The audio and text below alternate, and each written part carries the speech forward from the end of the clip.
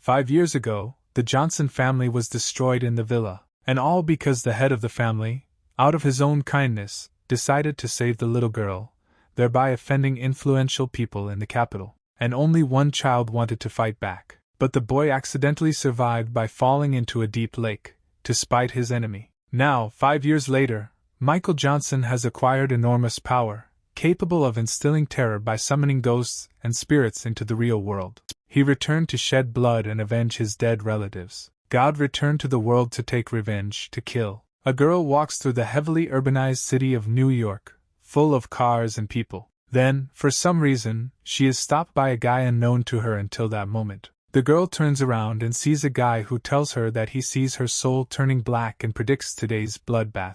He justifies this by saying that it would be better to shed a little blood and hurry to prevent the consequences. The heroine is very surprised by what was said, asking again as if trying to make sure that she didn't hear it wrong. She then calls the guy a dirty pervert, refuses to date him, and walks off into the sunset. The guy reflects on the fact that he was just kindly remarking, and he was already called a pervert.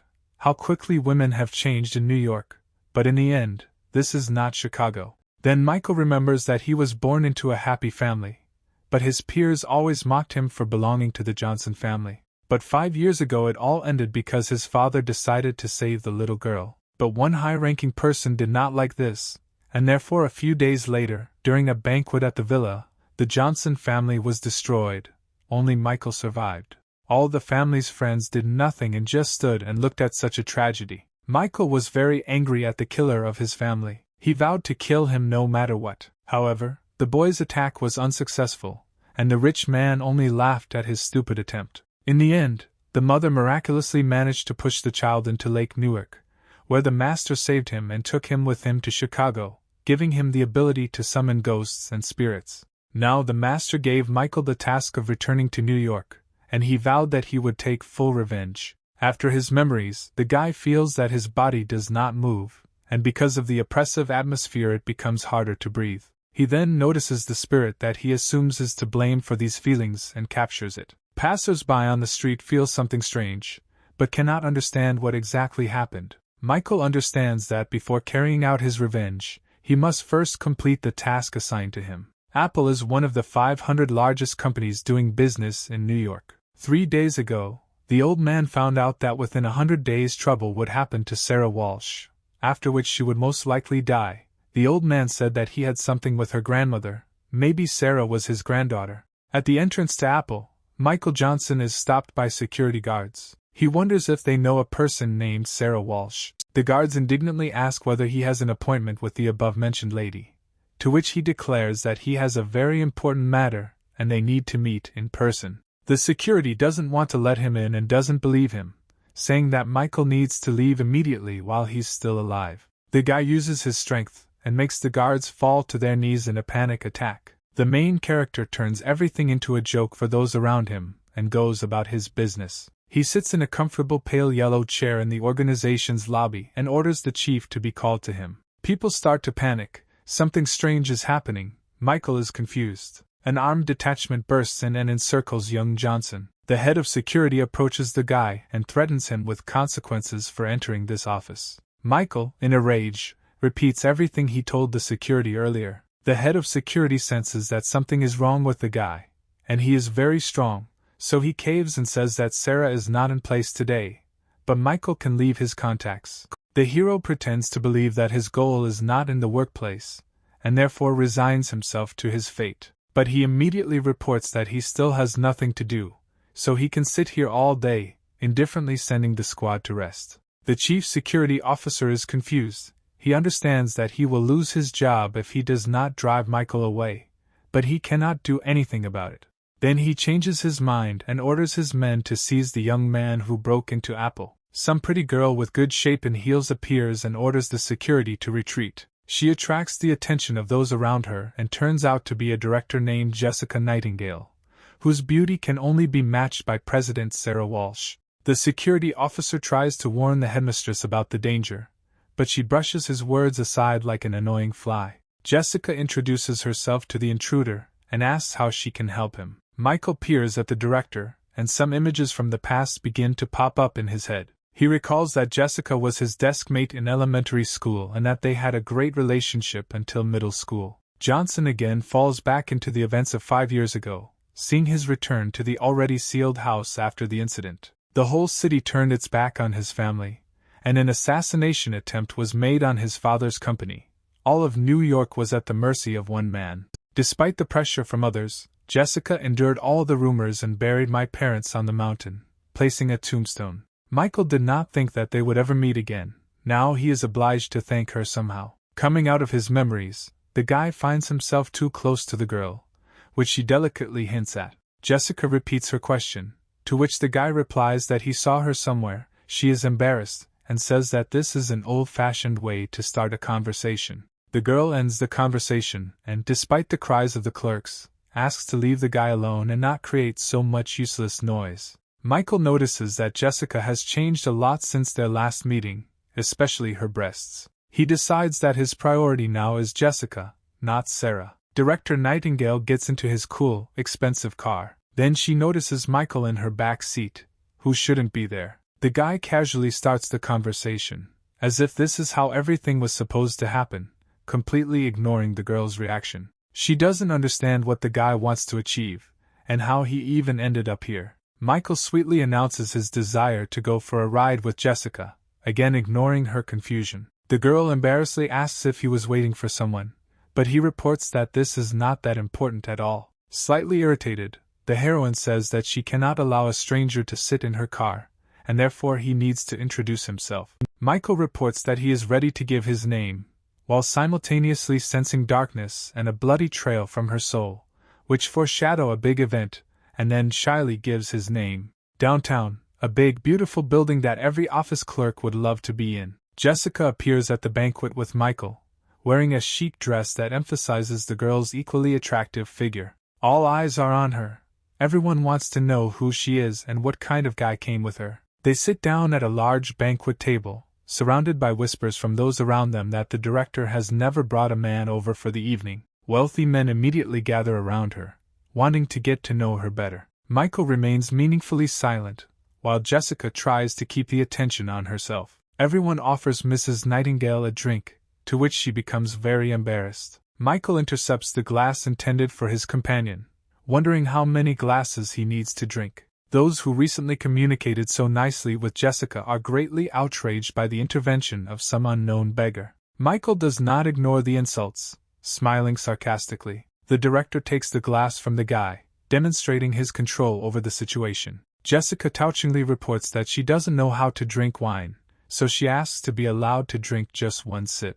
This does not go unnoticed by her newly acquired fans. A man with a bottle of wine, standing out from the crowd with his charisma, appears and asks if one sip will not be enough. Jessica, straining greatly, recognizes him as Raphael Burke. Everyone around is gossiping about the influence of the young man and that the last time Nightingale threw a glass of wine on Burke, as a result of which he became madly angry. Raphael angrily reveals that Jessica must drink the whole bottle to atone for her past incident. He clearly makes it clear that this is not a request, but an order. The mistress tries to get out of it by insisting on one glass, otherwise she will cause trouble for others, remembering that she threw the glass on him that time because she thought it contained drugs. Raphael, approaching her at a dangerously close distance, reports that he has already booked the presidential suite, and therefore she will have a place to rest, and she should not break down. Jessica is afraid that there might also be drugs in there this time, so she doesn't dare to drink.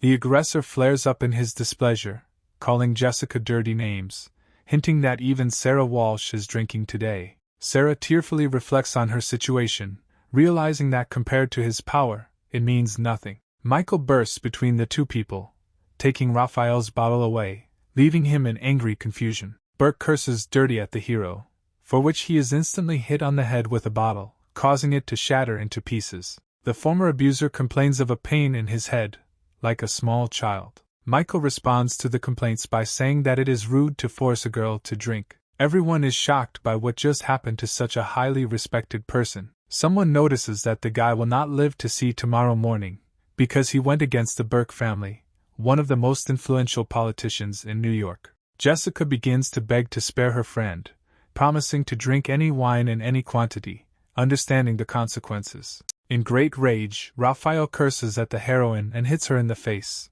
informing her that the two of them will have big problems today. Burke continues to appear, but young Johnson interrupts him with a sharp kick to the balls. Raphael, crumpled on the floor in pain, swears that he will kill Michael, calling him a bastard. The main character flares up with hatred and hits the enemy's face on the floor, saying that he will still see which of them will die first. Many significant-looking men in black glasses appear, who look disapprovingly at what is happening in order to stop. The man standing in front, with growing anger, repeats twice that Michael must let his victim go. Onlookers report that this is the head of the Burke family and also the father of Raphael, and therefore Johnson is finished. Next to the head of the family stands a strange man with a long beard and an inscrutable gaze, who is most likely a legendary warrior. Jessica realizes that she and Michael are in huge trouble, and Raphael calls his daddy for help. Johnson releases the arrogant rich man with demonstrative indifference. In the past, the handsome and charismatic Raphael runs to his daddy like a little coward.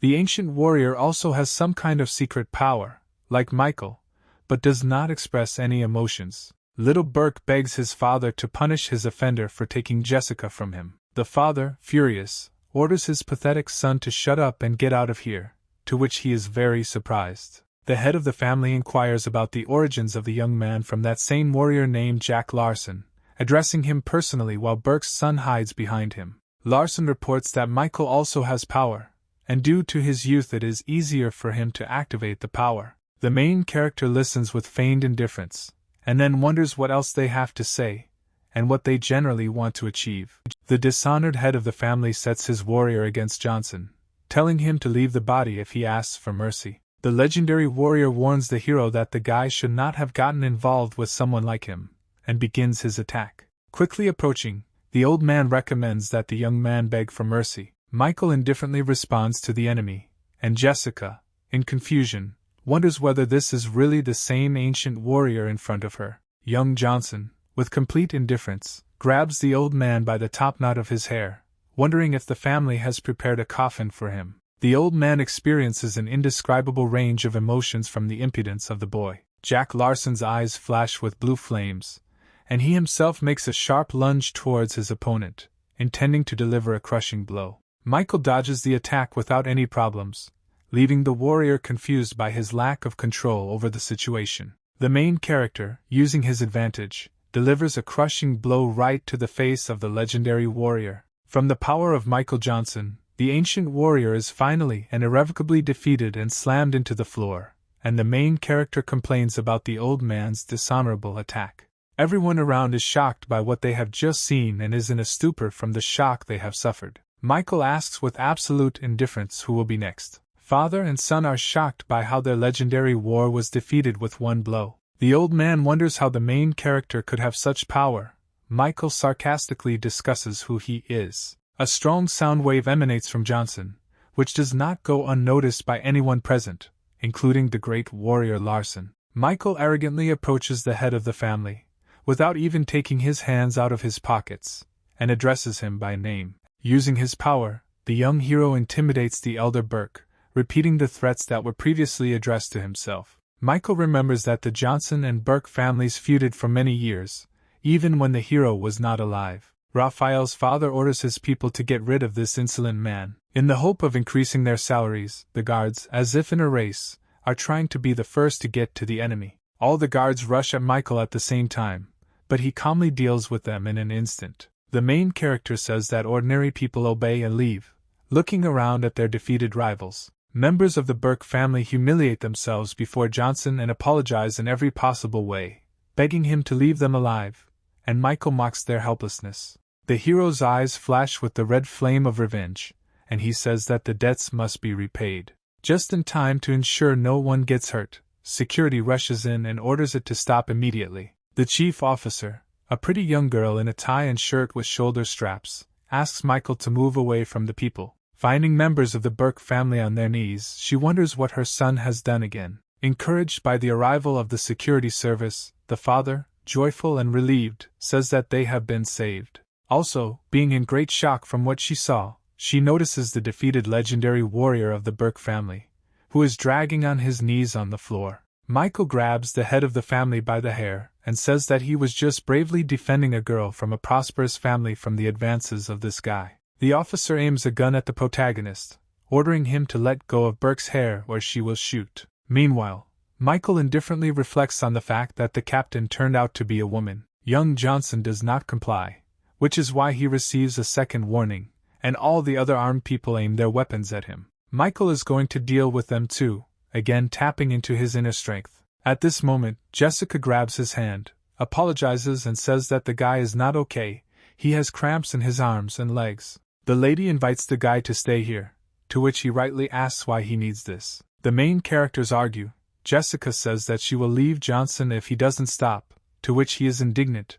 At the same time, the head of the Burke family is worried about the state of his hair. Mistress Nightingale sits the guy down and tries to show the security captain that he's surrendering so they don't have to shoot. Michael is very upset that he was not allowed to deal with the security service, so he asks what to do next, and Jessica asks that this be left to her. The director tells Johnson that he will have to travel with the captain, fill out a statement that he defended himself, then everything will be fine.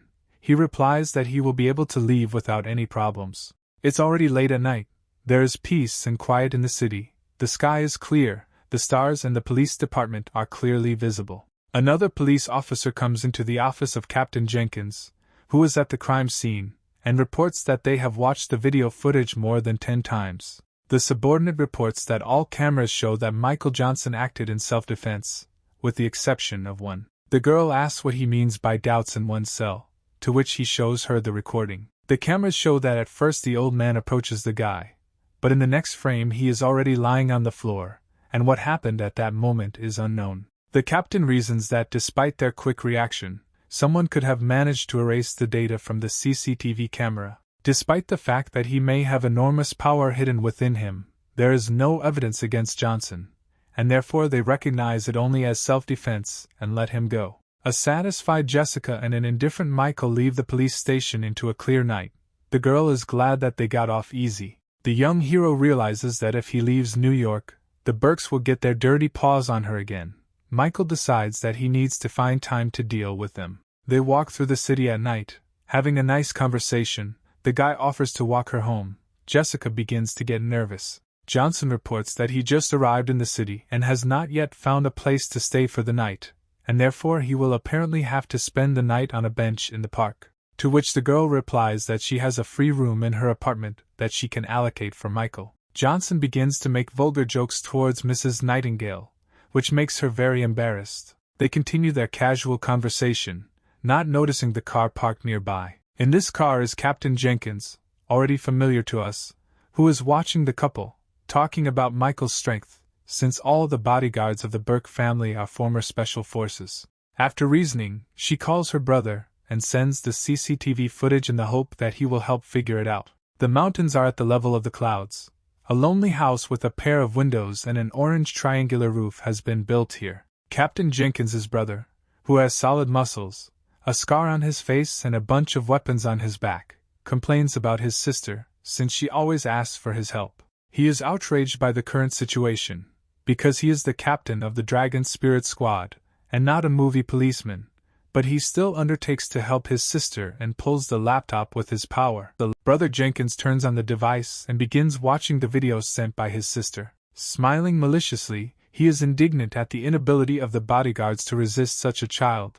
They should be fired. This is a disgrace. The Dragon Spirit captain notices a shot of Michael dispatching opponents without even touching them, realizing that he has the power. He says that skill is the peak of opportunity, and Johnson is a true martial artist. Brother Jenkins calls her and says that he would really like to know more about this guy in the video as soon as possible. There is a growing crescent moon in the sky. There is light cloudiness, a panel house in which the lights are on, and Jessica lives there. Mrs. Nightingale comes out of the bathroom and says that it is now free and Michael can go there. Standing under hot water in the shower, doused with steam, he again begins to remember his past. After being saved from death, he thought it was a blessing, but an even worse nightmare began. On the very first day, without any explanation, the master threw him into a cage with a tiger that had been starving for 3 days. But in the end, Michael survived and defeated the tiger.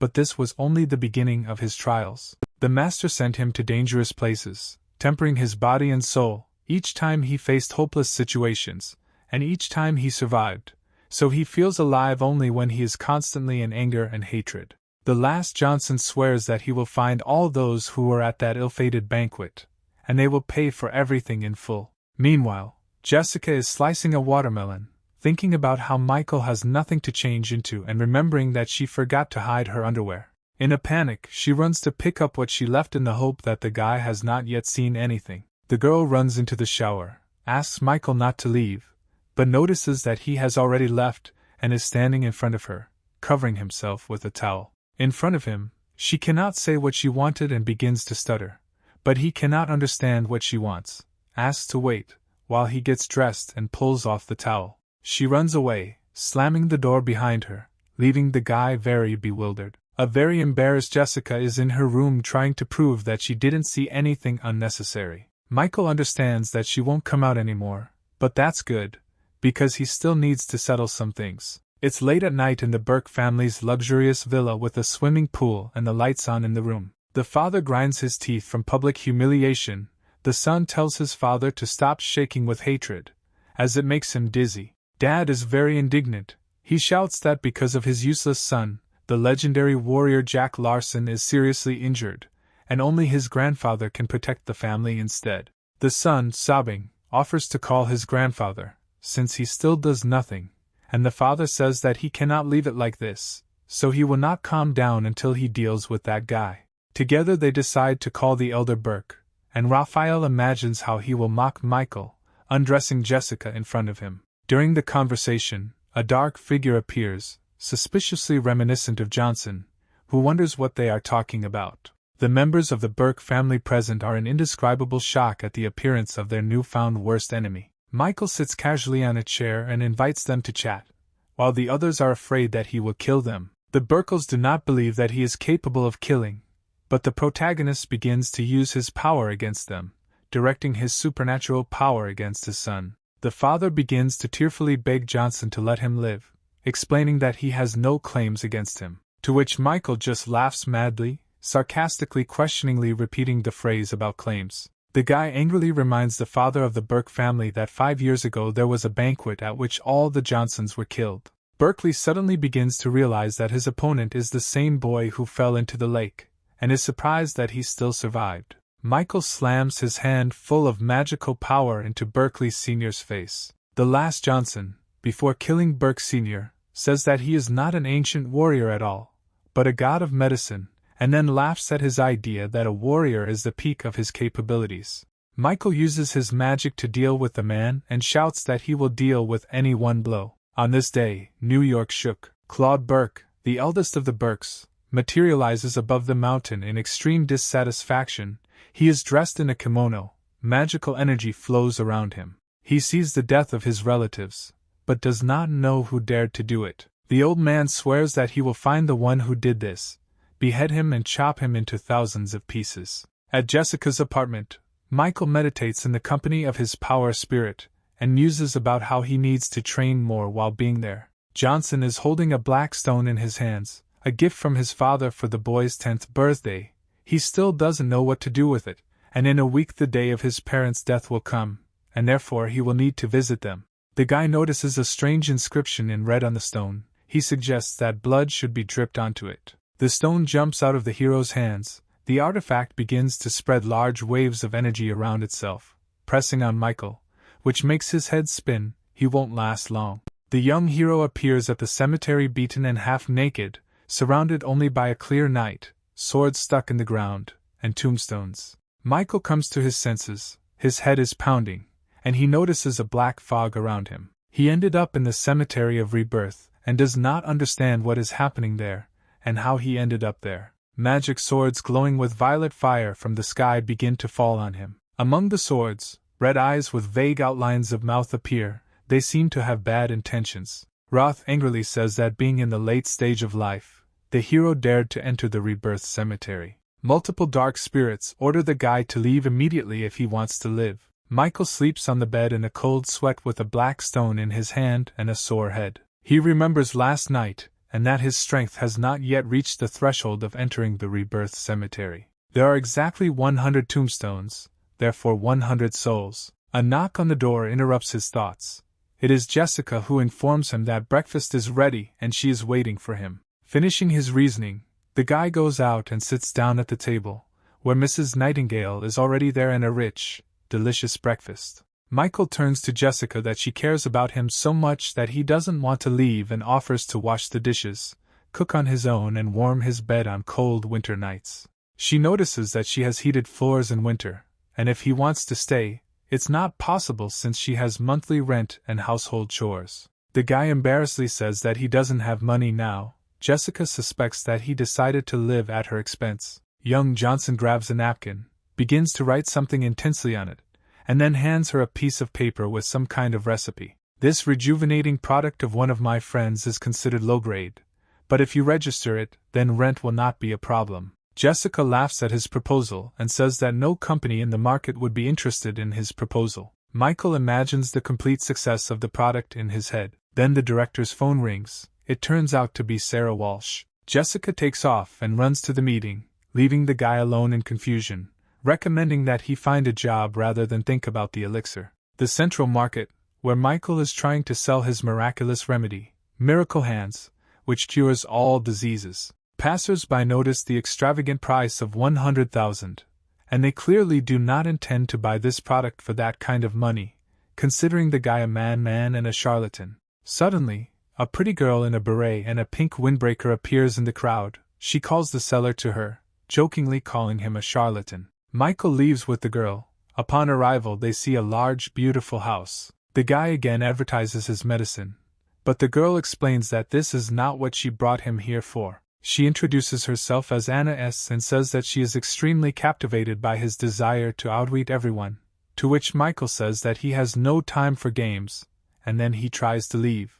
After that, she gives a card, the balance of which is the promised 100,000, and the main character changes his position and says that he is all at her disposal and will go through fire and water for her.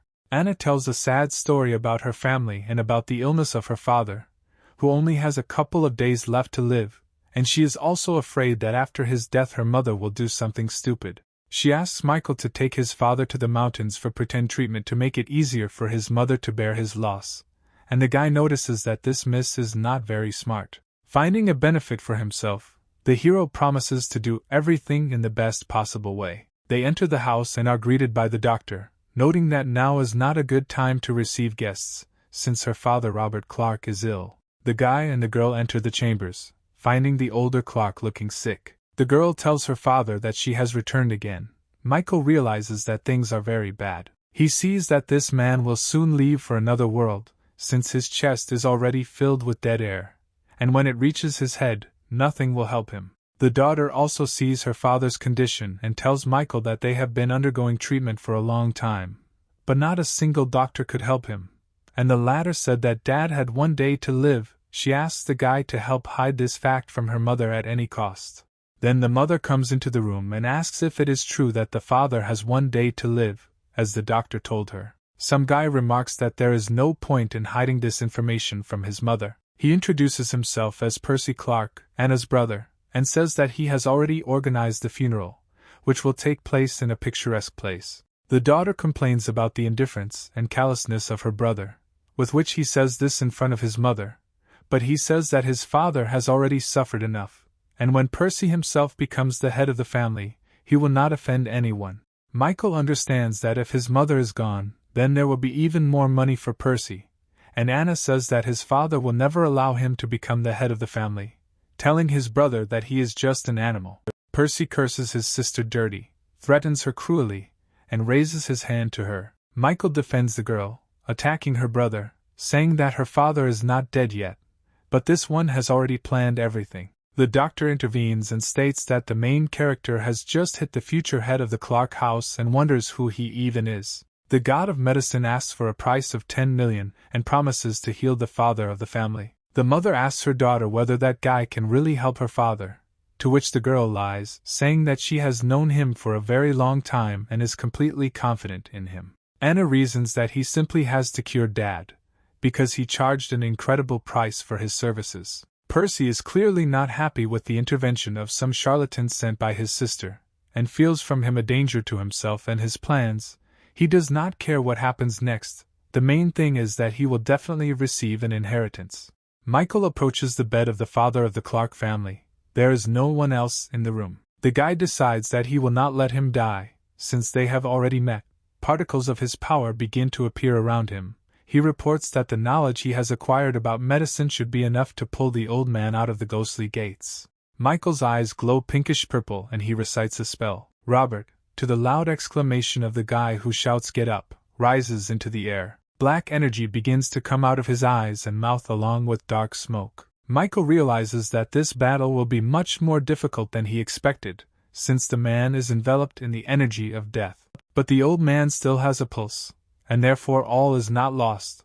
Michael continues to fight with the dark force of death for the body of the father of the family. The dead spirit escapes from the man's body, and Michael catches it in his fist. The remnants of the dark essence forcefully splash out from the old man's body, heading into Michael's fist. Exhausted but alive, the old man falls onto his bed, and Michael argues that saving him was harder than killing any of his previous opponents. The god of medicine goes out the door to his waiting relatives and reports that everything is fine with their head of the family, and he will wake up soon. Percy can't believe his ears and the fact that his plans will go to waste.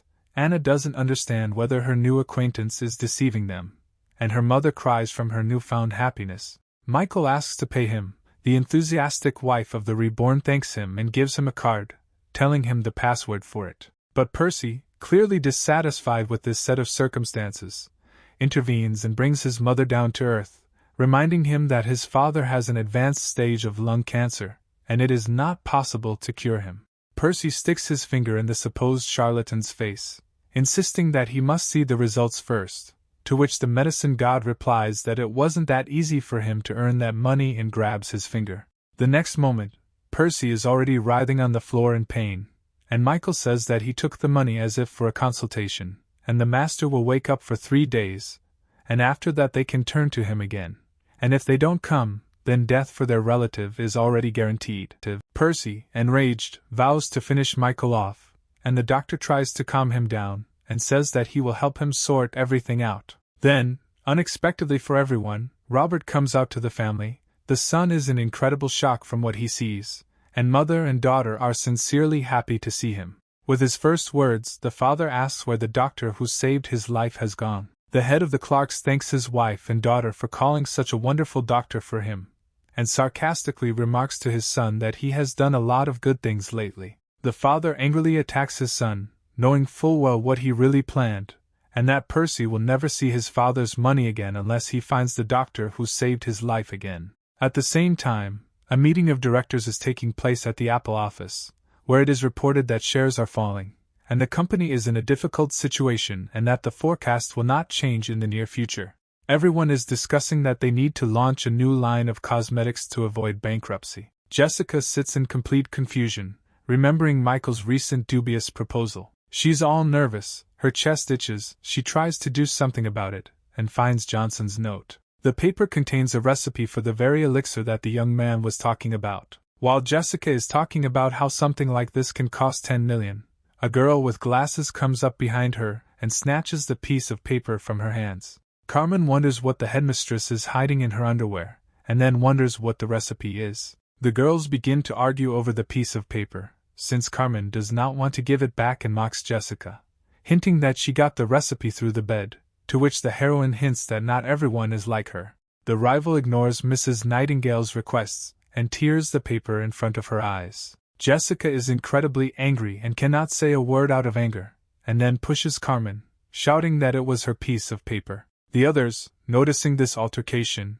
completely ignore what is happening, since this is not the first time this has happened. The girls swear and angrily grab each other by the hair, swearing over the just destroyed piece of paper, and Carmen also insults Jessica, and she threatens to tear her painted face like that note. Some seemingly bossy woman appears and tells the girls to stop quarreling immediately. Apple President Sarah Walsh fully enters the room, her eyes glowing, and the flames of her employees' fear of her person blazing behind her. Everyone calms down and the meeting begins. Everyone present listens carefully to the president's speech. She is very unhappy with the research and development department because their products remain the same for many years. Workers try to justify themselves by complaining about high competition and the fact that they have already searched through all the known recipes, but this does not help improve the effects of cosmetics. Sarah thinks in her head that it took her a long time to build her biggest cosmetics company, and therefore she can't give up so easily. Carmen sarcastically remarks that Jessica had some kind of recipe from a famous person. Everyone gets inspired when they hear the name of this person, wondering if she really has something like that. She reports that this is not entirely true, because this recipe was written by her friend. Jessica frantically shows the torn piece of paper, trying to say that her friend was just trying to make a joke. Everyone around is disappointed with the priceless formula written on a napkin, and Carmen is happy that she was able to humiliate her rival by making her look like a fool. Then one of the employees of the Research and Development Department notices that the recipe is true, despite everything. All the hatred of those gathered was directed at Carmen, since everyone saw that she was tearing this napkin to annoy Jessica. Sarah promises to fire the culprit, and if the recipe is not restored, then to prosecute her. Carmen begs for mercy, noting that she did not do this on purpose. The employee reports that with this formula, they will be able to make a real breakthrough in the industry, surpassing their competitors. The president is extremely inspired by the information received and orders an immediate search for the pieces and restoration of the elixir recipe. Carmen is shocked that Jessica had the same recipe, and she also helped introduce it, so she freezes on the spot, and Sarah tells her to go to the shopping department. They will look after her. The director returns home and calls Michael, but he seems to have already left. Jessica sits on the sofa in thought and wonders whether her new friend, who wrote that very recipe, will return. Michael amazes the girl with his actions, because in fact he is a stranger who spent the night with her and wrote the right recipe. She even begins to think that he is the hidden ruler of the world. Someone's hand falls on her head, she begins to scream in horror, covered in cold sweat, and behind her is a guy whom the heroine was thinking about just recently, who asks why she called him and how she is doing. Jessica asks when he managed to return. The guy says that he had just heard her call. They talk. The girl is incredibly embarrassed. She asks to write the recipe for the elixir for her again, since the previous formula was spoiled. Michael reports that the recipe is not that good yet, it's just a note. The guy offers to write another recipe. The guy is about to go to bed, and therefore says that Jessica should also go to bed early today, but she tries to continue the conversation, grabbing his hand. Michael jokes that he is ready to listen to her if she asks him as a man, to which the girl says that she can still call the police. Jessica turns the conversation to the topic of his search for Sarah Walsh, and says that she herself wants to see him. The guy with a dissatisfied face repeats Sarah Walsh's name, and says that he won't go to her. He can't, he's busy. The girl tries to remind him that he went through a lot to get to her, and now he himself is resisting. He quips that yesterday his love was ignored, so today it's his turn to be hard to touch. Michael insists that Mrs. Walsh call him herself tomorrow, since he is not in the mood to go to her, after which he ends the conversation and goes to bed. Then Jessica's phone rings. It turns out to be her boss, who is interested in what she was able to get from Michael. Sarah says she'll think about contacting him herself, but for now let the director keep an eye on the guy. The president, having hung up the phone, talks about what an unusual young man she came across, who first makes a scene in the office, and then does not dare to come. The next morning, Michael enters the Temple of Humanity, pondering the strange appearance for the pharmacy. Michael notices a long line at the pharmacy, so he decides that he needs to look around first, at the largest pharmacy he has ever seen. Michael stops next to a huge painting, which he really likes, even though he understands that it is just a fake. Michael notices that someone behind him asks where this beetle came from, turns around and sees in front of him Lily and Jacob Sanders, who are grandfather and granddaughter. The girl is indignant that the guy called their family's treasure a fake, noting that she doesn't may be so, since it was bought in the capital.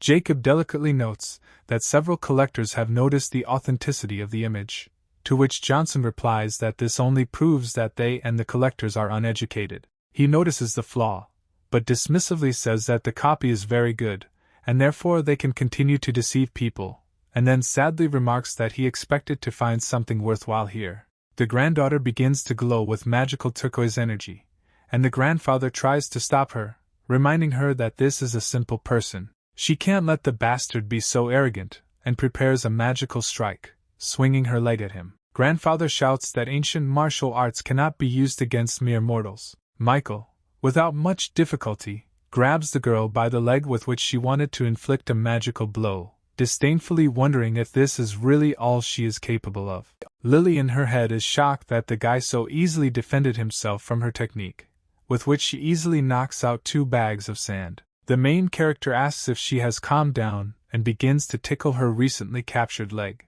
The tickling makes the girl lose concentration and falls to the floor, leaving her grandfather shocked by what is happening. Michael jokes and laughs at the girl's abilities, but says that a couple more years of training could fix everything. Lily Sanders screams in rage at her attacker, who remains completely indifferent. The adult notices that he coped with her reception without any problems, and therefore only with his mercy, she is still healthy, and she complains that he simply pissed her off, so she would have easily won. Michael hints that he can repeat it at full strength by showing her terrifying form behind him. The girl wants to run away. The grandfather apologizes for her behavior, and also orders his granddaughter to apologize. After this, the old man asks Michael to tell him more about this picture, since he is already too old for such riddles. Michael, using his superpower, shows the old man why he said that the painting is a fake, and also reports that sometimes it is very difficult to distinguish a fake from the original. Besides, the author of this work tried very hard and not for a small amount. After the story, the hero receives medicine from the hands of Lilia Sanders herself, the granddaughter of the chief physician. Michael offends the girl, to which she flares up again and declares that today is simply not her day, and in general her grandfather interrupted her. Jacob puts the girl in her place, saying that even her master cannot learn the powers that the guy standing in front of them has. Michael orders more medicine. They say they will do it for free for the inconvenience, but the guy insists on paying. Johnson says that he has enough money to pay, and the girl makes faces at him in order to somehow offend him. Jacob tries to explain to his granddaughter that this warrior is from a famous family, and if it's really him, then the city will be uneasy in the near future. Michael walks through the city and remembers his plan for revenge and that it is time to prepare for it. But first he realizes that he needs to deal with the annoying fly, meaning the suspicious guy behind him. Meanwhile, in the pharmacy the argument continues about who this guy was here just now. The girl does not believe that he is special, and the grandfather says that he is, however, stronger than her master. There are rumors that he can destroy entire troops with his bare hands. All weapons are powerless against him, and people are just ants to him. The girl says that he is too young, but grandfather continues that he is not even a master, but something more powerful. You can't give him more than 20, and he already has so many opponents, so we shouldn't become one of them. The Clark family messenger is happy to have found the one he was ordered to find so quickly. Michael turned into an alley. The guy thinks that he was noticed, but it turns out that his target has completely disappeared. The guy is still confused, but Johnson is already diving on top of him using his magical power. The servant finds himself under Michael. The young hero tells the servant not to force him to kill. The pursuer asks for mercy, promising to tell everything he knows. The guy turns out to be a private detective and tells everything about himself, his family, profession, hobbies, complains about living conditions, says that he took out a loan. Michael explodes and shouts that he needs the name of the customer, and not all the nonsense he just heard. The detective says that the father of the Clark family is looking for him everywhere, and has offered a reward of 1 million for his capture. Michael remembers about the untreated old man. The detective simultaneously offers a lucrative offer, asking him to go with him to the customer. The hero leaves indifferently, recommending the guy not to do this kind of thing again if he wants to live. The character returns to the house and notices a very nicely dressed Jessica there, who is getting ready to go somewhere. She tells Michael that they are going shopping together to get new clothes for him and a phone to keep in touch. He says that she shouldn't spend so much money on him, and Jessica tells him not to worry about it, taking his arm and heading to the store. Michael is standing in his new dress suit. It suits him very well, perfectly complementing his appearance. Jessica embarrassedly remarks that he looks very attractive in this suit. She, winking, says that in this form it's not even a shame to pick up students, and also wonders if he has anyone and talks about her friend's older sister as a real beauty, to which the hero sharply replies that he doesn't have one. There will never be a girl. The girl suspects that Michael has never fallen in love and that he is generally a virgin, but he remembers in his head that he clearly had no time for this. For 5 years he honed his skills, and therefore he had no time or desire to communicate with girls. But once upon a time, when his family was still alive, he liked Lucy Vox, who was the most beautiful in school. He even wrote her a love letter, which she replied to. The answer was a request to admit this in front of everyone at the line at school, which he did in his naivety, and she blew him off in front of everyone. It was a trap, and he fell for it. Then he realized that girls are a waste of time and resources and not worth it. The guy is burning with rage, and the girl tells him not to worry so much, because she didn't have anyone either, but life is still wonderful. They go to another store, talking peacefully, and on the way they meet Maria, a friend of Michael's first love. Dahlberg ignores the hero, turning only to Jessica, noting that she has not changed at all and seems to have a boyfriend. Then she notices that he looks suspiciously like Michael Johnson. Next, she tells her friend the story that the hero recently recalled. After searching the internet, they find out that the victim of their dispute has already died along with his entire family. Michael flares up and wants to shut up the stupid old acquaintance along with her vile boyfriend. Jessica notices the guy's condition, grabs his hand and tells him not to pay attention to them, and takes him further to the shops. Insults fly in the back. Michael says that he could get rid of them without any problems, to which Jessica gently hints that the guy was already at the station a couple of days ago. They notice a very cool suit that would be great for Michael. The consultant notices them and says that they made a great choice, and the price is only $360,000. Jessica realizes that she doesn't have enough money on her card, so she tries to pretend that the suit doesn't suit him at all. Maria Dahlberg appears again and speaks, insulting Mrs. Walsh, to which she tries to justify herself. Jessica is very angry and wants to hit her friend, but she threatens with her connections and says that there will be consequences. Michael can't hold back his emotions and gives this pathetic woman a juicy slap, telling her that she'd better shut her mouth forever. Everyone is shocked by this act. Jessica is surprised. An old friend is surprised that she was hit. Her boyfriend is very confused. The bitch's boyfriend threatens with his status, simultaneously performing some actions on the phone, saying that such poor people as they can only dream of money like his.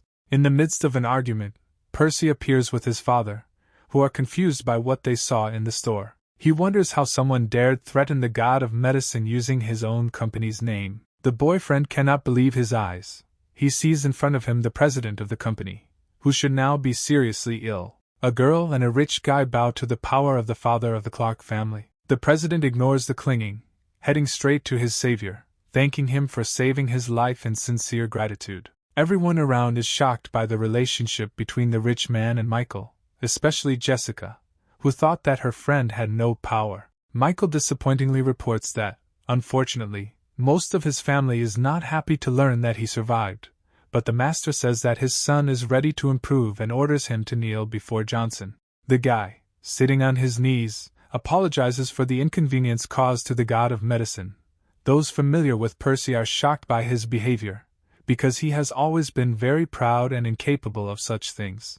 Michael pointedly ignores everyone around him and turns to Jessica, saying that it's time for them to go to some women's clothing store to buy her something too. The father punishes his son, believing that Michael's neglect is caused by his behavior, and also informs him that if he never earns forgiveness, he will spend the rest of his life on his knees. The bitch's boyfriend notices that the president of the company made a mistake about something, to which he slaps the slanderer in the face and says that he and his father no longer work there. Maria Dahlberg notices that they crossed the path of the wrong person, and her boyfriend is crying because he has nothing more, and now he is the rogue here. Jessica and Michael leave the store with a bag of clothes. The girl happily reports that the guy couldn't pay the rent, but allows himself to buy clothes for her. Mrs. Nightingale is very touched by Johnson's behavior, and he knows that she took pity on him, buying only goods at a discount.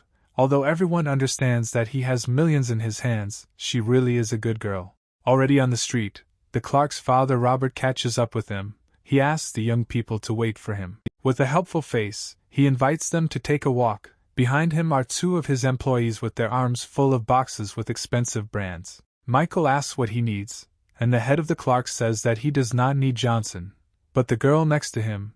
He says that he has gifts for her and hands over everything that his servants had behind his back. Jessica realizes that these are the things she wanted to buy, but for which she did not have enough money. Johnson understands that Robert is not a mistake, and therefore decided to come from the side of a girl who is easier to please. Michael notices his interest in saving his life, and therefore says that he will come to them tomorrow at 9 o'clock in the morning, giving him one last chance. Robert is very happy that Johnson paid attention to him, and reports that he and his company are always ready to provide him with any help. An unknown mansion, in which Dahlberg tries to prove to Lucy Vox that she saw Michael Jocelyn, who has not changed at all in appearance, but his character has undergone major changes. The girl is very interested in the words spoken by her friend, so she listens very carefully to the detailed story about the guy's adventures. Lucy notes that a young man must have very great status and power for Robert Clark to crucify himself in front of him, and if Michael had survived, he would have been homeless, so this whole situation is simply unthinkable. The girl reflects that 5 years ago the Johnson family was weaker than the Vox family, so even if he survived, the situation cannot be equal to hers. The couple gets to Jessica's house. She is very interested in how Johnson knows Robert Clark, because she could only dream of buying such expensive things. Interrupting her enthusiastic thoughts, the girl remembers work and wonders if Michael will meet with the president of her company. Jessica teases the main character, but he calmly parries her attack and sits down to watch TV. It is reported on television that 2 male bodies were found in the same mansion. The report said that the dead were Raphael Burke and his stern father. The police confirmed that it was a brutal and premeditated murder.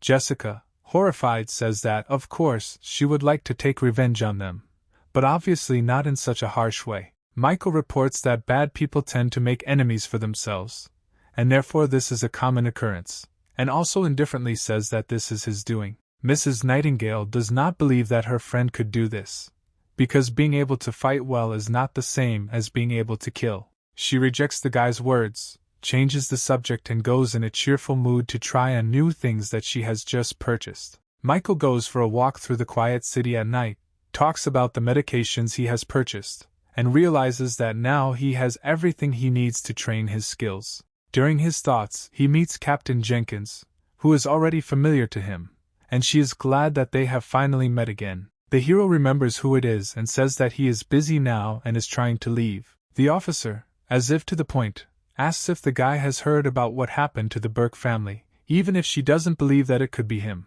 But the Johnson family has gone into oblivion. Michael interrupts her by grabbing her by the neck, sparkling with his power, and asking what she is hinting at. A frightened Jenkins realizes that despite her martial arts training, she can handle the guy, and also says that there are still some things they need to discuss, but she wanted to do it over dinner. He refuses and leaves, saying that he has other plans for this time, and the girl is trying to catch her breath after the capture. She argues that the guy has achieved perfection in ancient martial arts, but even in 5 years it is impossible to achieve such a result.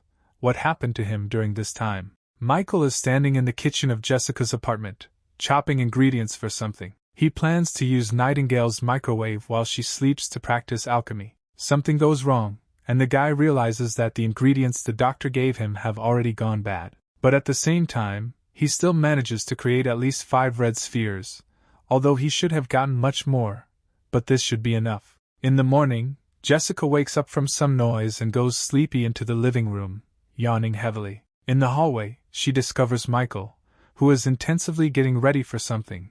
He says that he is going for an examination, and if necessary, he will gladly accept her call. She says that she would not call him a doctor, because he talks some kind of nonsense all day long, and argues that he knew the recipe, and therefore can be able to heal. Then she remembers the incident that happened with the Johnson family. She does not understand why trouble befell such a good family. Each member was as kind as possible. Anna is standing somewhere in the middle of the city, and seems to be actively waiting for someone. Some guys are thinking about who such a beauty might be waiting for, a friend or a boyfriend. One of them says that a rich girl can't wait for a guy like that, she can only drive around in an expensive car with a security guard. The second agrees that there is something in this meaning. A third appears and says that she is clearly not waiting for one of them, but they are intrigued by his words. Michael says that he doesn't understand women, but this girl is clearly waiting for him, and not anyone else. The guys begin to mock Johnson, since a beauty with such a luxurious car cannot wait for a freak like him. But at that moment Anna notices him and calls the main character. Anna runs up to Michael and is genuinely happy to see him, leaving the other two guys confused. She brings the hero to her home in a luxurious living room, where Robert Clark and his wife are already waiting for them. Michael hands over 5 already blackened balls, and the patient wonders if this can really be eaten and asks if there is any alternative, such as acupuncture or a decoction. The hero says that you need to eat all 5 of them at once. Robert obeys and throws them into his mouth. The father of the family immediately flares up with magical energy, shocking those around him. Robert feels full of strength and energy under the influence of a large number of medicinal herbs. The completely revived head of the family almost flies into the sky with joy. His relatives think that he fed him stimulants. Robert says that he will be grateful to Dr. Johnson all his life, giving him $100 million for his help. Michael says that this is just a deal and there is no need to exalt him too high. The restless father of the family reports that he has an empty property, and gives the key card to Michael for use, and also hopes that the doctor will have time to have dinner together. Michael thinks that he can store his medicine in the empty apartment, and Clark himself can be useful to him because he understands business, and therefore he can help with the company taken away from the Johnsons. The hero happily accepts the key card and makes an appointment for dinner tomorrow evening, and Robert agrees. The young god of medicine says goodbye and silently leaves the Clark house to go about his business. Michael stands next to a huge pile of medicines that the eldest of a dynasty of doctors has prepared for him. The recipient is satisfied with the quality of resources for his work, and thinks that these doctors are successfully maintaining the bar. The seller sets the price at $5 million, because he remembers that Johnson will not accept the goods for free. But Michael understands that the price of the goods is at least twice as much. The main character wonders where his granddaughter went, and having received the answer that she went to the mountains with the master, Michael gives the old man an incomprehensible piece of paper for his granddaughter, and tells him to give it to the master if she doesn't understand what it is for. Michael asks where alchemical supplies can be purchased in New York, and the old man wonders how this young gentleman even knows about alchemy. The pharmacist notices that the alchemists disappeared thousands of years ago. There are only a couple of pills left on the market, but they are priceless. It used to be that a family with an alchemist could become one of the leading families in just 3 years. The old man is shocked by Johnson's capabilities, but he jokes that he doesn't understand anything about alchemy. He just likes the aesthetic appearance of alchemical furnaces. Having received the answer that the stove will be available at auction in 5 days, Michael asks to contact him and leaves. Then Lilia Sanders unexpectedly returns with her master, and shouts to her grandfather that they have returned. First, the grandfather asks whether his granddaughter behaved well, and then he talks about how Michael Johnson was here again, and she offended him last time, and this time she ran away. The girl insists that his master is cooler, and the teacher himself tells the girl not to say anything stupid, because her grandfather does not say meaningless speeches. Jacob reports that Johnson left something for her and hands over the piece of paper. The granddaughter, of course, cannot understand what is written there. She throws away the paper, saying that everything is written there in terrible handwriting. The note ends up with the master, and he wonders if her grandfather mixed up something and whether it's really for Lilia. The master determines that this note is from a real professional, and very nervously asks Jacob to meet this young man. The teacher says that even in his youth he trained and his strength was of astronomical proportions. After a long time he noticed that something even touched his internal organs. The girl says that this explains the discomfort she feels after training. The master reassures the girl that there is nothing wrong with this, because he is watching her so that nothing happens. He says that if he continues to train himself, he will die, but Johnson wrote on this piece of paper a salvation that will help him become even stronger. The girl thinks that even if the master calls this guy a noble man, she doesn't understand who he really should be. Michael stands near a huge villa and realizes that this is exactly what Robert Clark has prepared for him, and not some luxury room that he was counting on. The guy didn't think it would be so big. He is simply delighted with the apartment provided to him and praises the furniture, and notices that he likes Robert more and more. The guy thinks that it's somehow lonely here for one person, and therefore he's going to invite Jessica here too. At the same time, Jessica calls Johnson to say that she needs to return home to her parents for a while, so they will not meet in the evening, and Michael is a little worried about her. The hero argues that his house used to be smaller, but it always had a harmonious and lively atmosphere. Michael remembers that tomorrow is the anniversary of his parents' death. He promises to avenge them, He has already managed to get out of the whirlpool, which means revenge is just around the corner. Michael hears the doorbell ring and goes out to take the large quantities of medications brought to him, noting that he can easily fit all his purchases in this building. The elder Sanders personally calls him, along with his granddaughter and the master, informing him that they are ready to help him at any time, if anything else is needed. Here Michael draws attention to the ancient warrior who came with them, and he greets him and slightly swears. Michael politely invites them to his new mansion, wondering who this great warrior is. He falls to his knees and introduces himself as Jason Reynolds and thanks him for saving his life. Lilia is shocked that her master fell on his face in front of the guy. The master calls him a benefactor and a great master, to which Johnson wonders why they call him that and scratches his head. Reynolds is very surprised, thinking that he is even stronger than the great master, since this is the basic knowledge that everyone has. Michael pretends that he is a beginner and does not understand the classification of martial arts ranks that is accepted here. The master is glad that he can teach such a warrior something and enthusiastically says that there are 4 levels: external force, internal force, master of half transformation and master of transformation. And Jason tells Michael that he is at the highest level and belongs to the class of transformation masters, and countless martial artists look up to him. The idea pops up in the head of the main character that his strength is an order of magnitude higher than those classifications that are accepted in New York, which goes without saying. Remembering the correct classification, Michael understands that he is approximately on the same level with the strongest current masters in America, although he is still very far from the true peak. Johnson believes that he underestimated the masters, and therefore asks Reynolds about how many of them there are and discusses whether there might be someone stronger than him nearby. Jason reveals that he does not know the exact number, but he knows that most of them are somehow connected to the Hodges family, and also says that despite the current era of technology and progress, those who truly control their rights know about martial arts. No. Jacob says there are 4 main families in New York and the 4th of them is the Burke family. It's a pity that they were recently killed, but their old man is a master who secretly practiced the arts. Michael recalls that just before his death, Raphael's father threatened him with violence from the eldest in the family, calling him a strong master. Among the rest of the families, Lucy Vox made the most impression. If not for her humiliation, he would not have received the brand of a worthless person. He declares to himself that he will soon deal with her, showing who the real nonentity is here. Reynolds, from the outside, senses a strong aura of hatred surrounding Johnson, and wonders how much blood Michael has on his hands at such and such an age. The main character walks through the evening city, cheerful crowds of people milling around, busy with their evening rest, and he talks about the fact that Jessica does not answer his calls and is afraid that something has happened to her.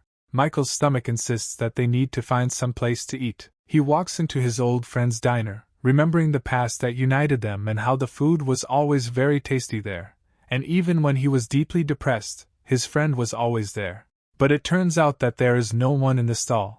But Michael still decides to order something. Michael asks to bring him a branded kebab and a bottle of something, but is refused, since the owner is already closing the stall and recommends that he eat elsewhere. A woman familiar to Michael says that tomorrow they are moving to a new place, where he can visit them.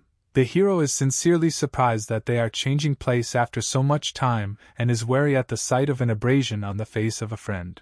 A man appears out of nowhere and brings the order to the young man, saying that there is no need to drive away the guests. The guy also recognizes his face and is even more worried, since he was also beaten, and they have always been friendly.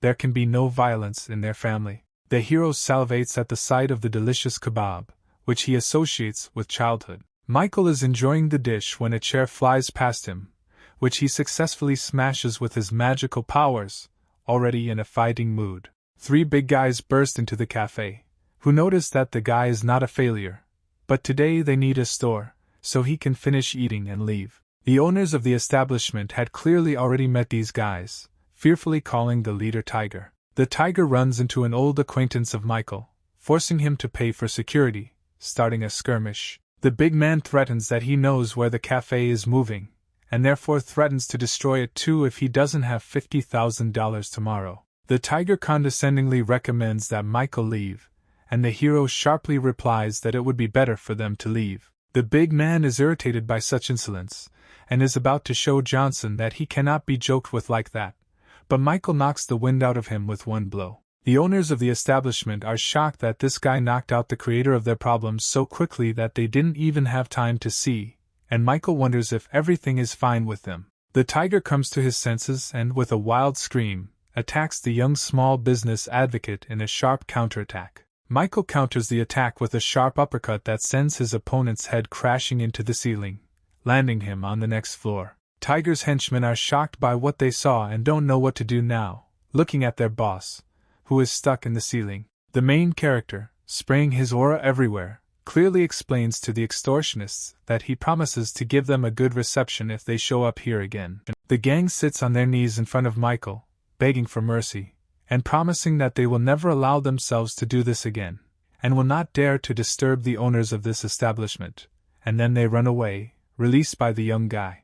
Johnson examines the mess in the cafe that was left after their fight and thinks that it would be good to force the villains to clean up here before letting them go. The owners ask the guy if he is Michael by chance, to which he joyfully remarks that they forgot him. Everyone is glad that they met an old friend.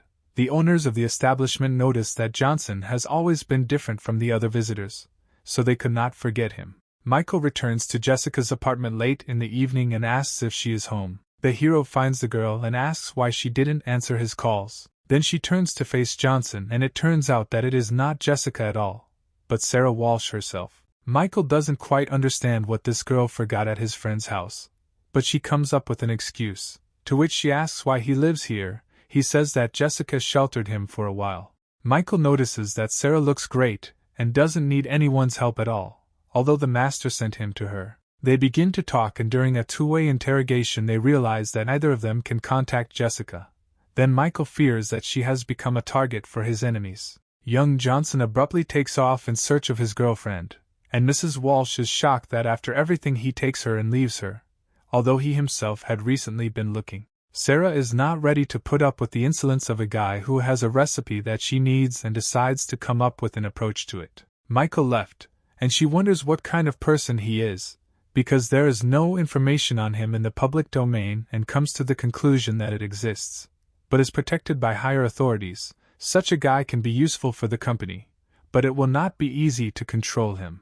The girl cannot come to terms with the loss of such a shot, and therefore decides to achieve it at any cost, since this is very important for her company, and he himself was the first to come to her. Michael wanders alone through the night in New York, realizing that the city is too big, and he has no information, and therefore it is not possible to find Jessica alone. He is afraid of being late. The hero decides to resort to the alliance of the person with whom he promised to no longer have anything in common, but realizes that now this is his only way out. John Locke stands in his luxurious office in the middle of a luxurious building that completely belongs to him, and looks at the panorama of the city. His phone rings. He thinks out loud that no more than 6 people on the entire planet know this number, and therefore this call definitely means something. Michael threatens John not to try to trace the call or find the caller, otherwise he will take away everything he has given him, including his life, and then asks for help finding the director of Apple named Jessica Nightingale, who has not been in touch for 10 hours. Then he explains that he should have information about this person in the next 5 minutes and hangs up, leaving the listener in nervous confusion. A man with an interesting tattoo on his arm says that he kept this phone for 3 years and was looking forward to this call. John tells Michael that Jessica is now in the hospital because she received a call about the critical condition of some patient. She is still there. She needed an urgent operation. The director has already managed to sell a car for $50,000 while she was there. Mrs. Nightingale is in a very upset state. She has already connected all her finances and even sold the car, but there is still not enough money for the operation. Jessica's parents say that they have also already collected all their money and even contacted distant relatives with whom they have tense relations and have not communicated for a long time. Jessica's uncle, who obviously has a lot of money, arrived at the hospital and wonders what had to happen for them to start looking for him. Relatives beg to borrow money for the operation, but the uncle reports that his business is going through hard times, and therefore he has no money. The uncle's wife notices that a match needs to be found for the son of an influential man, and Jessica is beautiful and there is no doubt about it. If she gets married, her husband will be promoted. The aunt not very politely hints that if Jessica agrees to a marriage contract with the stupid son of a rich man, then they will have money for her brother's treatment. Jessica is shocked. Her uncle's wife says that this is the only solution available to solve their problem. The parents are against selling their daughter. A distant relative puts pressure on the girl, saying that her brother is only 14 years old. Can she really calmly watch him slowly die? You are his sister. But then from the door comes the inquiring cry of Michael, who is interested in who is going to marry off his girlfriend. He wonders why Jessica didn't tell him about her brother's illness. For him, as for her boyfriend, this is too much, and all the relatives are shocked by what is happening. Jessica's greedy distant relatives are trying to destabilize the guy, since they do not benefit from his existence. The girl, to prove that Johnson is her boyfriend, kisses him on the cheek, stunning even him. The uncle insists that not every man can afford to pay for such an expensive operation. Michael, with a smug look, reports that 400,000 is mere change. He paid for the operation on the way to the hospital. Johnson understands that he didn't have time to do this, but he's glad that he managed to get here before Jessica agreed to the marriage, even if he was found out. Michael laughingly reports that the money did not go to the hospital but directly to the best doctor in New York, Johnson, who will cure the guy in no time. The uncle's wife remarks that for some reason she has never heard of this doctor. The hero thinks this woman should work as a detective, and he confidently replies that, of course, she didn't hear, because this doctor is himself. The uncle dies laughing from such a statement, and his wife says that if he is a doctor, then she is a god. 2 doctors enter and ask the patient's relatives to be quiet. One of the doctors turns out to be Robert Clark's attending physician. This doctor immediately rushes to Michael as soon as he notices him, to warmly greet him as a true god of medicine. All the relatives are on the verge of fainting from what they heard from a highly qualified doctor. Michael tries to hide what happened in the Clark house, hinting to the doctor that they saw each other in the hospital, but the doctor does not accept the information received and directly reports where they saw each other before.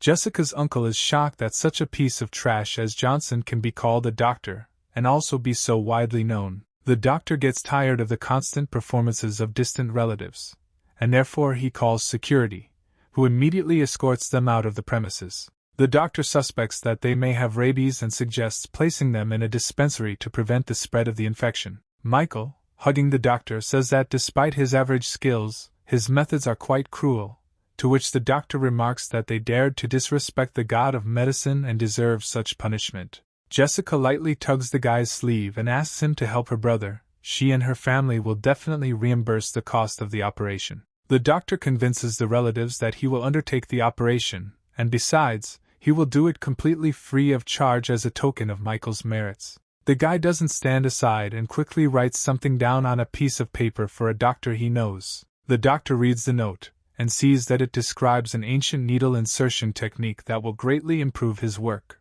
Michael also takes out his card and wants to pay despite the doctor's previous words, but he strenuously refuses, saying that he will sort everything out himself. The relatives themselves are on the verge of ending up on the operating table from the exorbitant surprise they experience from everything that happened before their eyes in the last 5 minutes. The parents are very surprised that their daughter has a boyfriend, and one who is capable of such actions. Upon leaving the hospital, Jessica's parents send her home to rest, saying that from now on they themselves will be able to look after their son. Then the father calls his daughter over and says that he and Michael, while they are not yet married, should not forget about contraception, leaving Jessica very embarrassed. Michael, who heard this, further confuses the already hurt girl, saying that he did not think that her father was so concerned about safety. Jessica, blazing with anger and embarrassment, screams at Michael because he overheard someone else's conversation, to which he only notes that he just has keen hearing.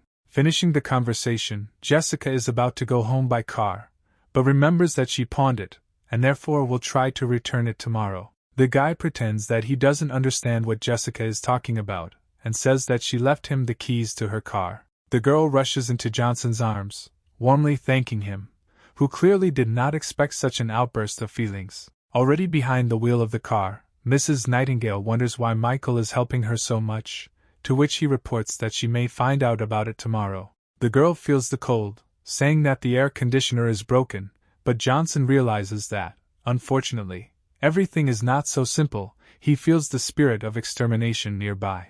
The guy asks Jessica to follow all his instructions exactly, and he jumps out of the car, informing her that she needs to return home to her apartment and not stop, so that she doesn't hear behind her. Next, the girl needs to hide in Michael's room and call the last contact from his phone and ask him to send the strongest person to her within 30 minutes. And when people come, don't resist, wait for me. Michael is left alone on the road, watching Jessica's car go around the corner. A black car drives up to him, from which two figures get out. The guy says that it's time to meet the enemy. The man who killed his family 5 years ago appears before him, declaring that he did not think that anyone from the Johnson family was still alive. Michael asks if the man wants to kill him, and he laughs and says that the guy is real trash and doesn't deserve him to want to kill him, and sets his driver on. The villain lunges at Johnson, who stands in the same unchanged position, ignoring the threat. The hero delivers his signature blow, knocking back his defeated opponent, calling him a weakling. The main villain says that it was useless to give such a weakling a chance. The man admires the perfection that Michael has achieved in 5 years. Today Liam Sparks himself will let him die. The hero notices pointedly that his opponent is talking too much nonsense. The handsome man begins his speech by revealing that he was the one who killed the entire Johnson family 5 years ago. Liam invites Michael to be his loyal dog, instead of the guy the last Johnson just killed. The main character reports that Sparks takes on too much, relying on his amateurish kung fu. The young hero wonders if his opponent has noticed that his main weakness is illusion, and multiple images of dark spirits appear behind him. Michael flares with the quintessence of all his power and strength, and warns that he will not allow the murderer of his family to die so easily, like his subordinate. The main villain cannot believe that there is such a young master in America. He himself cultivated for 40 years, spent countless efforts and wealth, and only barely became a master. Even if he doesn't understand how the guy achieved such a result in such a short time, nevertheless, the gap in their experience is colossal. Liam screams about his intention to blow Michael's head off and, burning with anger, rushes to attack. Young Johnson blocks his opponent's deadly attacks, ignoring his skill and knowledge. Michael notices that Sparks was able to cause minor damage to him in the form of scratches on his arms, albeit more severe than he expected. Liam, spewing blood from his eyes and mouth, is horrified to discover that he broke his fingers during the attack on Johnson. Michael, with a smug smile that even the spirits of darkness behind him would envy, wonders if this is the gap in experience his opponent was talking about. The main character, blazing with magic and hatred, shouts that today Liam Sparks, the killer of the Johnson family, will pay in blood for his actions, and rushes into the attack. The villain reassuringly notices that Michael decided to attack him in the air and believes that this is his chance to win, thinking that the opponent is still extremely inexperienced. Sparks concentrates all his power in his left hand and performs a critical blow with it, cutting off the legs of the last Johnson. The main villain, with a smug smile, arrogantly asks how Michael plans to fight without legs. But after a moment, with horror in her eyes, she realizes that it was only a transformed illusion, calling on a higher kingdom. Johnson at this moment makes his true blow, filled with the full power of his magic from the back of his doomed opponent. With the blow of the main character, Liam is slammed into the road, breaking off huge pieces of the roadway with his body. Michael is in the night, standing over the site of his enemy's defeat, blazing with magical power. He notices that the opponent is still alive and says that the villain, as befits a master, is stubborn. Sparks, his face crumpled from the blow, whispers that the guy's superiority over him is impossible. Michael lifts Liam Sparks by the hair and invites him to answer one question, and then the guy will think about whether to burn his enemy alive. He wonders who told Sparks about Johnson's existence, and how many others know this. The enemy wonders whether he will really be released if he tells everything. In a very angry manner, Michael shows that his opponent is in no position to negotiate terms with him and slams his head into the asphalt. Sparks says that he saw photos of the hero on the internet, and because he does not like to be in danger, he instructed his people to find and follow him, and arrived to deal with him. The Dragon Lord said that none of the Johnson family should survive in the end. Michael slams his soul into Sparks's back and demands to know the real name of the Dragon Lord. Liam reports that he has not had direct contact with the Dragon Lord, since he is not worthy to even know his name. Johnson wonders why then the Dragon Lord decided to attack his family, whether his father really insulted him. The Dragon Lord only said that he was looking for something, and in the end his search led him to the Johnson family, and Michael remembers the stone that the old man gave him. If the Johnson family has anything worthwhile, it's a cemetery rebirths. They hear some kind of rumble, then the bastard reports that his people have already reached Michael's girlfriend, so he can spend his time killing, but then it's not a fact that Jessica will survive. The hero once again presses the enemy's head into the asphalt, reminding that it is not Sparks who sets the conditions here. Meanwhile, Jessica gets to her house, but feels that someone is following her. She realizes that she needs to get home quickly. Running inside, she remembers that she needs to hide in Johnson's room and call the last number dialed earlier. Locke listens to Jessica's instructions on the phone about calling the strongest person to her as soon as possible. The girl, screaming, asks to be faster, since someone has already broken down the door. A bunch of unknown aggressive people are standing near Jessica's door, listening to the instructions of the main one. While Jessica calls Locke, the enemies make their way up the stairs towards her. The man quickly ends the conversation. The girl does not understand why she hung up and thinks that she called the police. John loses his temper, not understanding what kind of bastard wants to harm his master. He orders his two best people to immediately go to Jessica to protect her, and if something happens to her, they will be personally responsible to him, and also asks him to prepare a helicopter. He is flying to New York today.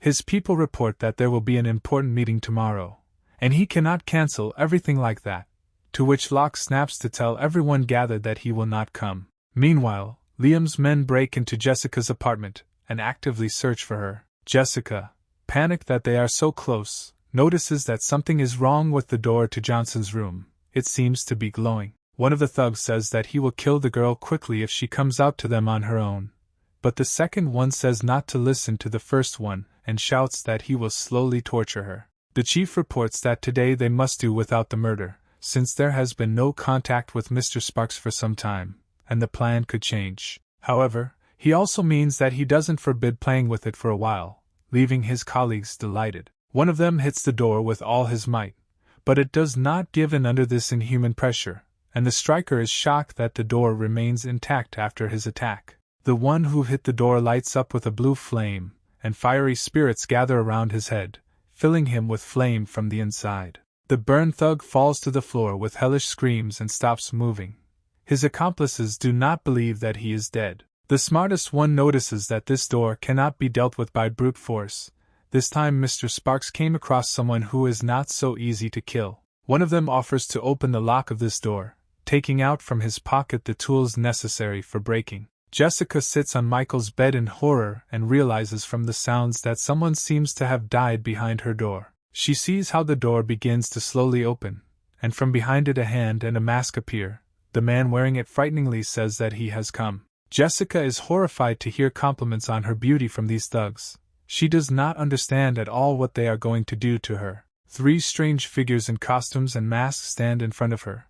One of them says that she lost her brother trying to catch her, and therefore the girl will have to compensate for this.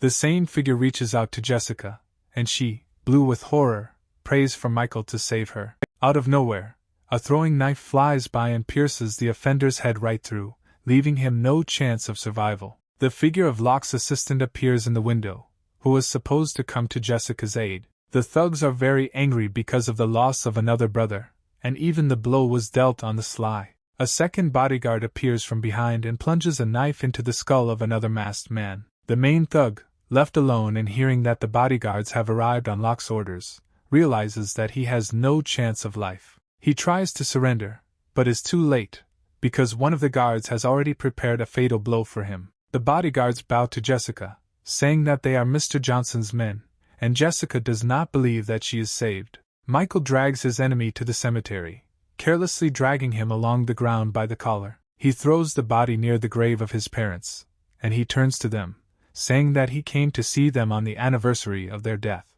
Michael kicks Liam's mangled body and demands to kneel in front of his parents. Sparks mutters that he is the master of an entire generation. It is impossible for him to kneel in front of ordinary people and asks to kill him. Johnson again grabs him by the hair and hits him against the tiles 6 times in a row to convey to the cripple the seriousness of the guy's intentions. And then he decides to make a sacrifice to his parents, dealing with sparks. He swears that everyone who was associated with the tragedy in their villa will be personally sent to hell to atone for their sins. In the morning, Jessica appears at the cemetery with flowers. The sun is shining around her. She talks about what a busy day it was yesterday, and what a mysterious person Michael is. At first she mistook him for a charlatan who looked like a former deceased classmate. She would never have thought that it could be him. The stream of thoughts is interrupted by the fact that she discovers Michael at the grave, drunk, at the very grave where that classmate and his family are buried. Jessica realizes that he was her old acquaintance all this time.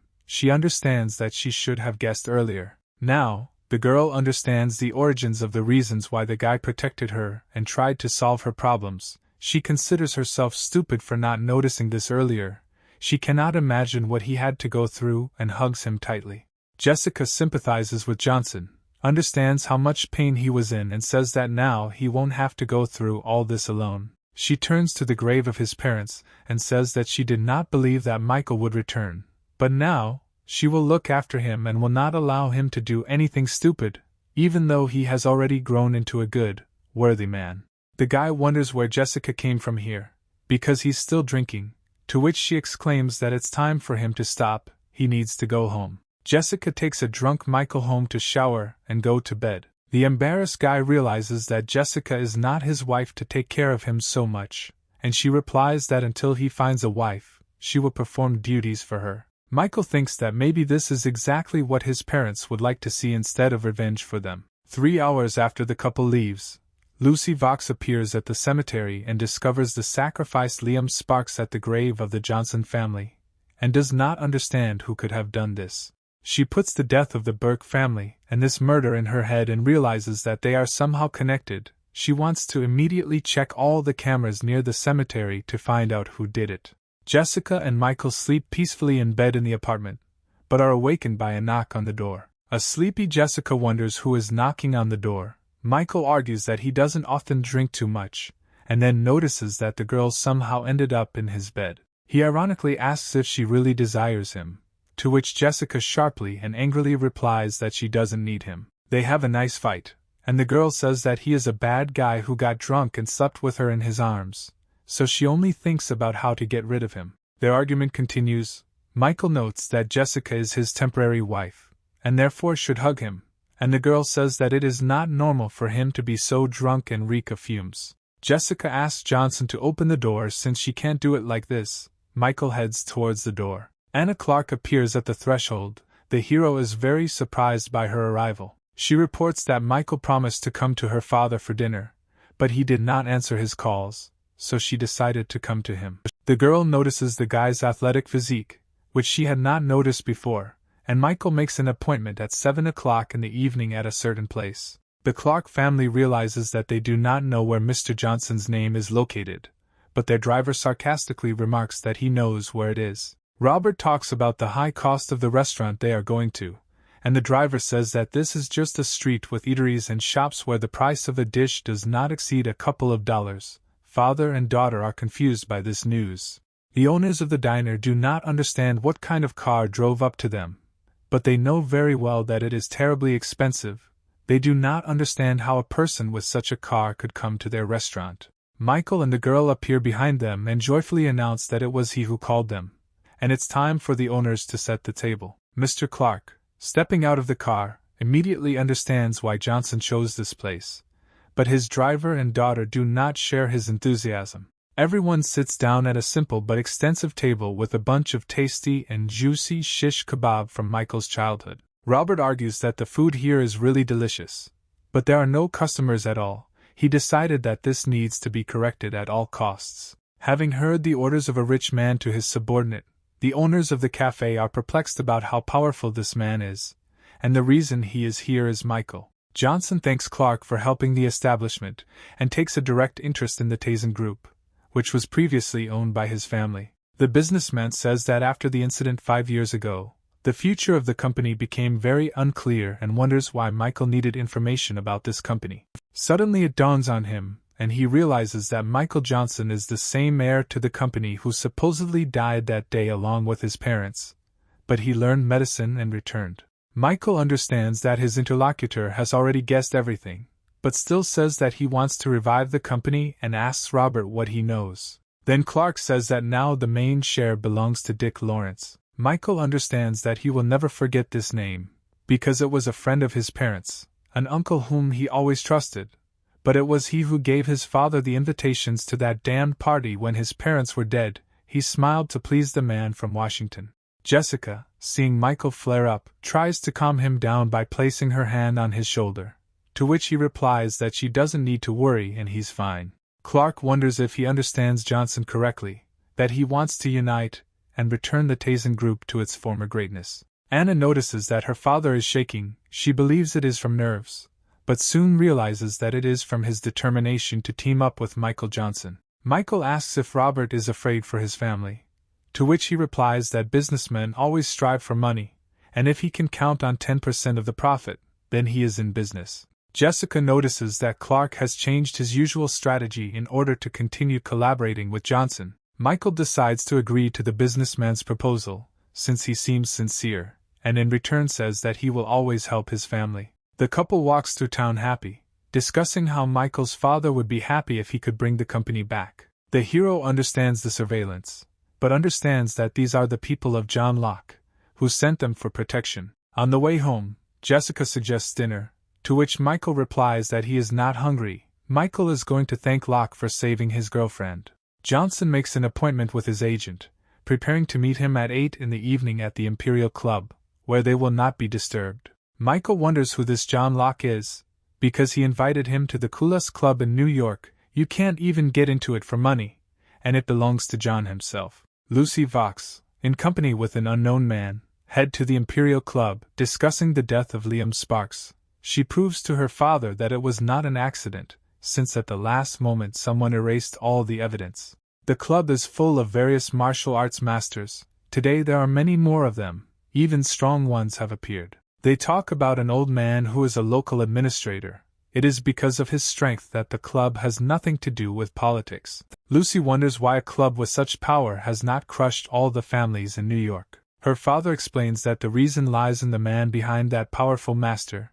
His name is John Locke and he is the governor of the entire region. Lucy understands what powerful power this man has, and her father asks her not to think about the governor, since the difference between them is too great. The daughter and father split up to unwind before an important meeting. She can't get Sparks's sacrifice to the Johnson family out of her head even though they should all be dead. She wonders if any of them could have survived and notices Michael. The girl thinks that Johnson could not have been here, since he would have been a beggar if he had survived. But no one would mind if she personally verified her theory. Lucy greets Michael nicely, but then says that she misspoke and mistook him for an old acquaintance. She notices that since the guy ended up in this club, he can't help but know her, and therefore hands over her business card and tells him to contact her if he needs help. Michael, in a rage, knocks the card out of the girl's hands and asks if he heard correctly about the Vox family. The girl is confused by the guy's impudence, and he is even more persistently trying to drive her away. The girl does not tolerate such an attitude towards her family, and is going to slap the impudent man in the face.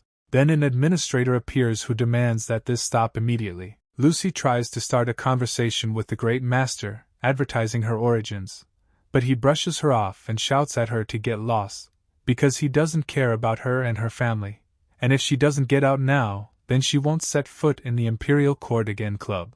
The girl, terribly offended, quietly leaves because she doesn't want big trouble. The master begins a conversation with Michael, noticing that Locke still has not arrived for the meeting, although the time has already come, and suggests that something might have happened along the way, but the governor will be here soon.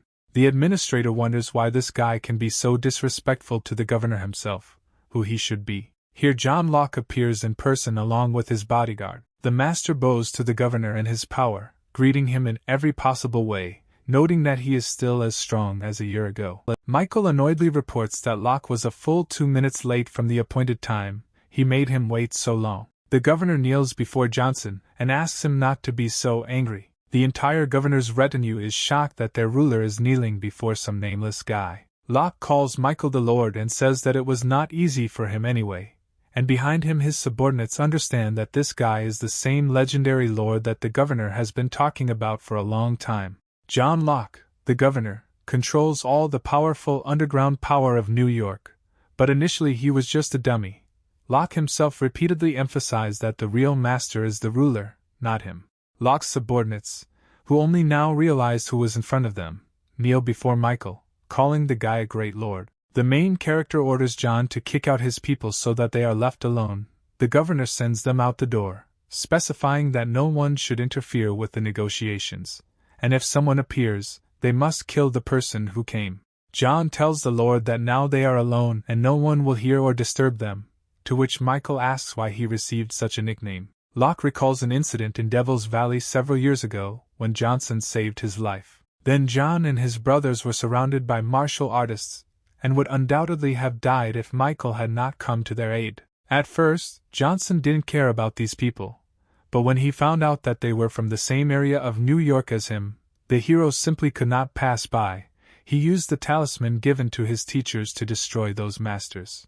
Governor Locke says that after that incident he cannot help but respect and appreciate Michael, and the reason for which he calls Johnson Lord is because of the order. Michael doesn't understand what the order has to do with it, but after John shows it, he is very surprised. The boy, depicted against the backdrop of a huge dragon, is very similar to the god of medicine himself. Johnson asks Locke if he knows who made this boy like him, to which the governor replies that the order is already 100 years old, and was made long before Michael saved his life. A fake is impossible. Michael incredulously asks where Locke got his name from, trying to catch him in a lie. John swears that this thing is an heirloom of his family, which he inherited from his grandfather, who literally gave the concept of the very word feng shui. When it was predicted that his family would disappear in 100 years, he used a secret technique to break through the heavens. There I learned that I need to find a lord with the magic of the purple dragon. He then spent 20 years of his life on this order, in the hope that his fate would change forever, and his last words were that Locke would meet the Lord engraved on the order in 100 years and his last name would be Johnson, so John will not miss this opportunity, because he is guilty of the extermination of his clan. The young hero believes that Locke somehow greatly exaggerates his importance, and then remembers that the master said that Michael's fate is special, that it is the fate of a ruler with the magic of a purple dragon. That's why he saves Sarah Walsh's life here. So how such a ruler is able to break the path to heaven and change the fate of others. The governor reports that he knows about the incident with the Johnson family 5 years ago. Over the past couple of years he has developed his strength. But if he is given a little more time, he will definitely help the ruler in defeating his enemies. To which Michael sharply replies that his family does not need others to avenge it, and if Locke interferes, he will never be on his side. John understands that the god of medicine is already too powerful, and that his help is clearly of no use to him. Michael reveals that he is willing to become a ruler for the governor if he is willing to fulfill 3 conditions. Firstly, Locke must not interfere in the life of young Johnson without his orders. Secondly, he must help find a person to protect Jessica. And thirdly, John must help find out the whereabouts of the man from the capital. The governor agrees to the terms. Michael tries to leave, saying he will contact Locke when he is needed. John stops the hero, warning him that information about him has already been leaked several times, first by the Vox family, then by the Walsh family, and the National Security Bureau and the Dragon Spirit Squad were also interested in him. Michael argues that the first 2 families could well be interested in him, but the Bureau and the detachment are already worrying the main character. Locke reassures Johnson, saying that he will find a person who will take responsibility for the 3 murders, arguing that even if something comes to light, without proof, no one will be able to do anything to Michael.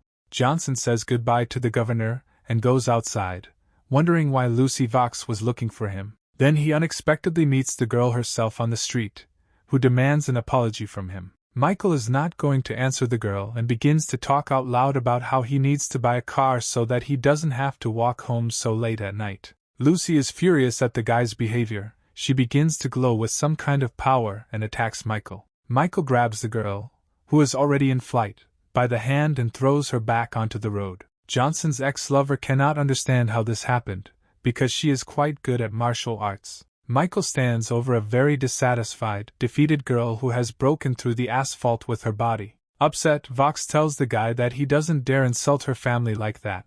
No matter who he is, he won't be able to stay in the Imperial Club forever, and then she will kill him.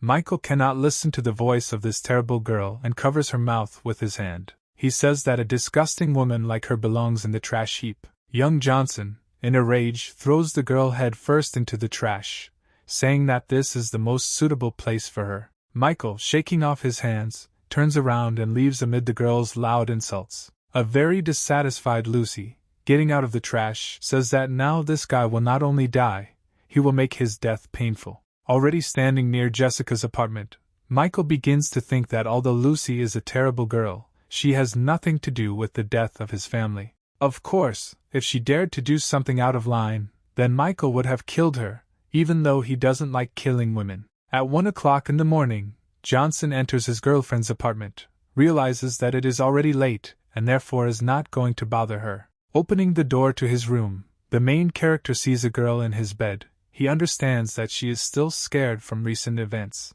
Satisfied, Michael decides not to disturb the girl and just go to bed in the same bed with her. The hero wakes up the next morning and asks his neighbor what time it is. Michael turns to the girl, and drenched in sweat, realizes that he did not spend the night with Jessica. The girl turns out to be Sarah Walsh, who is very embarrassed and asks the guy how he ended up here, to which the guy asks her the same question in return. Then Jessica opens the door to the room. Shocked by what she saw, she asks Michael what he is doing here, because he said that he would not come that night. Everyone is very embarrassed. Jessica, burning with shame, asks if there was anything between these young people that night. Michael remembers that he told his girlfriend that he would not come home so that she would not worry and go to bed, and Sarah thinks that if she had not drunk too much yesterday, she would not have found herself in such an awkward situation. Yesterday, Sarah's mother came to see her and said that the situation in their family had changed a lot, and now she needed to return home and marry some person. The girl was very upset, and so she came to her friend, and they drank heavily, and when she got drunk, she immediately fell asleep. She completely forgot that Michael lives with her and is very upset that she slept in the same bed with this womanizer. Now her reputation is tarnished. Johnson tries to turn the situation into a joke, saying that if there was anything between them, he will take full responsibility. Sarah gets very angry and insults the guy, saying that they are from different worlds, and that he cannot understand the horror of the current situation. A distressed Michael leaves his room, and then his phone rings. It turns out to be Robert Clark. He tells the guy that his people dug up information on the Tasen Group.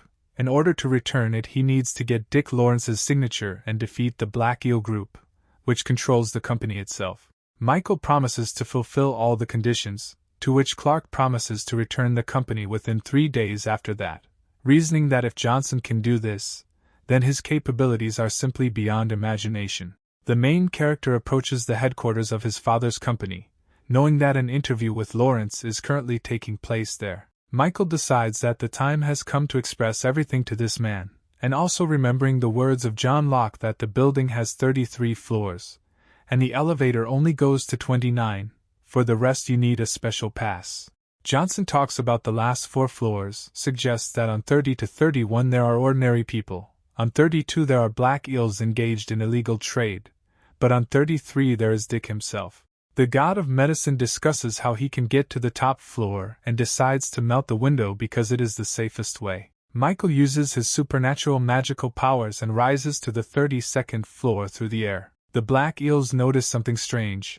They sense someone approaching and decide to check who it could be. Out of nowhere, young Johnson appears. Everyone is shocked by his presence here. They ask who he is and how he got here, to which Michael, with a grin in his eyes, informs them that he is the one they see last in their lives. The leader of the group shouts in rage that this brat has gone crazy, to which the hero kills this upstart with one precise blow. Everyone else is shocked by what they see and cannot believe their eyes. Michael, replaying Locke's words in his head, remembers that this group is engaged in smuggling, selling drugs and weapons, trading and killing people, so these guys better keep their mouths shut. Meanwhile, on the top floor of the building, they hear that something strange is happening downstairs, but Dick calms everyone down and says that his guys are getting rowdy from playing cards, no one needs to worry.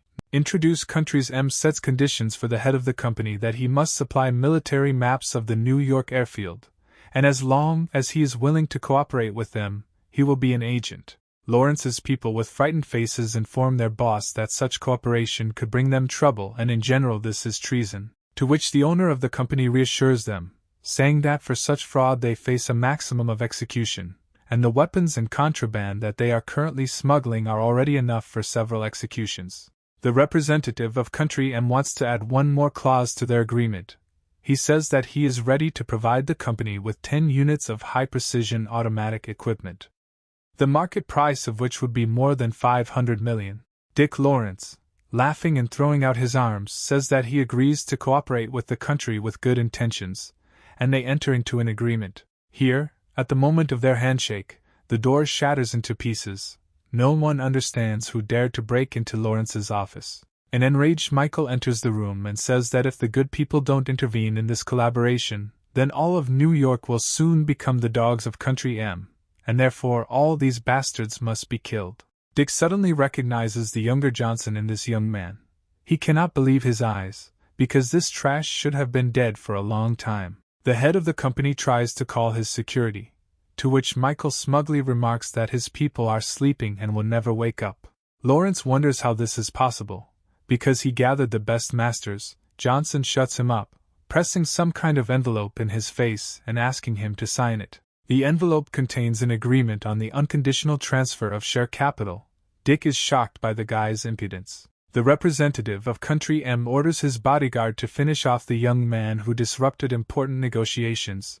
He obeys and begins to shoot at the guy with a machine gun. Michael creates an invisible field, on which all the bullets are simply smeared, not reaching the guy. The main character says that he has seen a lot of firearms, but he doesn't like using them at all. He turned all the bullets in the opposite direction, straight at the bodyguard, blowing off his head. After this, martial artists working for Lawrence rush at the guy, but Michael throws them in different directions with one wave of his hand, saying that they are too far from growing up to his level. Dick panics, sweats profusely and says that at that age it is impossible to become a martial artist, and asks who this guy even is. The representative from Country M is very nervous and tries to leave, saying that he does not want to disturb someone else's conversation. Michael rushes at him, screaming, "Die!" and very quickly deals with the man in a white business suit, leaving him and Dick alone in the office. Young Johnson orders the head of the company to sign a document transferring part of the company. Lawrence has no choice but to fulfill the demands of the brutal killer, and he signs the contract, begging for his life to be spared. Now Michael is going to kill Dick, and he asks not to act so radically, saying that behind his company there is a stronger group of Prisman, which will very cruelly take revenge for Lawrence. Johnson tells him that he will kill this man too. He doesn't care. Dick angrily tells Michael that he is not so invincible to defeat Theo Prisman himself. He is also a master, and if Lawrence dies, he will kill not only the hero himself, but also his whole family. Going into the shadows, the god of medicine states that he has no family. She was killed 5 years ago in that very villa. Lawrence kneels in front of the guy, realizing the situation he is in, and tries to prove to him that it was a misunderstanding, that his uncle is his father's best friend, and he could not harm his family. Michael cannot stand it, and in a rage, knees Dick right in the nose, saying that he has no right to mention his father and be called an uncle. The head of the company begs to let him go, explaining that so many years have passed, it's time to forget everything, to which Johnson, no longer himself, begins to beat Dick, asking why he should let him go if 5 years ago he did not let his family go and betrayed them. Michael, hating this man, continues to brutally beat him, saying that because of him the guy does not have a normal life, that he wants to be an ordinary person, and because of Lawrence's betrayal, Johnson now lives only with hatred, and he will kill until will not take revenge on everyone involved. The main character leaves the Tasen Group building, surprised by the thoughtfulness of Locke, who not only sent a janitor to clean up the crime scene, but also gave him a new, clean suit. Then Michael unexpectedly meets Police Officer Jenkins, who asks what Johnson is doing here, and the guy asks her a question in return. No one is going to answer such a question, and they find themselves in an awkward position. Suddenly there is an explosion behind them in the company building. One of the fragments flies directly onto the head of a young girl, and she understands that she cannot dodge, and this is where she will really die. Michael grabs Jenkins in his arms and jumps with her to the side. The piece lands where the girl stood a second ago. The guy asks if she is safe, to which the police captain very sincerely thanks the hero for his salvation, and says that she is fine. Johnson looks at the burning building and wonders what kind of cleaning style Locke's subordinates have, because it was only necessary to erase traces of the murders, and not blow up entire floors. Michael notices people wearing the same clothes and with the same tattoo. They look too suspicious. Jenkins tells the guy that these tattoos indicate that these people belong to Prisman's group. She has been investigating their case for the last few days, but there was not enough evidence. The girl quickly says goodbye to Johnson and runs away on business, starting to spy on the group, promising to contact the guy later. Michael is very tired of these obstacles on the way. He decides to quickly deal with them. His hand flashes with a pink flame. Jenkins follows the Prismanians to some building, where they suddenly disappear. She finds a window and looks inside, realizing that there is no connection here, and it will be difficult to call for help. The girl doesn't understand where she ended up and decides to at least take a picture of what's happening inside. Then the head of the group, Theo Prisman himself, appears. He accuses his subordinates of the explosion that occurred in the company building. His assistants try to justify themselves. Theo doesn't believe their words, noting that they didn't even notice the surveillance, and draws everyone's attention to the window where Officer Jenkins is standing. She realizes that she is in a difficult situation and decides to simply run, but Theo quickly overtakes the girl in 2 short jumps. Prisman looks like a huge rock against Jenkins. He holds the girl by the head with just his fingers. Paying attention to her beauty, she tells him that she is a police captain. Her people already know where she is, and Theo would be better off letting her go quickly. The head of the group, in a rage, forcefully throws the girl away, saying that he has been brewing in the criminal world for a long time, that countless bullets were fired at him, and she, a woman, does not dare threaten him. Smug Theo threatens the girl and tells her that today his brothers will have a good time with her. The girl, with a flash of rage in her eyes, tells the leader that her father is from the Southwestern Military District, and if something happens to her, her father will get them all out of the ground. Prisman, hearing the name of Jenkins' father, is very worried, because this man is really a big shot. He wonders why his daughter came here and became a police officer. The girl realizes that she made a mistake when she decided to follow the group alone, and in general with such success, it would be better for her to commit suicide.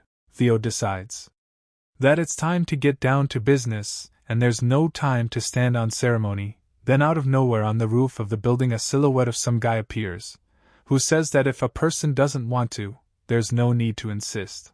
Prisman invites the guy to introduce himself and explain what he forgot here, because this territory is his, and since he appeared here, he probably wants to die. Michael apologizes with a smug smile and says that he came here for a reason. He came to kill them all. All the gang members begin to laugh very loudly at the impudence of this guy. The leader invites his people to grind him into powder, showing what they are capable of. The Prismanians begin to shoot at Johnson, but he, not noticing the bullets, flies past them, throwing them in different directions with his superpower. Theo's right-hand man believes that Michael performed a weak trick, and that's all he can do. Laughing, he rushes at the guy, but immediately receives a retaliatory blow, from which he dies in a second.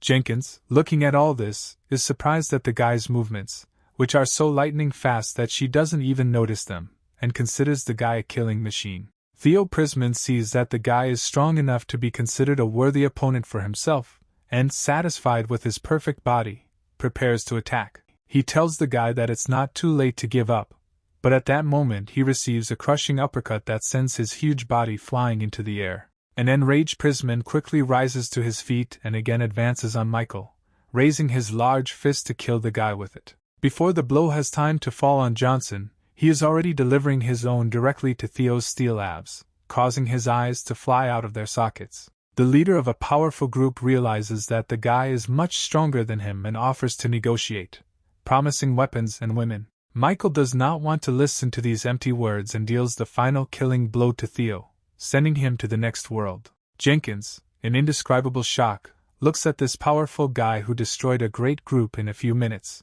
Johnson approaches the girl. She asks in a panic what he wants from her, The guy stretches out his hands to her. Jenkins is afraid that he wants to force her to remain silent. The guy spreads her crippled legs. The girl, calling him a pervert, tries to escape. She is upset because she considered him good, but he decided to take advantage of the situation. Michael, not even outraged by the girl's behavior, explains to her that the bones in her legs have shifted and many cracks have appeared, and, if she does not want to remain disabled, she will have to trust. The girl relaxed and allowed the guy to help her. The god of medicine directs his power into the girl's body. She feels good, energy spreads throughout her body. A very pleased girl thanks the guy and says that if he decides to become a doctor, then great success awaits him. But he replies that he doesn't want to and suggests Jenkins collect phones from all members of the group.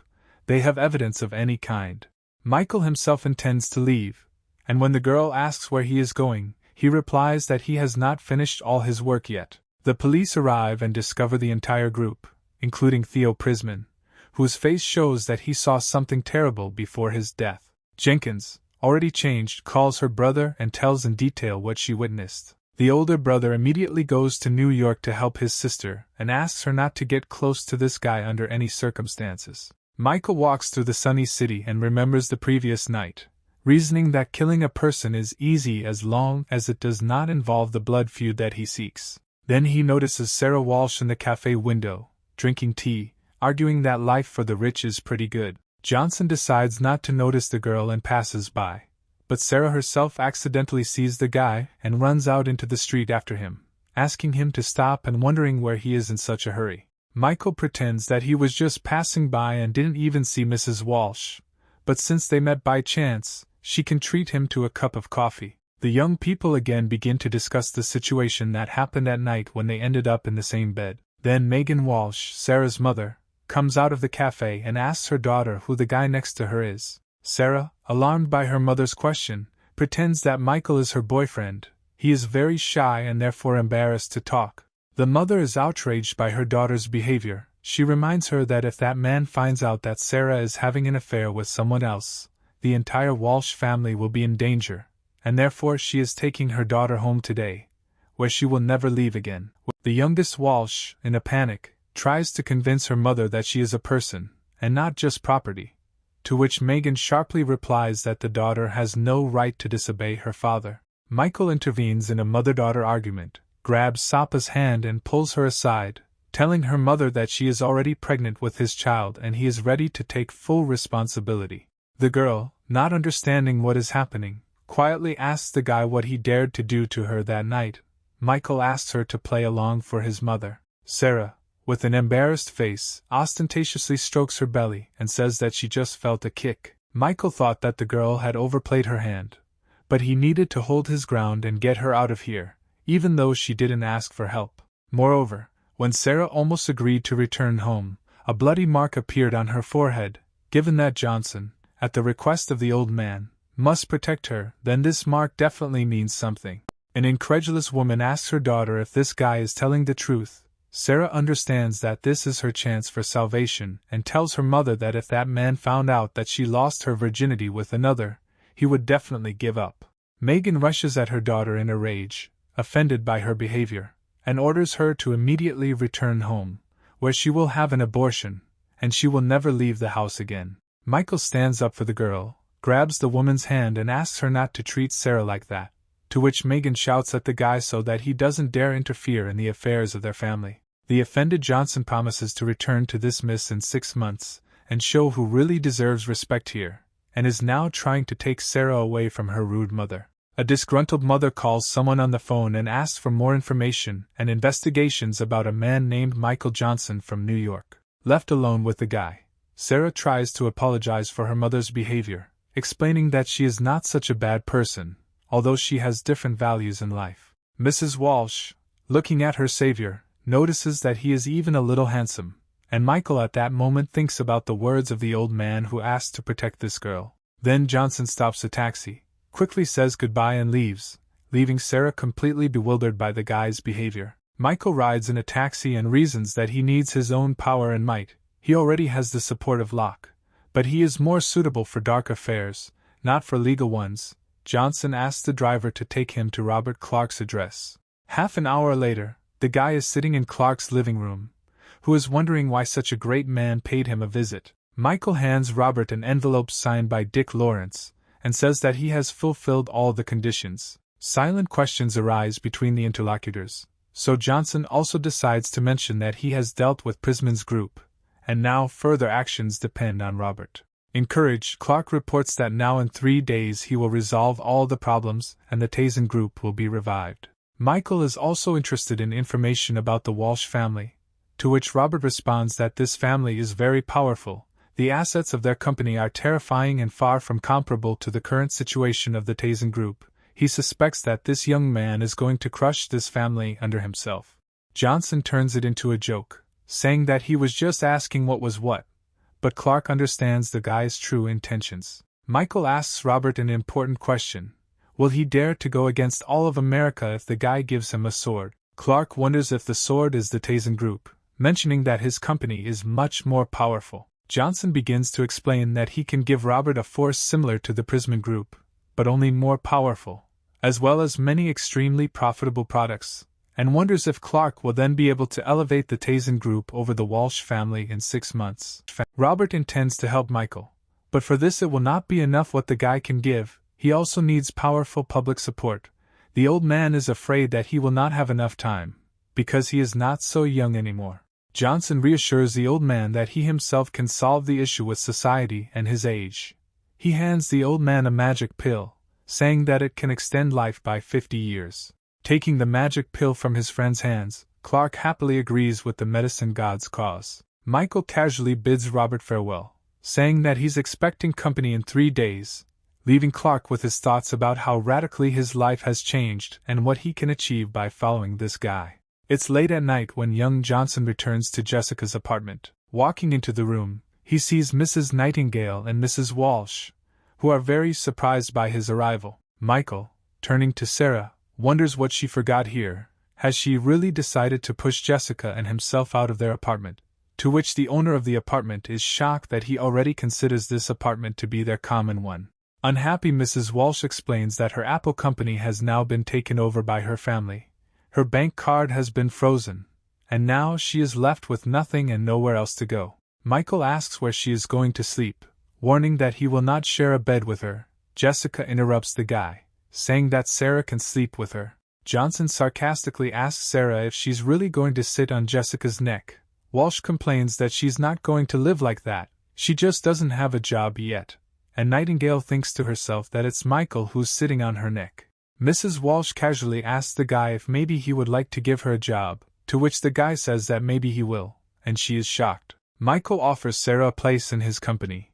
Recalling her great experience, she promises to do everything possible to make his company flourish. However, the girl, realizing all the responsibility, warns the guy that if he hires her, then her family will definitely want to suppress the company. Michael is not afraid of her words, and he says that he will take her. A very happy girl immediately swoops down on the guy, demanding to tell him everything about his company, what the policy is and what type of industry. Johnson replies that the company has not yet been formed, but everything will be ready in the near future.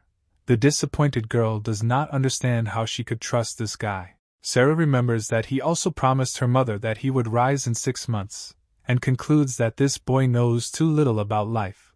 All the main figures in America are in the shadows. Meanwhile, her mother Megan ordered her people to find out if her daughter's pregnancy was possible, to which she had already received an answer that Sarah was not pregnant, but some time ago she actually ended up in the house where Michael lives, so there is still a small chance of pregnancy. Megan is furious, and says that if this guy really slept with her daughter then he should die. She orders her assistant to quickly tell everything about the origin of this impudent man and learns that there is no such information. He seems to have appeared out of thin air, but he is probably the same boy who survived the tragedy in the villa 5 years ago. Megan recalls that this tragedy shocked all of New York at the time.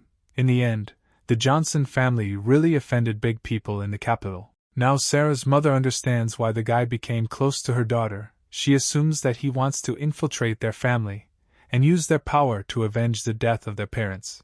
But if this is the case, then he shouldn't have made a bet with her. Although perhaps this is even a plus for the Megan family, she is interested in what this guy will do, so she will wait. Michael is sad, standing on the balcony of Jessica's apartment. There are now too many people in the house, and therefore, more trouble. The guy can't even go to the shower or toilet. There's always someone there, shouting at him that he's a pervert, even though he just thought the room was free. Johnson decides that it would be better to think about business. Now he has enough strength, given the support of Locke and Clark, plus his recipes, he just needs to achieve public opinion. Then the guy feels that someone is watching him. He decides to play cat and mouse with this person and pretends to go back to the apartment. The mouse turns out to be the older brother Jenkins. He is watching Michael from the roof of a neighboring house. But so far he has not noticed anything unusual. This guy behaves like a normal person. At one point, the elder Jenkins notices that the guy has disappeared. He looks around in panic and manages to notice Johnson's body flying towards him. The guy strikes the follower, but he dodges, not wanting to directly meet Michael's power. The younger Johnson, being a little in shock, decides to strike again, but also misses the target and only destroys the roof of the building. Michael shouts that his opponent cannot win, and he is already behind him, hoping to strike. The main character repels the attack without any problems. Without even using his limbs, he simply covers himself with a shield using his strength. The opponent, with horror in his eyes, realizes that the information was incorrect, and Johnson is not just a martial artist, he is a real cultivator. There is a silent pause, during which the elder brother Jenkins thinks about what he should do in this situation, and about Johnson's strength. Because people like him can easily suppress many ancient warriors, because such people improve not in martial arts, but in immortality. But a cultivator does not have to be stronger than an ancient warrior. At least the strongest martial artist can, in theory, defeat a cultivator. The main character suddenly appears behind him and delivers a crushing blow to the enemy's torso with his foot. After a missed attack, the guy goes into free flight, which is interrupted by the nearest wall that is on the road. Now many cracks appear on it from a strong collision. The defeated man, in severe panic, shouts that he just wanted to talk, but how will he do it if Michael is so eager to kill him? Young Johnson wonders who could have sent him a spy, the Walsh family or anyone else, to which the supposed enemy replies that there is no conflict between them, and then hands his documents to the winner. Michael makes sure that it is indeed not one of his enemies, but the captain of the Special Forces of the Dragon Soul, Leslie Clinton, who confirms this in every possible way and asks to let him go. But Johnson has not heard of any such captain, and therefore incredulously asks how long he has been watching him and preparing to strike a magical blow. Leslie begs the hero to stop, saying that they have a mutual friend, Gloria Jenkins. Michael, slightly surprised, asks who Captain Jenkins is. He replies that she is his sister, who told about Michael. Clinton saw that he was good and decided to invite him. Nothing bad. Johnson is about to strike again and says that in order to invite him, they could have simply found him, and not spied on him. Leslie again panically shrugs off the hero's impending blow, and swears on the honor of the captain of the Dragon Soul that she will be indebted to Michael and will help if he has any problems in the future. The main character, thinking about Leslie's position, begins to think about using it to strengthen the social influence of his Tasen Group, which needs it for development. Michael grabs the captain by the collar and sternly asks what place his squad occupies in America, to which Leslie readily notes that his group is the third of all in the fight against secret forces. Michael believes that this is enough for his company and sets a strict condition that Clinton will be released only if he signs a contract with the company in New York. The captain asks if he understood correctly that Johnson wants the company that previously belonged to his father to be taken under the wing of the squad, to which Michael answers in the affirmative, and says that he has a special case, but he can contact his superiors, and even if they do not agree, he will find a way to solve this problem. The main character hands his new ally a brownish sphere, reminiscent of chocolate in color, and says that the captain will recover from his wounds when he eats it.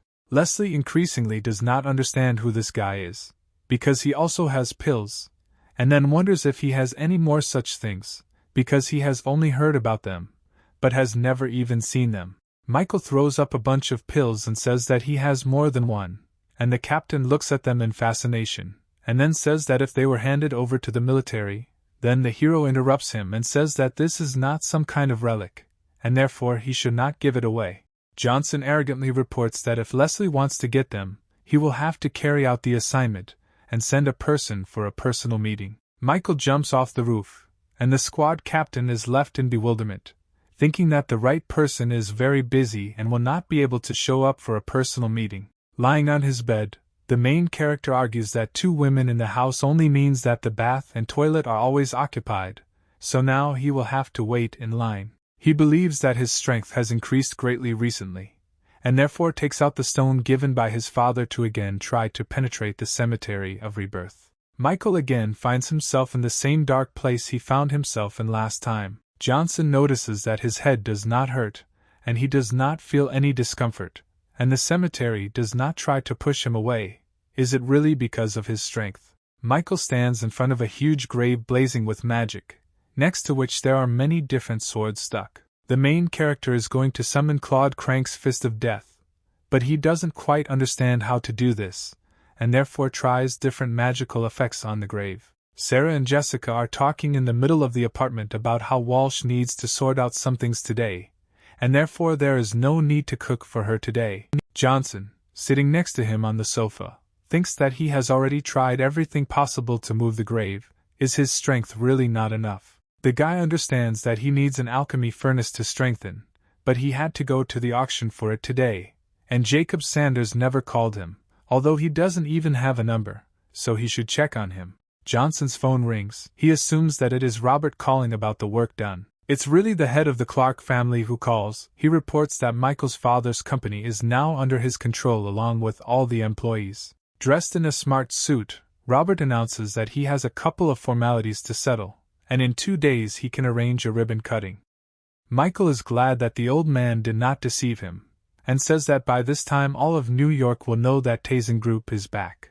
The main character argues that Leslie still hasn't contacted him, and he couldn't just leave the game without warning. Jessica and Johnson hear a knock on the door. The girl does not understand at all who could appear at such a time, but Michael understands that it is almost certainly Jacob. Out of breath, Sanders quickly begins to say right from the door that he waited all morning, but Johnson never showed up, and therefore he had to spend some time getting here. They were about to let him in, but Jacob said that this was not necessary and handed over an invitation letter to the auction, sadly informing him that something had happened in his family, and therefore he could not go with Michael. The hero just wanted to ask what happened, but the old man already closes the door and leaves without saying anything, making Johnson think that something serious happened. It's a sunny afternoon. There are only a couple of clouds in the sky. There is a large, beautiful building with panoramic windows. There is a small park nearby. This is the Millennium Hotel. Michael is in the middle of the crowd waiting for the auction to begin. He is dressed in a black suit and matching trousers. He has an orange tie, and a red handkerchief can be seen inside his breast pocket.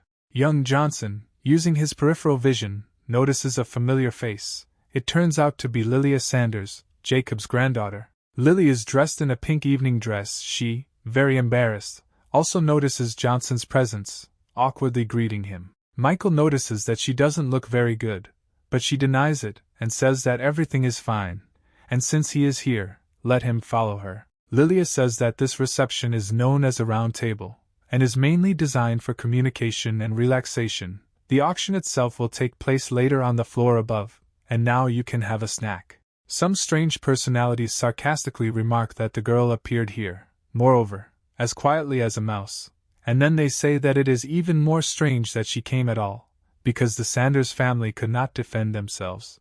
The main character is trying to find out what happened to Lilia's family, but she says that Dad will definitely figure it out, and Michael is a guest, so he should concentrate on the auction. Someone calls out from behind Johnson. It turns out to be Sarah Walsh. She is dressed slightly revealingly, but very beautifully, unbalancing Sanders with her beauty. She asks what Michael is doing here, and he addresses a similar question to her, and Lilia goes to the restroom, so as not to interfere, because she will not become so beautiful.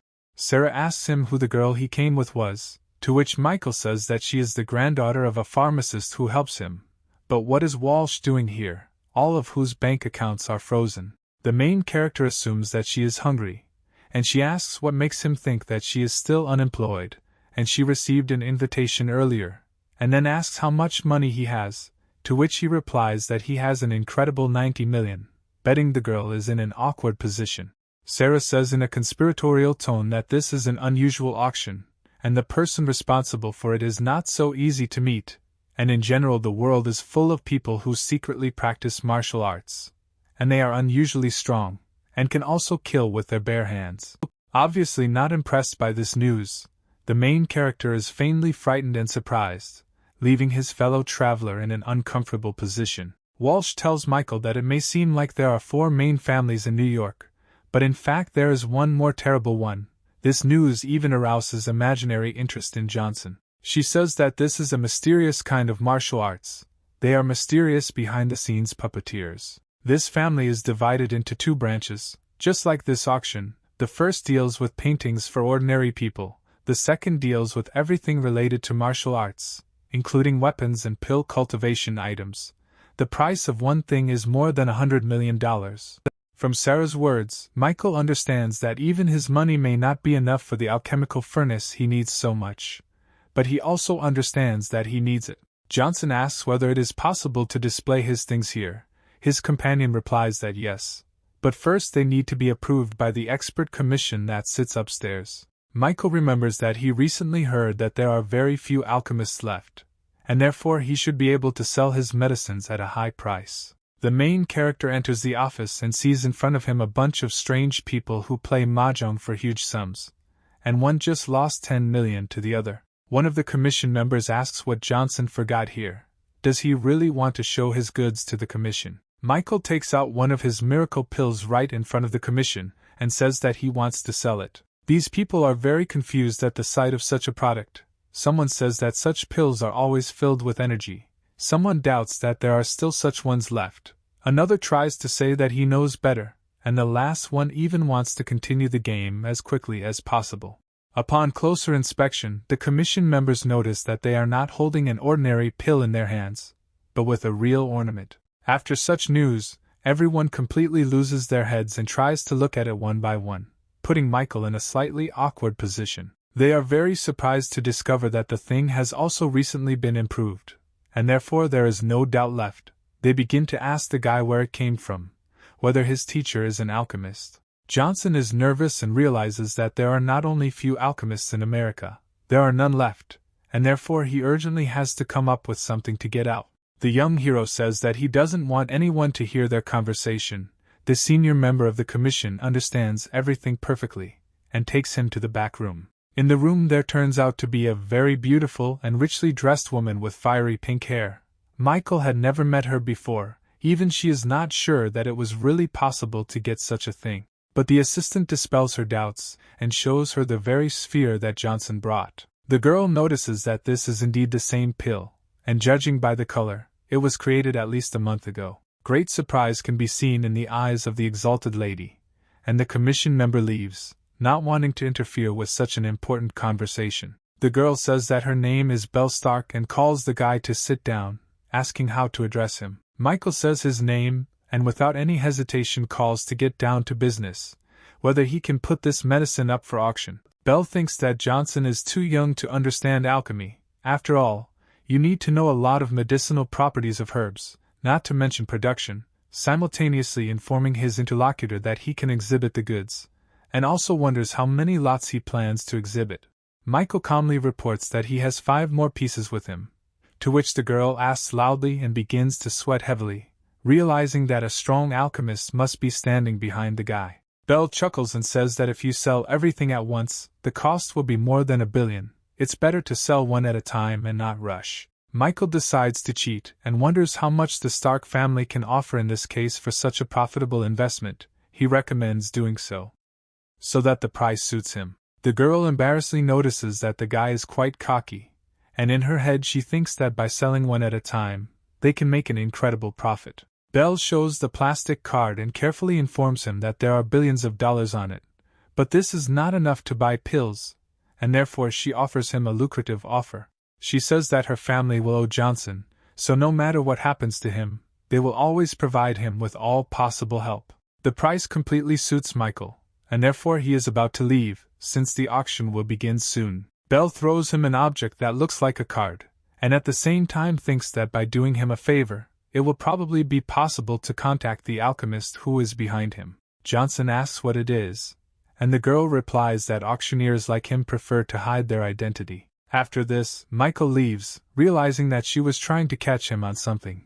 Belle affably says goodbye to him. When Johnson leaves the office, the girl calls someone and gives the command to collect information about this person. The auction begins, a lot of people are gathered, everyone wants to buy something here. Soft sunlight breaks through the windows. The three heroes sit in their places, and Sarah wonders how much he sold his probably precious goods for. Michael arrogantly reports that about 10 billion, irrevocably breaking Lilia Sanders' psyche. Sarah doesn't give in to words so easily, and therefore jokes about his recipe, which is really good, but still not worth tens of billions. The last lot of the stage is a Tear of Stars necklace, which has long been considered stolen. The starting price is 60 million. Each subsequent buyer must increase the amount by more than 2 million. It turns out that this work was stolen from Sarah's grandfather, but she just can't buy it back for that amount. Although it should have gone to her, she's very sad because she can't do anything. Michael silently enters a certain amount on the screen of his new device, shocking Belle, who is watching him, with such a waste of money. The former owner of the money is indignant, but decides that it is a gift to the woman, and therefore calms down, remembering that the money is no longer hers. Some guy keeps raising the price and says he has 140 million to negotiate. This necklace has to be his so he can win Sarah Walsh's affections that he so craves. An unknown gentleman, who bet 200 million, destroys to smithereens the picture of the future arrogant young man who believed that he had enough money. The guy really wants to know who offered that kind of money, but those conducting the auction report that he wanted to remain anonymous. The restless guy furiously shouts that this is all a provocation, and no one could pay that much money for a trinket. Belle appears on the stage and asks if the young man is sure that he doubts the Stark family, because it is her family that he belongs to, the family of martial arts, and then says that he will not allow such humiliation, and they promise to kill the guy and prohibit his family from participating in the auction in future. Sarah wanted to buy the necklace later, but now she doesn't even know who bought it, so she can find it in the future and buy it back. The auctioneer's wooden hammer noisily announces that the last lot of the first stage has been sold. Belle, standing at the table, reports that the time has come for the second stage of the auction. The time for the tripod of 100 herbs has not yet come, but the girl asks not to leave yet. She presents the first lot. It turns out to be armor made of gold thread. Starting price is 90 million. After some time, Belle presents the seventh lot, the art of wielding a sword in the style of M.O. The starting price is 150 million. The auctioneers are more interested in this lot and the bidding begins. Lilia remembers with horror how many things were sold and how much money was spent. Michael remains indifferent, and the girl is surprised by the unique book on sale. Johnson frowns, realizing how insignificant this thing is, complaining that the local craftsmen imagine themselves as gods, not realizing their own worthlessness. The auctioneers present the next lot from the heavy category, and buyers are presented with something hidden under a large blanket. This turns out to be the same tripod of 100 herbs that everyone has been waiting for so long. It glitters in the sun, its body is covered with ornaments. Belle Stark says that this tripod was accidentally found by her family. It can be used to prepare medicine. This item will be a great addition to the collection.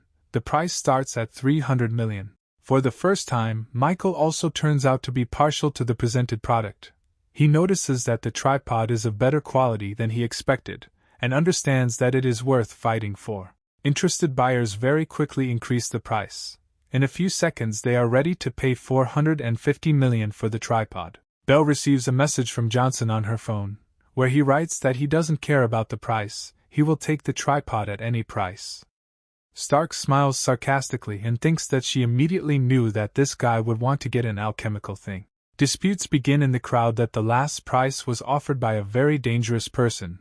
You should not raise the bar higher, so as not to anger him and incur problems on yourself. Belle writes to Johnson that Phil Spencer is indeed very dangerous, so the guy should give up the tripod and not mess with him at all, to which Michael replies that he is ready to get himself into trouble. The girl understands that she must help him, since she bought his medicine for 1 billion. Meanwhile, someone is offering 500 million for the tripod. The dangerous man is very dissatisfied with this fact, and there are rumors in the crowd that someone will die today. Phil calmly offers to raise the price to 530 million, thinking that even if someone offers more, no one will outbid his next bid. Stark tells the buyers that a gentleman who wishes to remain anonymous has offered a price of 700 million, infuriating the dangerous man. The rich gentleman loudly says to the crowd that he doesn't care who dared to do this, but he will get him out of the ground and make him regret today. Belle, with a joyful face, proclaims, hitting the hammer, that the lot has been sold to an unknown person for 700 million. Michael, glowing with happiness, realizes that with the help of this device he can finally become even stronger. Stark chants that the next lot was literally just purchased by her family, and she can safely call it priceless, and presents the buyers with the highlight of the program, a real pill. There is a commotion in the crowd. The buyers do not believe that they will have a chance to buy a real pill that not only heals wounds, but also improves well-being. Belle sets a starting price of 400 million, but it instantly jumps to 680 and has no intention of stopping. Sarah doesn't believe that this thing can cost so much. She doesn't understand what caused such a stir. She's never seen anything like this before. Stark announces the end of the auction. People disperse. Belle invites everyone to attend the banquet for a wonderful leisure time. Michael is sure that the evil and terrible Phil Spencer would be torn with anger if he found out that the buyer of the tripod and the creator of the pill are the same person. Johnson receives a message from Belle, where she asks the guy to come to her. Her father found out about Michael and wants to give him some compensation. Sarah tells the guy that they are not going to dinner anyway, which means they can go home. Then she is surprised that Michael did not buy anything, but then she remembers that she needs to talk to her friend and abruptly leaves, leaving Johnson thinking about the proposed compensation. Michael came to Belle's hotel room. She was already waiting for him. The girl hands the guy a bank card with 1.5 million on it, and adds that he can also still count on the favor of their family. Johnson reports that he came not for money, but for a tripod of hundreds of herbs. But Stark asks the guy for his own safety to leave his address and phone number. She will personally order the alchemical tool to be sent to him in the evening. Belle invites Michael to stay for dinner, saying that her father would really like to meet him, but the main character brushes off the invitation, says that he is not used to eating out, and leaves. The girl is angry that the guy does not understand that, under the pretext of a dinner party, his father wanted to protect him, because Johnson insulted the Spencer family, and now he needs powerful protection. In the hotel on the 5th floor, in the observation room, the dangerous Phil Spencer sits with his assistants. There are many brutally murdered corpses of workers around. He examines the pill with interest, noticing that it is different from the ones his family collects. His assistant notices that the patterns on the pill were applied no more than 10 days ago. Phil tells his interlocutor that he does not know where the Stark family got these pills, but it is commendable that they provided them to the public. To which the subordinate expresses the opinion that perhaps if their family really controls the supply of pills, then they will be able to reach unprecedented heights and will become more powerful than the Spencer family. Here they are enthusiastically interrupted by another assistant, saying that the young gentleman should urgently look at the CCTV cameras. He shows on the screen a young man leaving Belle's room, saying that the girl was alone today only with this man. It must have been he who took the tripod and most likely the pill, too. Young Spencer bares his teeth and sincerely does not understand how that guy dared to take what belongs to his family. It seems that life is not at all dear to him. Walking outside, Michael notices Sarah and Lilia waiting for a taxi. He approaches young Sanders and, thinking that a family of her status should have a personal driver, he wonders what their problems are. The modest girl, blushing and stuttering, answers the guy that everything is fine with them. Johnson asks her for a cell phone and enters his number there, telling the girl that if trouble happens, she can call him, he will definitely help. The young man leaves with Mrs. Walsh, leaving Lilia with a grateful smile on her face. Sarah asks the guy why the girl calls him master, noting that it is so awkward. Johnson feels something is wrong. The girl asks him what happened, to which he says that he suddenly wanted coffee and asks her to follow him into the cafe and wait for the guy inside. Sarah nervously asks why she should wait for him and where he is going. Michael replies that he needs to go to the toilet. The girl doubtfully claims that the cafe also has a toilet, but Johnson thinks that he is too frail there and needs something stronger. Sarah is perplexed. Michael begins to blaze with his magical energy, defiantly rips off his tie and says that he is a man of principle, therefore he prevents any threat. Phil Spencer stands with his assistant waiting for Michael. The subordinate notices that the guy has already noticed them, but his boss no longer cares. The dangerous gentleman reflects on the fact that Michael is still a corpse, but he liked the girl who was with him. As soon as he sorts out all the problems, he will definitely return for her. At that moment, Johnson's hand falls on his head. Spencer's assistant turns out to be a martial arts master. He calls Michael's attack vile and warns that he will now face death for such impudence. The master attacks the guy with his unique blow, called the Flash of Lightning. Electrical power oozes from his evil. Michael, pushing Phil away, meets the attack of his subordinate. Johnson, calling the master a fool, sends his head flying with one blow. Spencer, in nervous shock, does not understand how Teacher Ma, who has the level of semi-step transformation, is killed in the blink of an eye. The young hero turns to Phil, warning him that it is now his turn. Spencer tells Michael that he dared to kill his servant, which means he will face consequences. He invites the god of medicine to kneel and beg to make him a dog. Johnson does not allow Phil to finish, sending his magical energy into his forehead, causing the guy to instantly fall unconscious. Michael notices that someone else is watching him and asks out loud how long this will last. A guy comes out of the shadows, bows and says that Belle Stark sent him to look after him. The guy understands that Michael does not need his protection. His blow will easily fly him 10 blocks. He reports that Mrs. Stark discovered that the surveillance room was hacked and therefore sent him to protect him. Michael notes that this is very nice of Belle. He orders the boy to return and tell his boss to calm down and no longer interfere in his life without asking. The guy, before leaving, warns Michael that although he is powerful and has already reached the level of a master of transformation, the Spencer family is very strong, and their head Rennie is ranked 514th in America, and therefore Johnson better not finish off this man's son. Johnson is surprised that there is some kind of rating, and that there are still 500 people ahead of Rennie Spencer. He concludes that the American masters are not as hopeless as they seemed at first. He thanks Belle's assistant and leaves.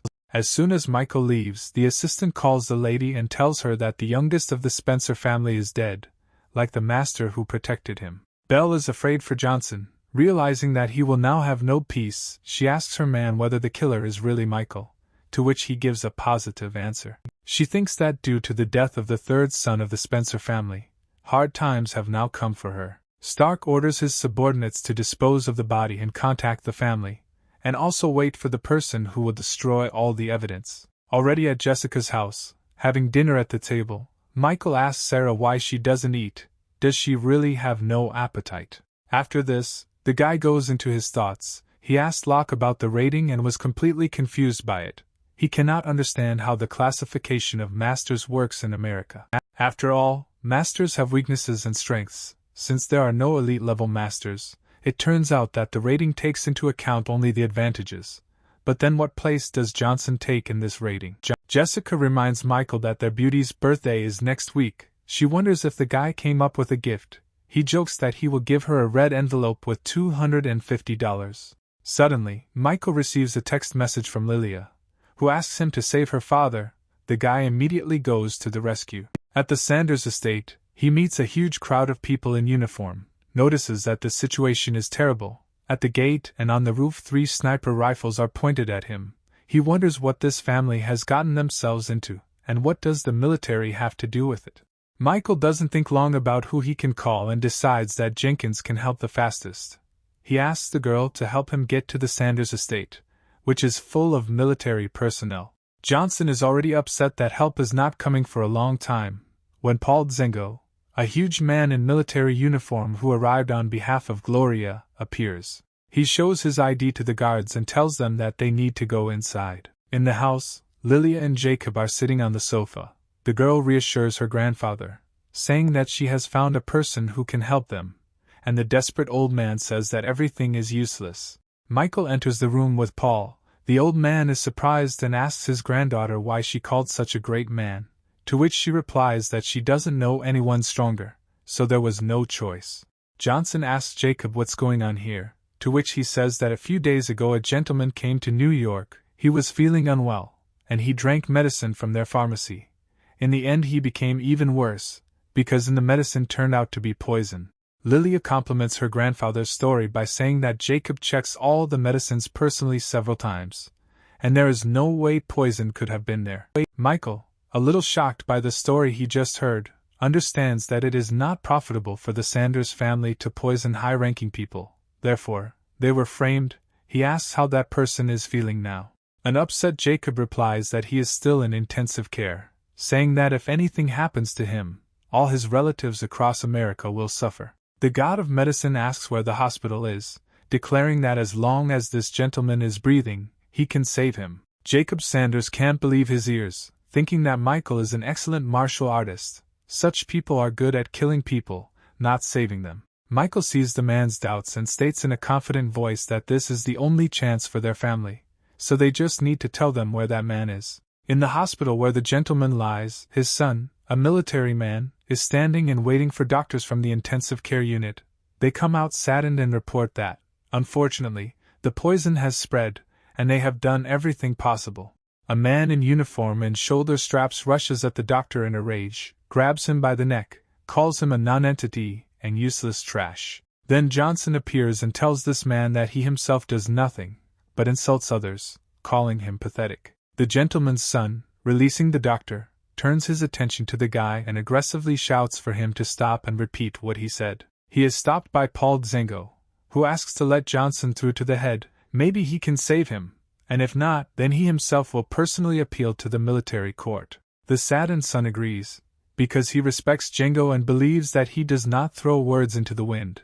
But if this guy does nothing, then even Gloria Jenkins will not be able to stop him. Michael, feeling the smell of death, notices a man on a hospital bed and says that this old man has a strong will. Anyone else in his place would have already gone to another world, but this one still manages to breathe. Johnson holds some kind of pill in his hand and says that this man is lucky to be here. He gathers his strength in his hands. They blaze with green fire, and in this tension immortal needles are created. The god of medicine directs these needles into the body of the dying master, shouting an incantation. They pierce his chest and expel the poison. 5 minutes later, a satisfied Michael sighs tiredly, reporting that the gentleman should wake up in 5 minutes. He wonders who this man is, and hopes that he has done a good deed for the country. When young Johnson has already turned around and is about to leave, the patient calls out to him, asking him to stay. The guy is shocked by such a quick recovery. The gentleman asks to know the name of the doctor, but Michael says that he saved his life because of one person, and he doesn't care about himself. Johnson also says that the patient needs to remember 2 things. Firstly, the Sanders family has nothing to do with the poisoning, and he needs to resolve this misunderstanding. And secondly, the poison was in his body for a long time and acted on him for more than a month. If someone else were in his place, he would have died long ago. But you shouldn't try your luck. Michael comes out of intensive care, and the patient's son attacks him, saying that at first he thought the guy was worth something, but he was only in the office for 8 minutes, and therefore did nothing. A man, just dying, comes out of the emergency room behind Jones and asks his son to stop. Paul Zengo and all the doctors are in shock. They can't believe their eyes. The gentleman who was just on the verge of death is standing in front of them. The old man, who had recently been on the verge of death, smiles cheerfully and tells his son that if it weren't for this wonderful doctor, he would have had to prepare a coffin. He had never met such a doctor. The son of a sick officer wants to apologize to Michael, but he disappears somewhere without anyone noticing. The old man turns to the unfortunate Jacob Sanders and apologizes to him, sincerely understands that his family has nothing to do with it, and his son misunderstood everything. Inspired, Sanders asks the head not to apologize to him, it's just a trifle, to which the gentleman asks whether his family invited the doctor, and who he is. Jacob says that the guy's name is Michael Johnson, they met by chance, he's a family friend, but he really doesn't like when he is disturbed. The house of the Spencer family, the head of the family with his eldest son look at the dead bodies of their son and master. Placing his hand on his son's coffin, he wonders to Rennie who the hell dared to kill him. The eldest son says that an investigation is already underway, but so far all they know is that someone secretly purchased the tripod at an auction, and shortly after that Phil was killed. The elder Spencer orders his interlocutor to go to this auction and check each participant there. He obeys. Rennie, with the veins on his head swollen with rage, exclaims that he needs to turn everything upside down, but find the killer. He wants him to go to hell. He wants to see people dear to him die a painful death. Robert Clark calls Michael on the phone and tells him that the affairs of the Tasen Group have been settled, asks whether Michael himself will be the founder or someone else, and also warns that tomorrow the news about the company will spread throughout New York, and asks if it will deliver whether this is an inconvenience for Johnson. Michael confidently says that you can use his name without any problems. He wants to tell every resident of this city that Michael Johnson is back. Villa Johnson, Belle's assistant, delivered a tripod of hundreds of herbs and a tear of stars that he had recently acquired. The courier also reports that Mrs. Stark asked to convey the news that the head of the Spencer family has already raised everyone's ears. They are checking all the auction participants and will soon contact Johnson. He also says that Belle has ordered a private jet. If the gentleman agrees, then they can immediately send it to Salt Lake City. Their residence is located there, so the Spencer family will not get him there. Michael understands Stark's concern, but is not going to run away from problems. The assistant is very surprised that Mr. Johnson really wants to confront the Spencer family. How is that even possible? Michael sends Belle's man out of the house, and he himself is going to try out his new acquisition in action. The main character adds the herb to the alchemical furnace, lights it with his superpower, and says that the medicine consists of 9 components, and each ingredient consists of 9 more. The higher the grade, the more complex the ornament, and the better the effect. Michael is about to try to improve the aura refinement and cultivation acceleration pill, but doubts the possibility of this. But the tripod begins to glow very brightly in turquoise. An improved version of the old pill quickly flies out of the alchemical furnace. Michael is delighted with the result. He examines this pill and reasons that he initially thought that there would be 3 ingredients and 3 lines. But this exceeded all his expectations, because it turned out to be 7 lines of the ornament. Michael is delighted with the tripod of hundreds of herbs. He, of course, knew that he could improve the quality of medicines, but did not think that so much. But everything turned out just like that. The money will flow like waterfalls.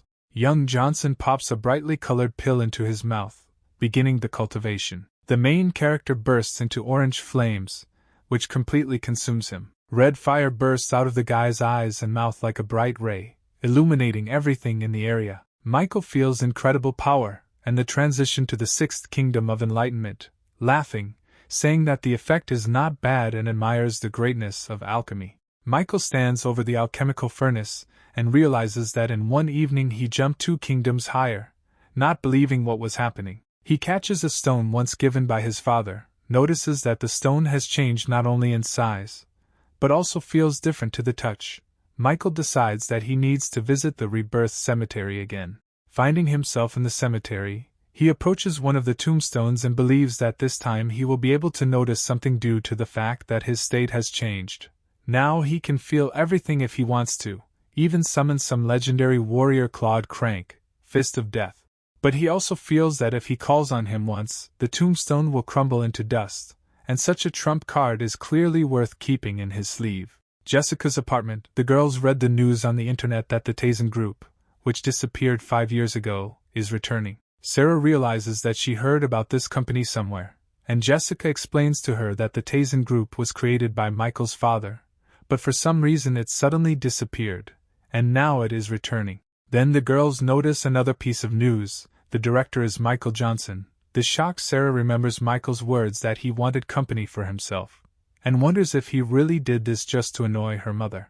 A meeting of directors in the Vox family. Everyone also learns that the Tasen Group has returned, and the younger Johnson is the director. Lucy Vox doesn't understand how this is possible, because he should be dead.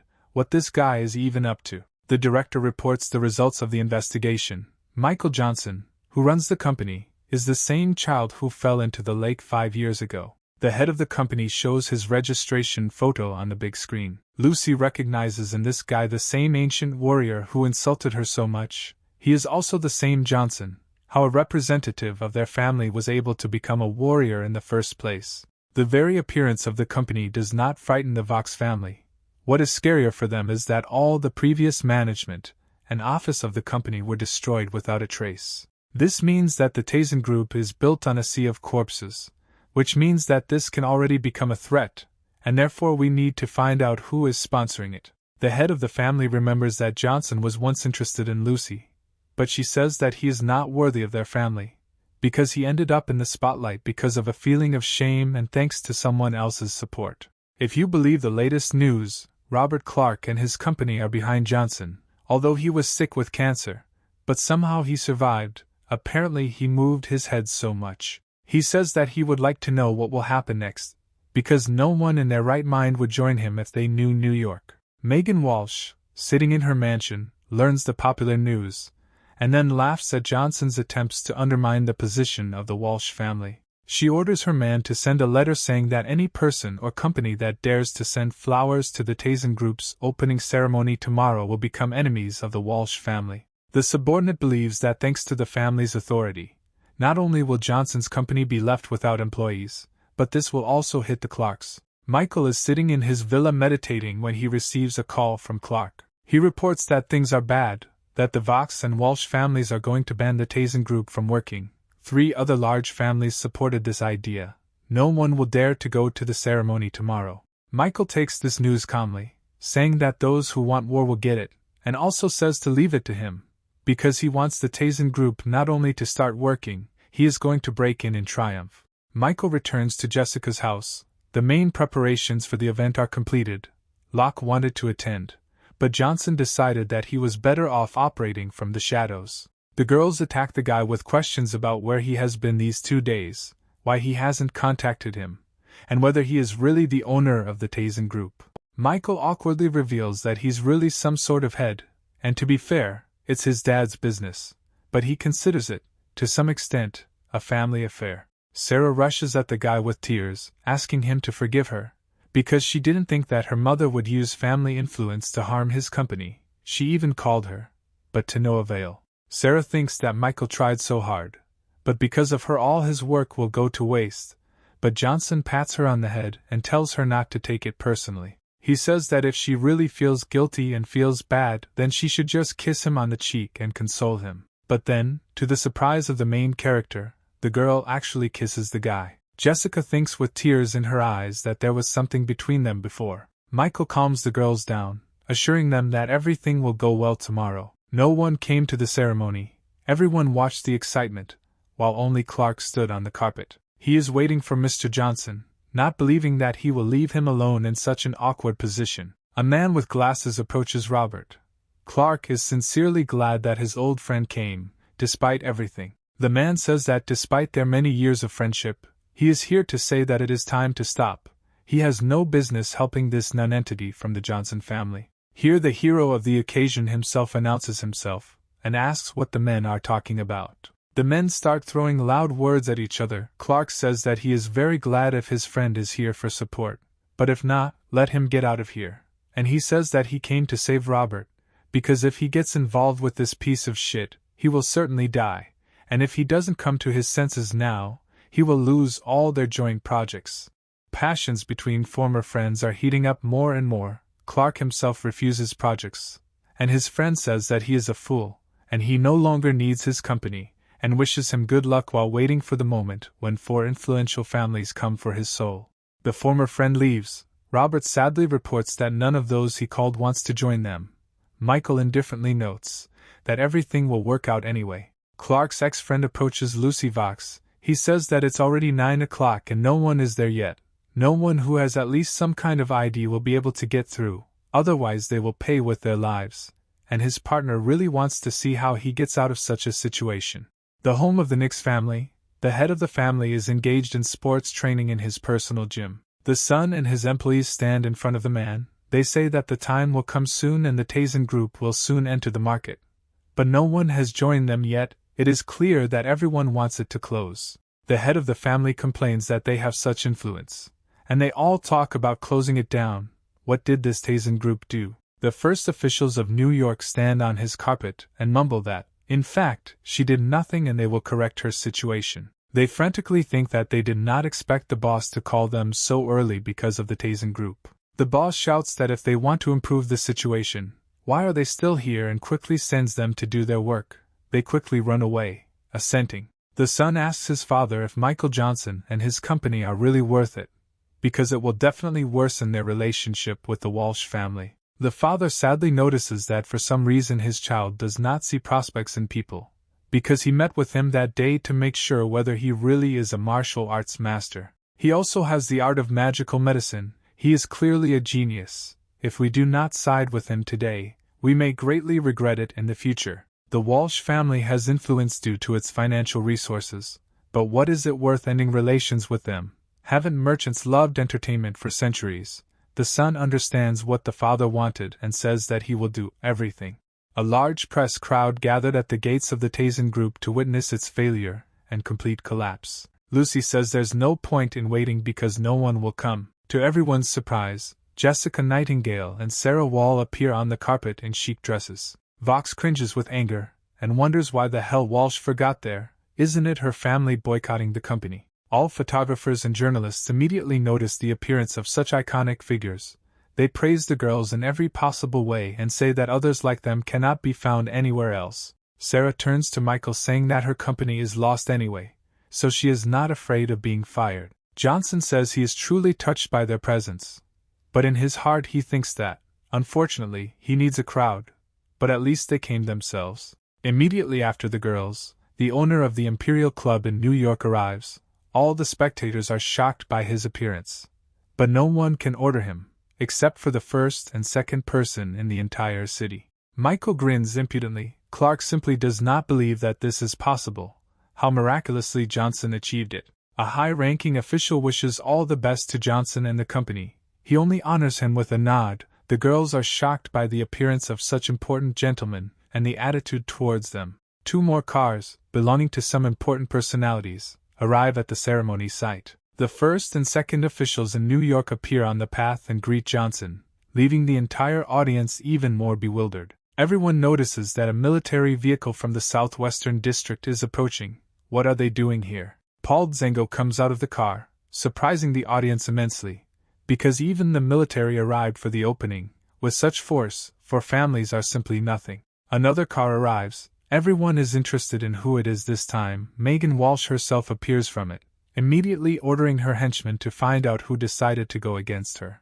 The servant, in a panic and in a cold sweat, reports that the owner of the Imperial Club, the first and second officials of New York and Military General Paul Zengo are here. She puts her hands on her hips and realizes that she underestimated her opponent, even if he may not have such connections. Megan orders him to take the gift with him, and goes along the carpet straight to Johnson. The reporters are shocked by the appearance of another member of the Walsh family. Are they really scared? Michael does not react in any way to the woman's appearance.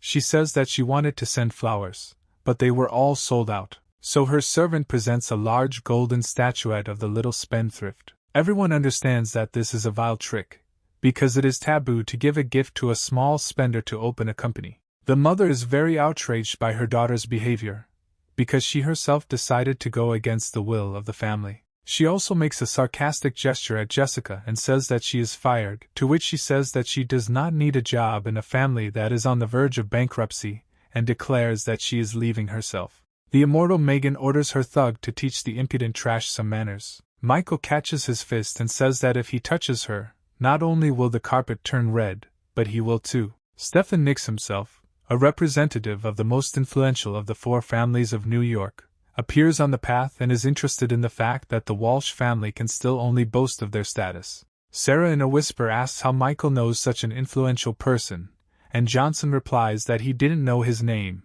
and last time he almost got into a fight with him. Stephen congratulates the company on the opening on behalf of his entire family, and Michael warmly thanks him. The military man, confused, notices the golden figurine and asks if he really sees the little spender, causing Megan's servant to become very nervous. Stefan swings his arm as hard as he can and smashes the taboo figurine into a pile of pieces. Megan is furious and asks how he dared destroy the Walsh family's gift, whether he is acting on behalf of the family or on his own. The head of the Nicks family appears and asks when his son stopped representing his own family. With a smile on his face, he wonders if he understood correctly that his family is represented only by himself.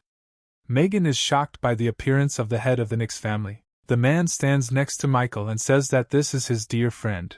If the Walsh family puts him in an awkward position, then he can count on the Nicks family. But this is unlikely, because Mrs. Walsh's husband will not want to be their enemy. Many conflicting thoughts enter Megan's head, but she understands that she cannot take unnecessary risks, and therefore decides to leave with her servant. Michael warmly greets Peter Nix, who says that Mr. Johnson pulled him out of the dead, and this is just a small thank you. Vox, seeing the Nixes, understands that her family no longer has the right to cross Michael's path. She gives up and leaves with a pitiful face. Clark's former friend tries to catch up with her, not understanding what he should do now. The girl kicks the businessman away and tells him to go away. He cries, sprawled on the asphalt. He thinks that this is the end. He gets up, goes to the disgruntled Clark and shouts for his old friend to forgive him, because he said a lot of unnecessary things. A friend begs in every possible way to forgive him, says that he has fallen under influence of the Vox family. Clark furiously kicks the nonentity and says that as soon as he lost face, he immediately remembered that he was his brother. How did he even have the conscience? Let him get lost. Michael, standing with Peter, Sarah and Jessica, laugh together at this situation. The loser runs away, and Michael sincerely praises Clark for such an act. Johnson raises his hands in the air and exclaims the start of their celebration as fireworks are released into the sky. The onlookers are still reeling from the historical event that just happened, but they understand that for them the show is over here. But then Homeland Security forces show up and ask the paparazzi to stay behind to allow them to check their devices on orders from their superiors. New York International Airport.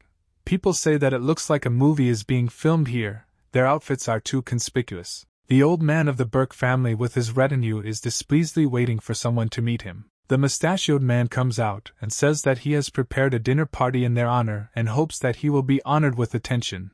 The man is really worried that some terrifying energy is coming from Burke after the Ural Mountains. He was once the head of the Burke family, which occupied the first place in New York before he left. If not for the murder of his relatives, he would not have come down.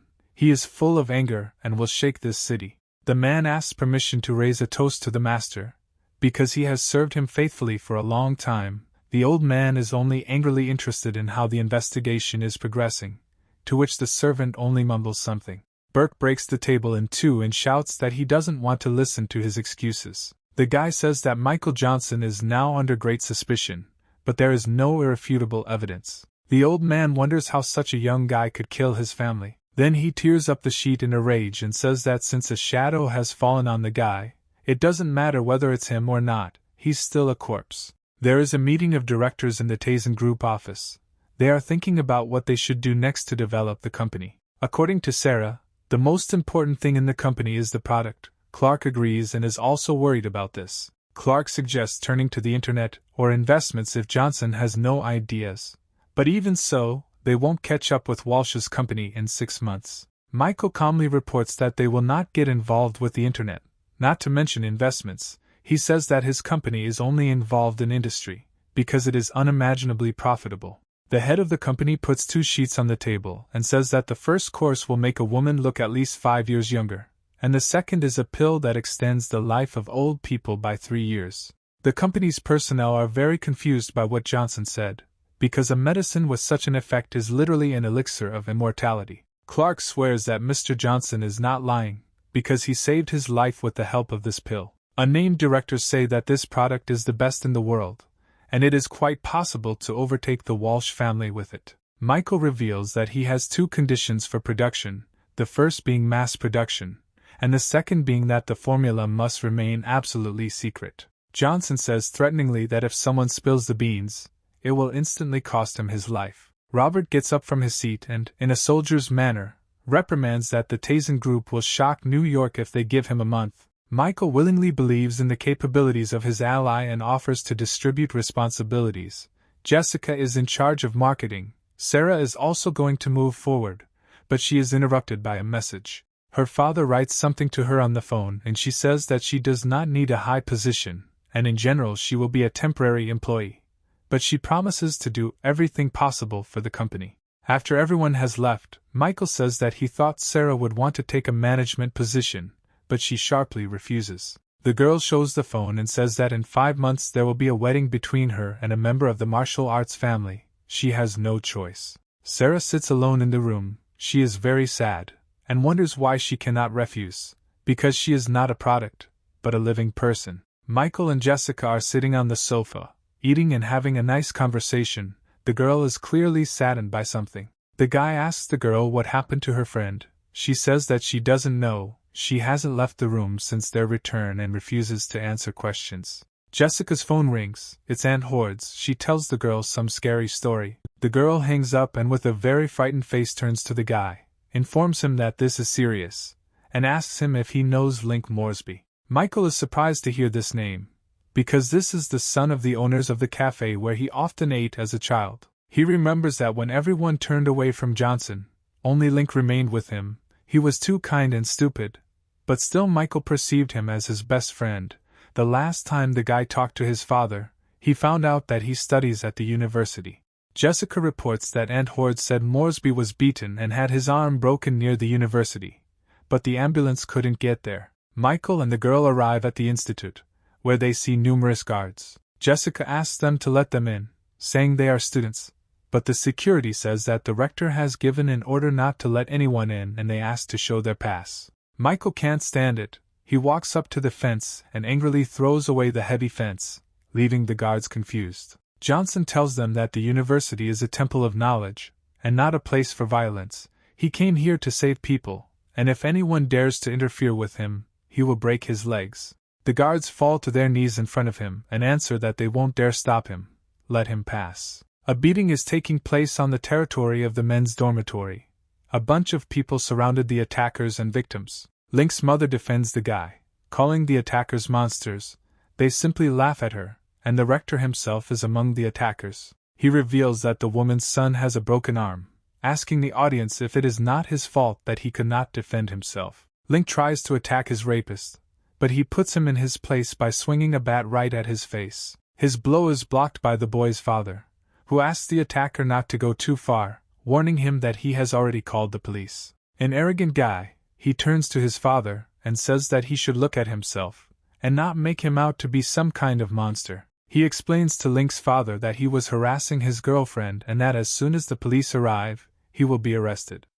The guy's girlfriend with a fake face agrees with the guy's words, saying that Moresby groped her breasts. Link shouts in rage that this is all a lie. In fact, the guy was going to rape a classmate 3 days ago, but he stopped him, and now he is simply taking revenge. The guy laughs mockingly that he just wanted to win the girl for himself. He points his finger at the poor girl with the broken glasses and suggests asking her if he did anything to her. The girl agrees with the rapist, and Link, in a cold sweat, pointing to the state of his classmate, tries to prove that she was forced to lie. The brute, having enlisted the support of his intimidated allies, again advances on Link, asking him if he is afraid of getting punished for such words. The father tries to stand up for his son, insulting the attacker, calling him a shit, and for this he receives a powerful punch right in the face. The boy is afraid for his dad and asks him to stop beating him, to which the offender swings a bat at the boy's head, promising to break his neck.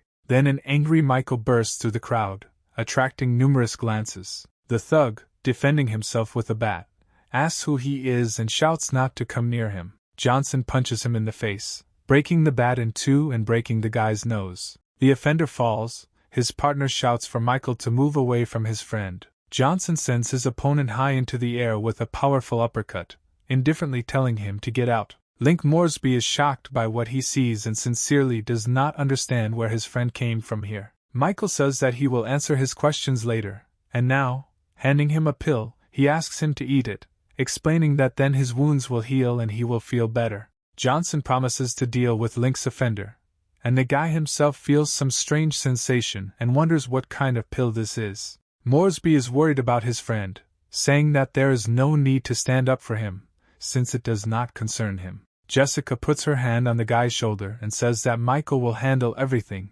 Link recognizes the girl, and in even more bewilderment, tries to find out where they are from. He also doubts that Johnson will be able to cope with so many thugs, and Nightingale informs him that there is no man stronger than Michael in all of New York. The main offender, covered in tears and blood, complains to the rector that he was almost killed. Johnson approaches the rector and threateningly asks him what he allows himself. This is a university. The same one is trying to call security. Michael shuts the man up with a strong blow. The rector's wig flies off. His bald head shines very brightly. He shouts at the guy. How dare he? Says that not even his own father beat him, and Johnson drives him away from here, saying that such a person is not worthy to be called a teacher, promising to deal with him later. Michael addresses the crowd, calling everyone dogs, telling them not to dare to run away, he will break his legs. Johnson turns to the thug's girlfriend, asks her if Link really molested her, to which the girl frantically replies that this is not true.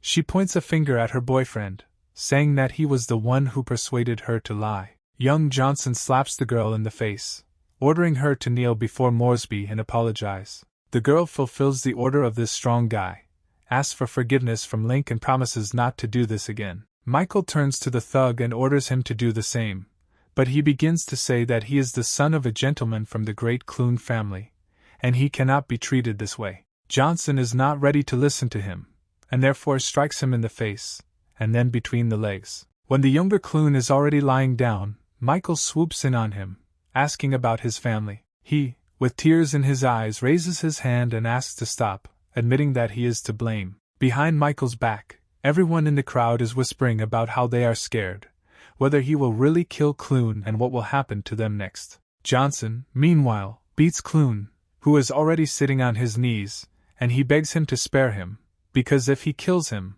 Clune's father will take revenge. Michael is tired of this tirade about his father, and he calls Locke, asking him to urgently call Clune Sr. here. After some time, the owner of the Imperial Club arrives with Clune Sr. in a black jeep with security. The guard throws the man to the ground in front of Michael, who panics and does not understand what is happening. Johnson asks the head of the family to demonstrate how he is raising his son. Michael warns that if the father does not teach his son well, then their entire family is in danger from him. Clune has no choice but to pick up a telescopic baton. The younger Clune begs his father not to touch him, and he hits him hard with a baton, saying that he is a fool, he doesn't even understand who he offended, that Johnson is a close friend of Master Du himself from the Imperial Club, and now even killing him is not enough. The Master himself?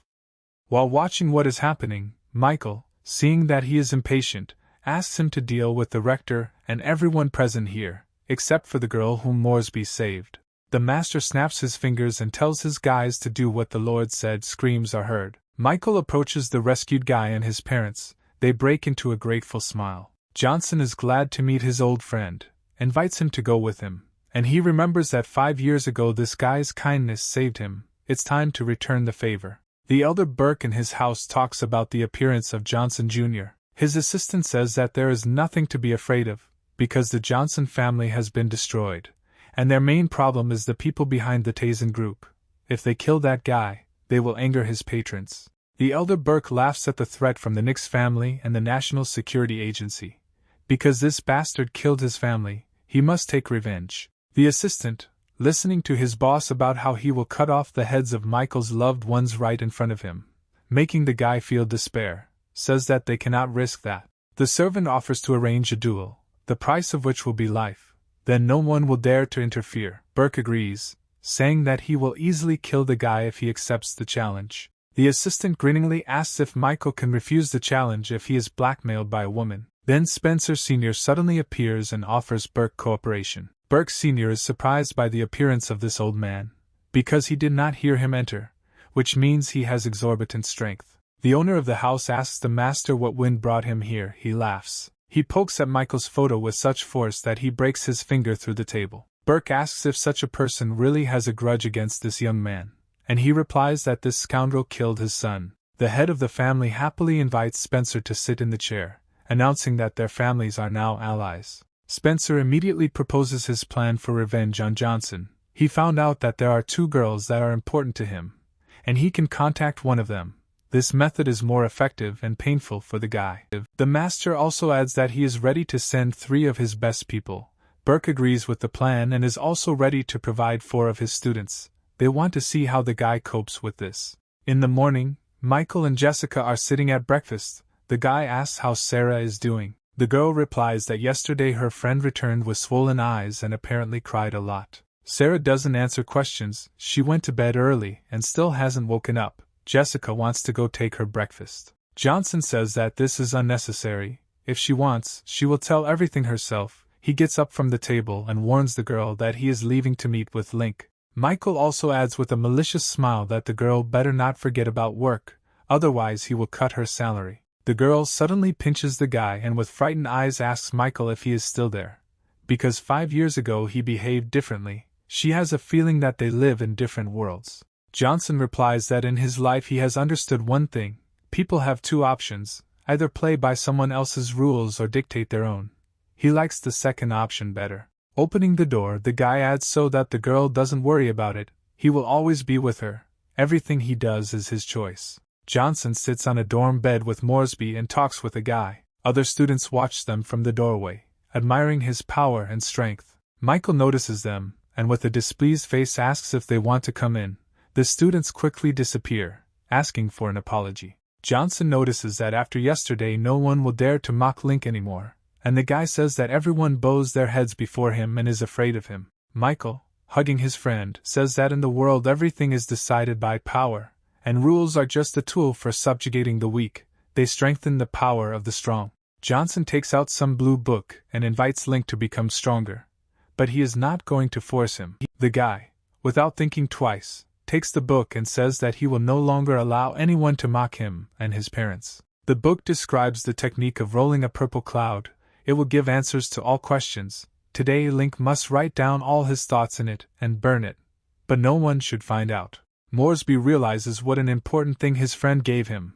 Michael warns him that the path of martial arts is extremely dangerous, and reminds him that it is very important to protect his heart. Michael understands that he will not be able to come to the rescue every time, so he needs to teach Link to defend himself. He begins to tell him about martial arts. But then, interrupting his story, the phone rings. It turns out to be Locke, reporting that Sarah has been kidnapped and the people who were sent to rescue were killed. Michael is shocked. John adds that, judging by the injuries, the master attacked. He also apologizes and is ready to be punished. Johnson yells into the phone to stop apologizing and immediately connect all his connections and find Sarah. He tells Link that he needs to go urgently, and asks him not to forget what he told him. Michael goes out the window, smashing it to smithereens.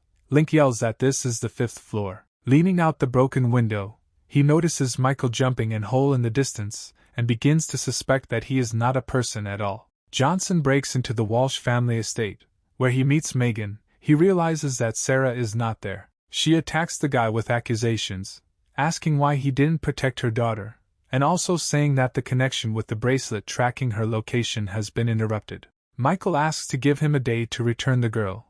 If he doesn't succeed, then he will belong to their family. Megan reports that she has already connected her people. She doesn't care how much effort it takes, but she will find her daughter. Michael returns home to the room where Sarah slept. He notices that the remaining aura belongs to the martial artist, and he also needs people to search. He remembers who can help him. Some anonymous number calls Johnson and asks how the degenerate of the Johnson family is doing, if he is nervous. Michael says he doesn't know him or his plans, but knows that he must let Sarah go, then they will go their separate ways peacefully. Otherwise his death will be slow and painful. The interlocutor says that Michael does not understand yet, but he hangs up. There was a girl's hair left in the room.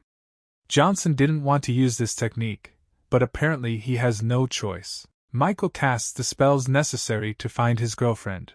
As a result of the ritual, he receives seemingly unrelated words. This technique has a strong effect even on Michael's body. He coughs up blood, and is alive only thanks to training. He is ablaze with magical energy, and is glad that he now knows where to look for it. The kidnapper is standing at the port, and is angry at Michael's impudence, since he has a hostage, and he should be threatening. But it turns out the other way around. The main conspirators are wondering when their rival will arrive. The bandit says that he threatened him and hung up before he could say where they were. The guy doesn't understand whether Johnson even wants to save her, what the hell he's doing. The elder Burke thinks that he should have stolen another girl, but this idiot decided that Sarah Walsh was suitable. Sarah thinks that these people have a plan.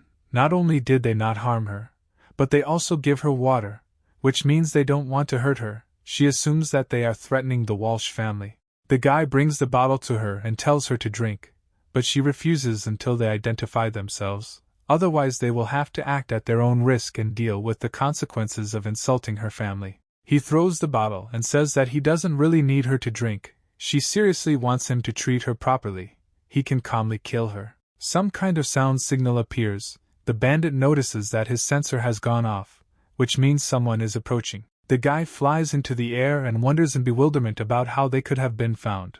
It seems that he has some connections of his own, and maybe even information channels, and whether he even came. No matter who it is, it doesn't matter, because Burke sent 4 masters, and his family has 3 lower-ranking masters. He definitely intends to kill Michael with his own hands. He suddenly steps into a puddle of someone's blood, looks up in bewilderment, and shouts out that he will kill. Michael stands surrounded by the conspirators, all of them dead or seriously injured, his eye glowing red, and he looks at the last one remaining. Michael exclaims importantly that he noticed another one.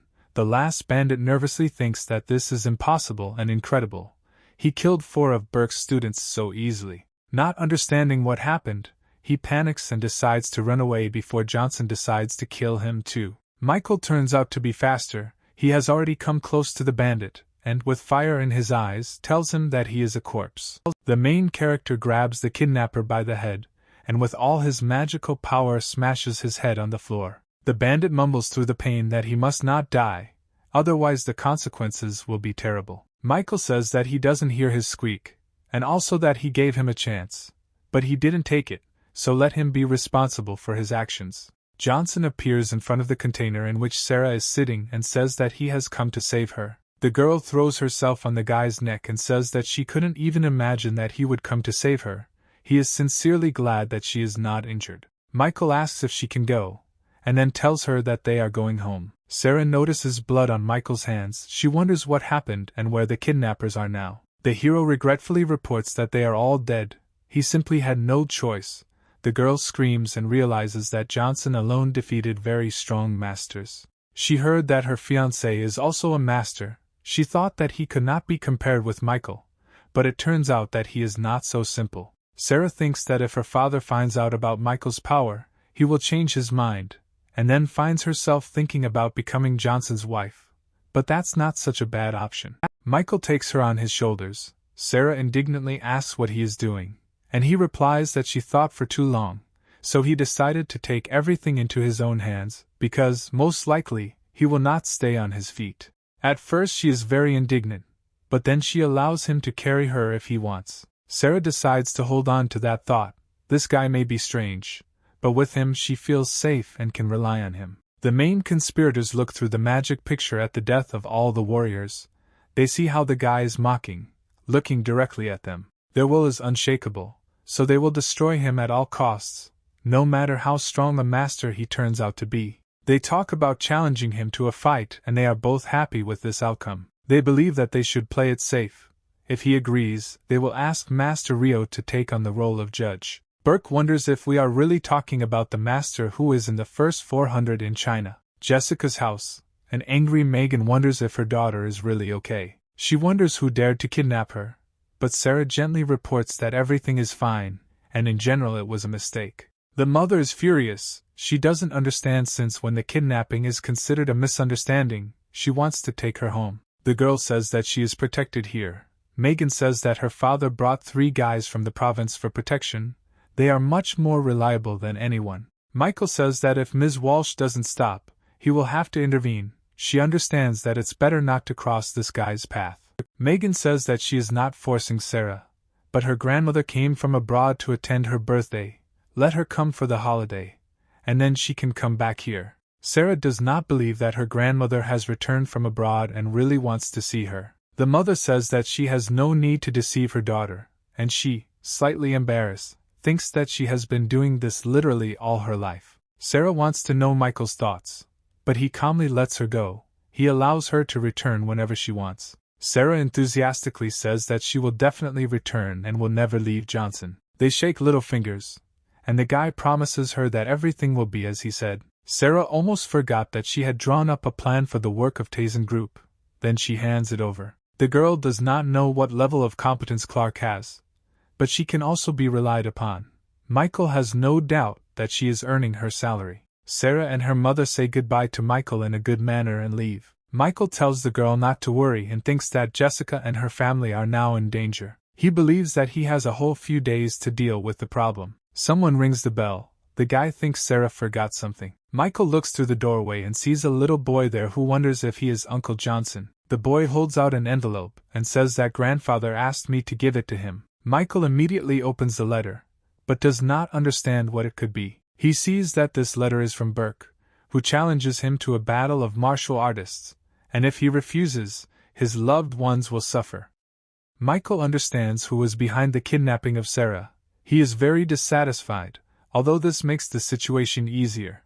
Someone else knocks on the door. He opens it with displeasure, and there is Belle Stark. She asks displeasedly whether he received a challenge to the Master's fight. With some relief, he wonders where she already got this data from, if he himself just found out. She says that this was decided a long time ago, and now even the most important people in New York know about it. By the way, this is how the Masters solve almost all their issues. She says that he should refuse, because everything here is done in such a way as to kill him.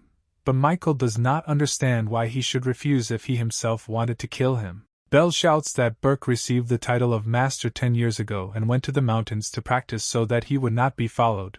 Even her father would not cross the path of such a person. Michael calmly announces that he will accept the challenge, although he thanks him for his concern. The door slams right in front of the girl, leaving her bewildered. She calls her father and says that, unfortunately, she could not dissuade Michael from participating. Her father reassures her, saying that they did everything they could. The father says that he needs to call the funeral home and at least arrange everything after his death, if they couldn't help. After the conversation, Belle silently looks at the phone, not knowing what to do. Michael sits and displeasedly thinks that she could cheer him up. He'll deal with this old man with just his left hand. Then Johnson's phone rings. It's John Locke. Michael does not understand why he called. He says that Burke is one of the 600 best warriors, and asks if they should send him to kill him. Johnson says that he can handle it himself. He is more worried about what to do with the corpses in the port. Locke says that everything has already been done. John starts talking about how Burke has some kind of unique technique, but Michael hangs up the call. Michael is outraged that they are trying to help him even after he refused. His phone rings again. The guy no longer understands who else it could be. It's the head of the Nix family calling. Johnson can't stand it anymore. After a few more calls, the main character is already furious with all kinds of support from his friends. Why no one believes in him. Robert calls. The guy already thinks that he is dissuading him. Clark doesn't understand what he's talking about, and Johnson remembers that he has no idea about the world of martial arts. Robert reports that the product they produce is quite unusual, and therefore the Control Bureau does not want to accept it. He had to say this. Michael says that he will come up with something. He is thinking about contacting the Nixes.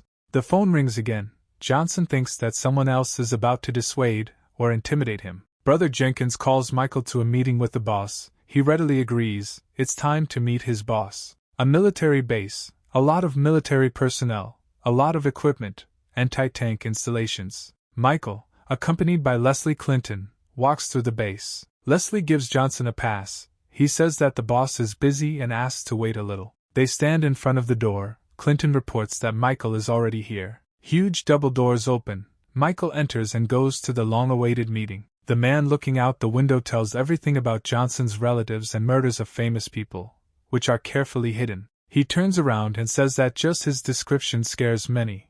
What happened to him, that he became so strong? He also wonders where he got so much courage from to accept Burke's challenge. The man asks if the guest wants tea and pulls the mug towards him using his powers. Michael catches the cup and says that this is just empty talk. The man reflects that the cup was filled with pure energy.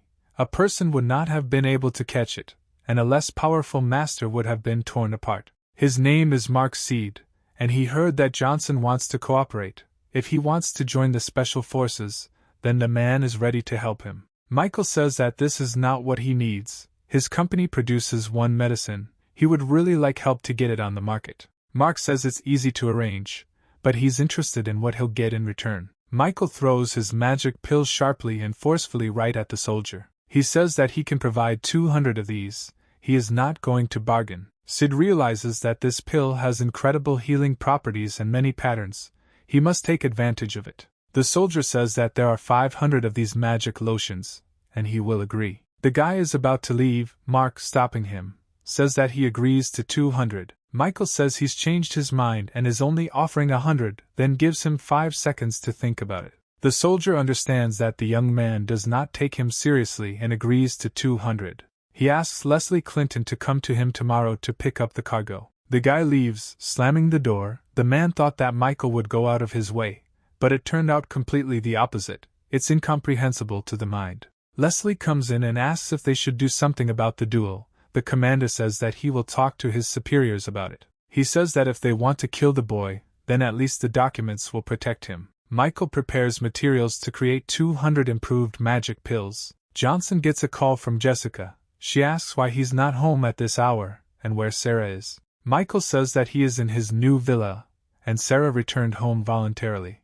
Jessica says that the prices for villas here are more than the cost of companies, and Michael drops off the address and says that the gates will be open, leaving the girl in shock. The phone call stops and the girl sulks and says she will check right away. 10 minutes later, she is already standing at the gate of the villa and is about to enter the gate. She comes in and apologizes for disturbing her, and says she's Michael Johnson's girlfriend. The guy levitates in the air and directs his power into a tripod, which blazes with magical flames. Jessica is nervous and does not understand what is happening. She does not believe that she really sees it. A lot of pills fly out of the alchemical furnace. Michael, with his tongue hanging out, catches them in the bag. Jessica, shocked by what she saw, wonders if this is really his house. He says that this is now her house too, grabs her hand and leads her to show her around. Jessica is surprised by the luxury of the furniture, and says that this can only be seen in a dream. Michael brings her to the bedroom. She happily plops down on the bed and is surprised by its properties. She doesn't want to get up from it.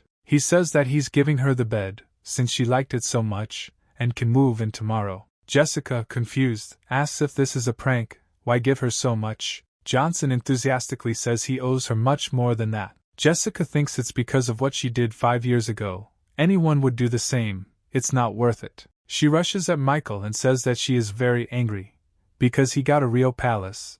This time even he is in shock. She would really like to live with him. There are so many rooms here. She won't have to share a bed with Sarah. Mike leaves, and Jessica thinks that if he treats her like that just out of gratitude, then nothing will work out. The girl brings breakfast for Johnson and asks if he has prepared a gift for Sarah for tomorrow's birthday. Michael thinks about how quickly time has passed, says that he will come now and leaves. Johnson meets with Leslie to hand over the most precious pills. Michael hands over the pills, but the soldier takes them for breakfast. He says in surprise that these are the promised pills. Leslie is shocked that such value is stored in a bag. He takes them and presses them to himself. The commando orders to strengthen the protection of the car, and the soldier says that it is already safe there, and Leslie explains that he does not understand the importance of the pills. Michael calmly says that they shouldn't worry so much. If something happens to them, they can still turn to him. Leslie is glad to hear this. He says that his commander will protect Johnson, no matter what trap they prepare for him at the Battle of the Masters. A tea house. Master Rhea is in it. Burke and Spencer are sitting in front of him. Burke is very nervous from understanding Rio's superior strength. Because he is one of the top 400 best warriors, he will not reach such a level. He has been the head of the province for the last 10 years, and he is also the vice president of the Martial Arts Association. Many dream of becoming a part of it. The master asks why don't they have tea, since he was invited here. They deeply respect Rio and give him a gift in the form of an item, a link to the world of martial arts, which should help him. The master is glad to receive such a generous gift, the 1,000-year-old spirit, but considers it expensive, but his interlocutors insist. Rio says that Burke can apply to the Martial Arts Association for 2 more years, and Burke thanks him. Spencer asks the master what he thinks about tomorrow's fight with the boy Johnson. Rio replies that this is just a boy and asks why he should be afraid.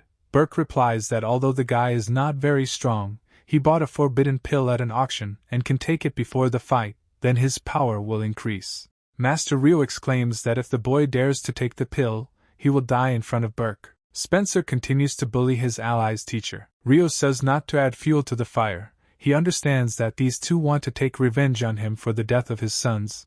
The master says that Johnson is the scum of the martial arts world. He promises that the guy will not be saved tomorrow.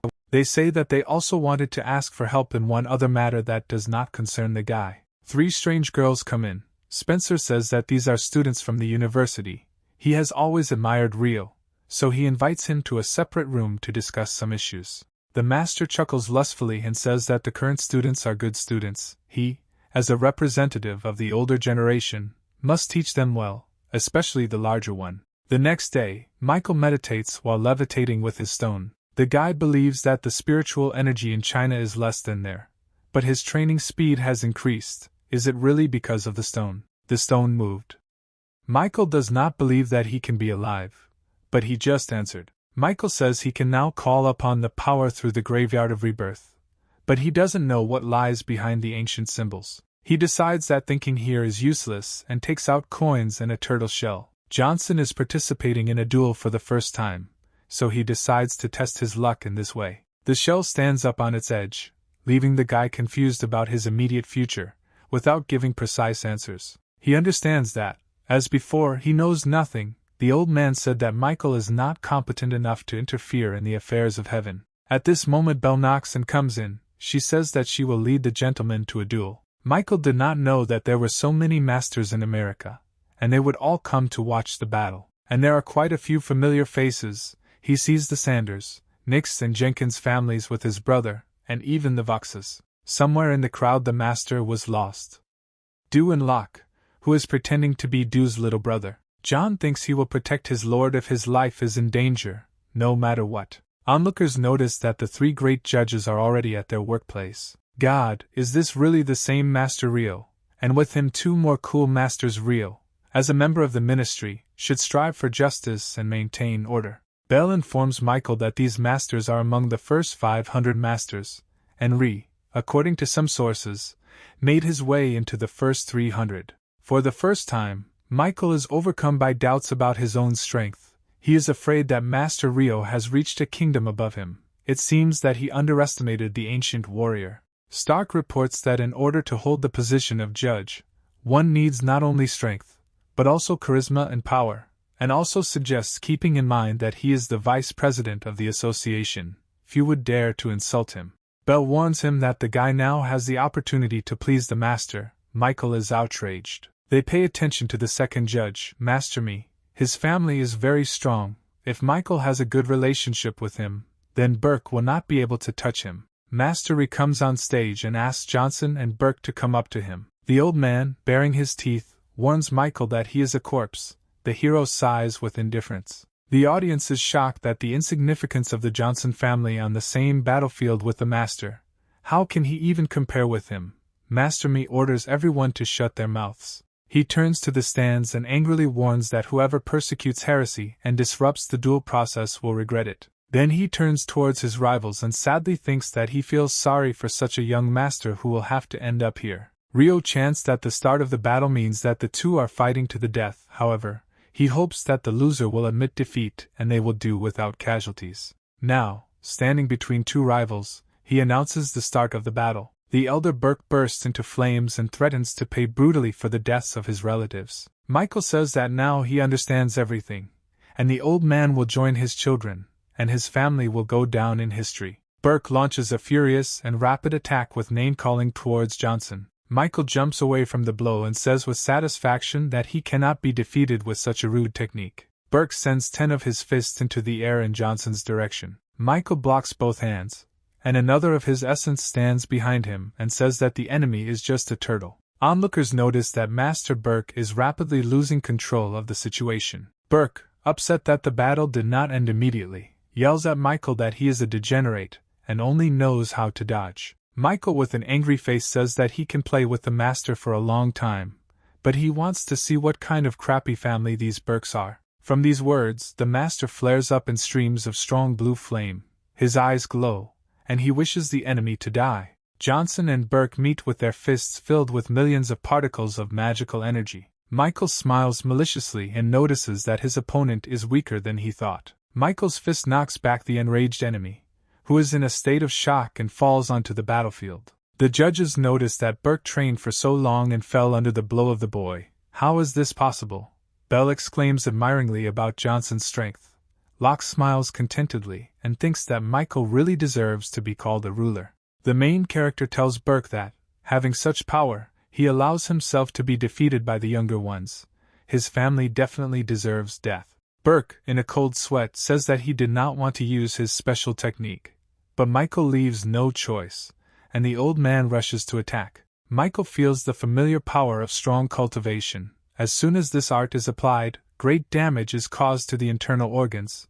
Now the guy understands why the old man was talking about retribution. The judges notice that a blow of such force is inevitable death. Burke flies at the guy. His force field creates the shape of a palm. Michael notices that this is not a technique, but a pathetic trick. The master crashes into Johnson, going deep into the ground with him.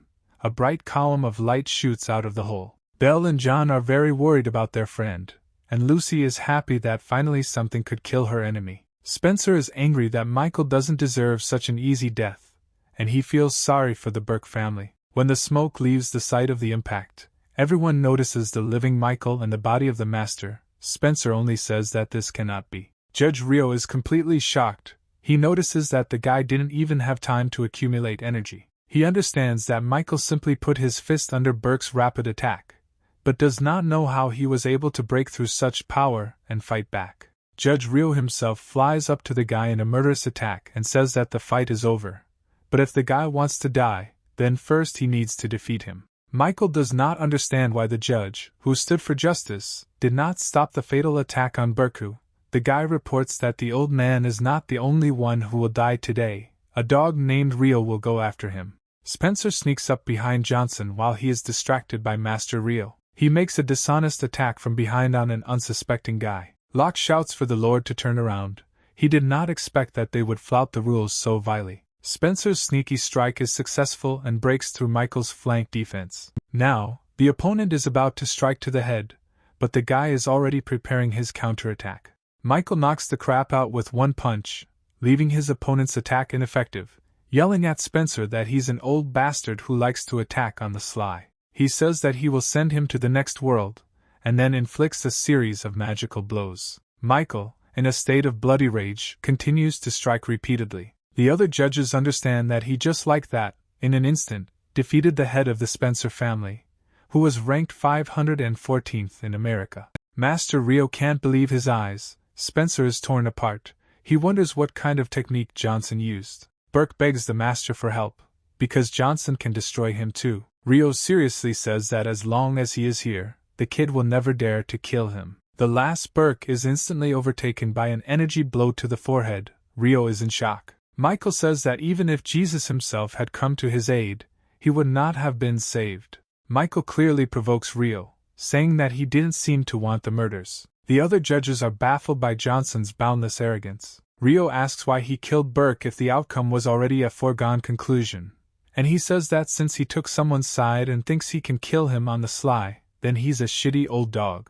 Master Rio blazes with multicolored flames and shouts in rage that the guy is tired of living. Michael says that only Rio will die today if, of course, he dares to challenge. All of Johnson's friends understand that the guy's words are deadly to himself, that you can't talk to Master Rio like that, and that Michael is no longer a tenant at all. The master concentrates a sea of energy in his palm. Michael notices that this one is smarter than the previous ones. Michael does not get lost and blazes with magic, concentrating all his energy. Master Mi stands in the middle of the two fighters. He orders them to stop. He resents Master Rio's ardor towards the younger master's threats. Rio sternly says that the guy kills everyone indiscriminately, and doesn't respect the judge. Shouldn't he take his life? The second judge explains that Michael acted within the rules. Spencer attacked on the sly. He broke the rules. He should have been killed. Mi, pointing at Rio, asks why he intervened in the battle, since he is quite capable of taking care of himself. Master Rio wonders if Mi really thinks that he can contradict him, and since he so wants to protect this child, then there will be a conversation with the president. He says that Johnson has nothing to do with the Mi family, and therefore he can calmly kill him. Is he sure that he still wants to protect him? Mi thinks about how best to get out of this situation. Michael calmly asks if he is finished. Master Mi asks Johnson if he would like to join the family. Rio stands in shock. The whole audience is delighted. No one understands how this happened, but it seems that there is a new addition to the Mi family. Lucy regrets that she missed that chance in the form of young Johnson. Rio shouts that accepting such a bloodthirsty killer into the family is a very reckless act. In his head, the master thinks that there is nothing he can do if Michael accepts the invitation. Johnson wonders who this member of the Me family is now, and whether anyone has messed up anything, leaving everyone in shock. Me hints that only this will save the guy's life, but he says that he doesn't need to be saved. Michael apologizes and arrogantly says that starting a family is not part of his plans while the gentleman with the last name Rio is still alive. Lucy calms down, and is glad that she still refused him then. You can't make a wall out of mud. Me sadly tells Johnson to take responsibility for his life now that he is ready. Me sadly says that, unfortunately, young people make mistakes. Rio angrily says that he has never seen such an arrogant person. Michael himself deprived himself of his chance of survival. Johnson says that his opponent is a fool, and thanks to me, he was able to live an extra couple of minutes. Leslie and John are shocked by what is happening in the arena and do not know what to do. Master Rio is full of rage and says that it will take no more than 3 blows to kill the boy. Michael calmly notices that the master has concentrated frantic energy between his fingers. The entire field is permeated with the destructive energy of Judge Rio. Michael thinks that his opponent really isn't as bad of a fighter as the other two. Johnson grins a terrifying smile and wants to feel the power of Rio, to find out who is in the top 400 masters. The judge notices that Rio uses the ancient technique of breathing 1,000 blades. Not everyone can do it, but Michael easily dodges the blows. Johnson considers this a good move, but since he is still alive, everything is not so successful. Michael launches a counterattack. Master Rio understands that there really is something in the guy. It is not surprising that Burke lost. Rio wraps his magic nets around Michael's knee and shouts that the bird will soon be in the cage. Rio is incredibly happy about the hit, but Johnson understands that all is not lost for him. The master delivers an unexpected blow. A beam of light is knocked out of the hero, throwing him upward. Rio is furious that this blow did not kill Michael on the spot. Anyone else would have already been torn in half. Me doubts that with Rio's enhanced technique the hero has any chance, since he is severely wounded, even if he is alive. Johnson thinks that although he has an advantage in cultivation, it is still difficult to face such a strong warrior in such an intense battle. Michael takes out the crystal with the Rebirth cemetery, and says that this is all that remains. Black power envelopes Michael, and Master Rio understands that he must act faster. Unexpectedly, Michael finds himself in a Rebirth cemetery inside a crystal. The spirit of Claude Crank, whom the hero wanted to summon, flies out of the grave. He is interested in how he took possession of the cemetery at such a low level. Michael wonders if it is really Claude and thinks that he feels insignificant in comparison with him. Crank understands that Johnson thought that 100 warriors were buried here, but among them only 1 remained. The spirit wonders if he is better than those who could have been in his place. Michael does not understand what this guy is talking about. Claude decides to give Michael as much knowledge as he wants. Since the guy was able to subjugate the cemetery of Rebirth, his inheritance will not sink into oblivion, and the aura of the outside world is too weak and his presence here is too limited. Johnson again finds himself on the battlefield, where Master Rio flies towards him in a swift attack. Michael laughs at Rio, calling him a non-entity, and creates some kind of shield with his fingers. The Master does not understand how Johnson was able to stop his blow with all his might with 1 finger. Rio flies away from the protagonist, the last of the strength knocked out by young Johnson oozing from his body. A moment later, Michael stands over the body of his opponent, who raises his head and is indignant that the guy did the impossible and does not understand how he did it. Johnson explains to his opponent that he noticed that the master could not control himself in moments of rage, and the guy himself simply followed his own technique and caused Rio's true energy to dissipate. Michael raises his fist filled with power and proclaims that now it's time to end it all. Master Rio, in tears, does not understand how someone can use their magical energy to such an extent. The judges are shocked. They wonder what kind of deity this guy is and who can even concentrate true power in this way. The master thinks that the gap between him and the guy is like between a mountain and sand. He really doesn't want to die. Rio begins to beg the guy to save his life, says that the devil has misled him, he was mistaken and is even ready to become his slave. Michael, not allowing the master to finish, erases him from the face of the earth. Now in its place is a pillar of blue glow, going far upward. Johnson looks at the pillar with a deadly gaze and says that such a nonentity is not worthy to become his slave. The public does not believe what happened, Everyone sits in a cold sweat and shouts questions to which they already know the answers. They simply do not want to admit it. Nix Jr. asks his father why they didn't know about the existence of such a guy before and says that he had the feeling that he was not human. His father completely agrees with him. Locke does not know how the master managed to reach such a level. He believes that Johnson should be included in the history of American martial arts. John decides that he must keep up with the master, be a match for him. The third judge asks the second if Michael is really an ancient warrior, since he feels that something is wrong. And me tells him that it looks like Johnson really is not so simple. Apparently he is a cultivator. The master reports that he has heard of such things, but does not understand how this can be. He wonders whether cultivators who destroy heaven and earth even exist. Me notes that Johnson has made too much noise, and if this becomes known, he will become an enemy to the entire martial arts world. He says that the big players will not tolerate force that does not obey the laws. According to this, a strong man from the association should have watched the battle from the shadows. If he left the battlefield, the news would spread, and the entire power would turn against Johnson. This man in the crowd says that Michael will die for killing the vice president of the Martial Arts Association. The main character notices this man and asks his strength, Claude, if he is an accomplice. This is Master Rio. That guy realizes that he was noticed and wants to run away, but Michael is already directing a powerful stream of his magical energy at him. He falls dead, and people around ask what happened and why the man vomited blood. Johnson stands on the battlefield with the spirit of Claude, who ecstatically states that he was able to kill a man thousands of miles away. There is nothing wrong with killing. Michael is worried that his friend is causing a lot of problems, and now they have become a target for some people, to which Crunk asks permission to change the memories of these people. Johnson is shocked that this is possible. Claude informs him that he needs to use true force to delve into the brains of everyone present. The spirit says that there will still be someone who will follow them and ruin everything for everyone, but the memory still needs to be changed, and the guy himself now needs to improve in order to quickly see the power of the second tombstone. Johnson allows Crank to do whatever he wants with everyone, but not touch Locke, and his spirit warns him that there is one person who worries him, and after everything he wants to talk to him. Claude, with the help of Michael's body, sends a beam of light into the heads of everyone present. John does not understand what is happening around him. In addition to Locke, the beam also does not hit the head of Master Me, who, looking around, also does not understand what is happening. The spirit of Crank stands before the Master and tells him that for him there is a choice, devotion or Claude.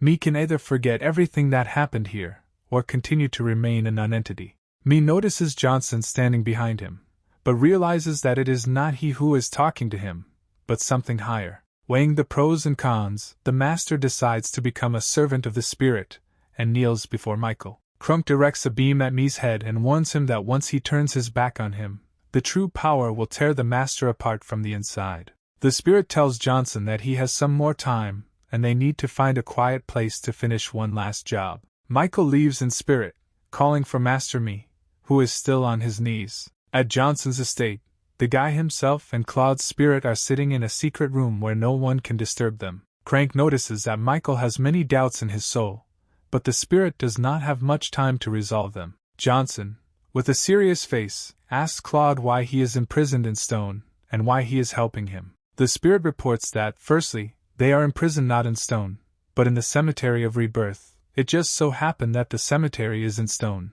and secondly, the cemetery chose Michael, and now he is the Master of Rebirth who rules the world.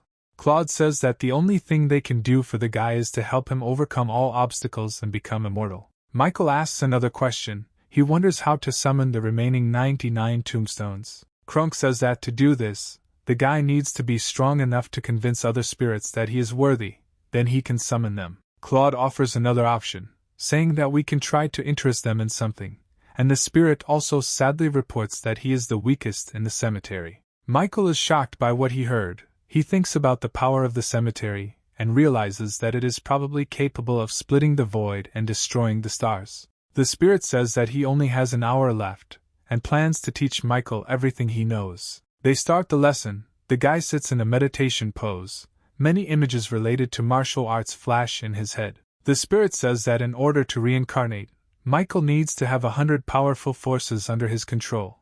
He wants to convey his experience to the world and asks to call him a teacher. Claude complains that he doesn't like this life, but really hopes that he and Johnson will meet again, after which the teacher disappears. The main character's head is filled with various thoughts that he cannot understand. He understands that he has reached the 9th level of the Kingdom of Enlightenment, notices that the power is not released, but only intensifies. The guy is happy that he was able to improve in this way. Michael throws his arms up, his power shaking everything around him. He screams about the kingdom of movement that he was able to enter. People on the street think there has been an earthquake. They even want to call the police. Johnson feels like a Superman. He can now crush anyone, and more importantly, he sensed the appearance of a new grave in the Rebirth cemetery, and if he becomes stronger, he will be able to summon it. Then the guy's phone rings. It turns out to be Jessica. She asks where Michael is now. He says that he's at home. The girl, in a panic, reports that she is about to have enough convulsions,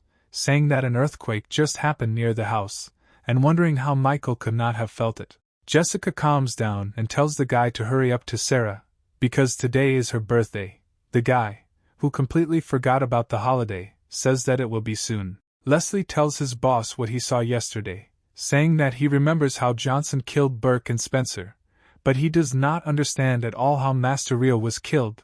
The guy himself only saw his torn body. The boss considers this circumstance very strange and asks for a more detailed story, and is also surprised at the power of the main character. Clinton tries to remember, but realizes that his memories seem to be blocked and impossible to respond. Only vague outlines appear. The boss understands that we are talking about erasing memory. He flies up from his place in shock, shouting something about psychics. He asks his subordinate if he was wearing these clothes yesterday, and having received a positive answer, he orders Leslie to quickly take off his pants. He says that he is not like that, but the boss stops his stupid thoughts, saying that he needs a belt that contains a video recording device. Clinton, connecting this complex device to a computer, admired the genius of his boss. They look at the recording. The boss, seeing Michael's abilities, says that he is simply not a person. He is scared from the understanding that only the first 50 masters are capable of this. He thinks about the fact that Johnson is only a little over 20. The first 50 masters, old men who devoted their entire lives to their strength. These are two completely different ideas that do not fit together in the man's head. Leslie informs the boss that, judging by this recording, their Order of the Dragon is unlikely to be able to resist the powerful Johnson. The boss warns Clinton that he should not tell anyone what he just saw, and if the guy spills the beans, he himself will accuse him of treason. The warden also realizes that anyone who witnessed yesterday's massacre could have had a similar recording device, so he instructs Leslie to check everyone and get rid of all recordings using any means necessary. He also orders a plane to be prepared for him. He immediately flies to an unknown high-ranking gentleman in another city. Jessica is at the Walsh house for a birthday party and notices influential people everywhere that she had previously only seen on TV. Sarah angrily asks her friend where Michael is. She replies that she just talked to him. He will be there soon. The birthday girl is unhappy, since the guy did not come himself and he had to be reminded about the holiday. The girl's mother intervenes in the conversation, saying that an important guest has arrived, and they should personally greet him and get to know him better. This guest turns out to be martial arts master Nick Board from the family of Sarah's future husband. Megan tells her daughter that their family really needs the protection of some strong master, and Nick is just one of those. He is in the top 600 in America. The Walshes express that they are very glad that such a gentleman has come. He says that he is sorry that his young master could not be present in person and invites Sarah to meet him at their house after the banquet. The girl politely refuses the invitation, citing numerous concerns, and offers to reschedule the meeting for another time. All the guests are shocked by the younger Walsh's refusal, because their contracted marriage with Board has not yet taken place, and there is no need to irritate a wealthy and influential family. Megan tries to tell everyone that her daughter was just joking, but Sarah persistently tells her mother that she will not be in this house for long, and will never be Derek Board's wife. The master understands that his master will not accept refusal, and therefore, the consequences will not be long in coming. Master Me appears at the party, telling Nick that he has great power. Megan is shocked by his arrival, because he refused the invitation. He says with a smile that he is glad to be here and congratulates the young girl on her birthday. All the guests are confused, since the Mi family usually does not interact with other families. Someone asks the question why he came then. Mi speaks out that it is better for Sarah not to stay in this province for a long time, to which Nick reacts sharply, saying that in fact Walsh will soon join the Board family. The master asks Nick not to rush to conclusions, but he thinks that Mi is too arrogant. His family is no longer as powerful as 10 centuries ago. Mi says that he understands that the Board family is grander than his family, but in this house he is the representative, and Nick is just the Board dog. Nick furiously directs his energy at the other master, but Mi stops the attack. The attacker decides to simply walk away from this conversation, saying that they will meet again. Megan approaches the master and asks him what's wrong with Johnson, because Mi is the judge of yesterday's duel. Sarah runs up to her mother and asks what kind of duel this is, and she replies that Michael himself is to blame. He accepted Burke's challenge and paid for it. The young girl is very worried about her friend and asks the master if he is alive. Then, to her relief, the guy himself appears and wonders why people are already talking about him, since he just came in. Megan can't believe his eyes, seeing Johnson alive and unharmed, because 2 great ancient warriors had a grudge against him.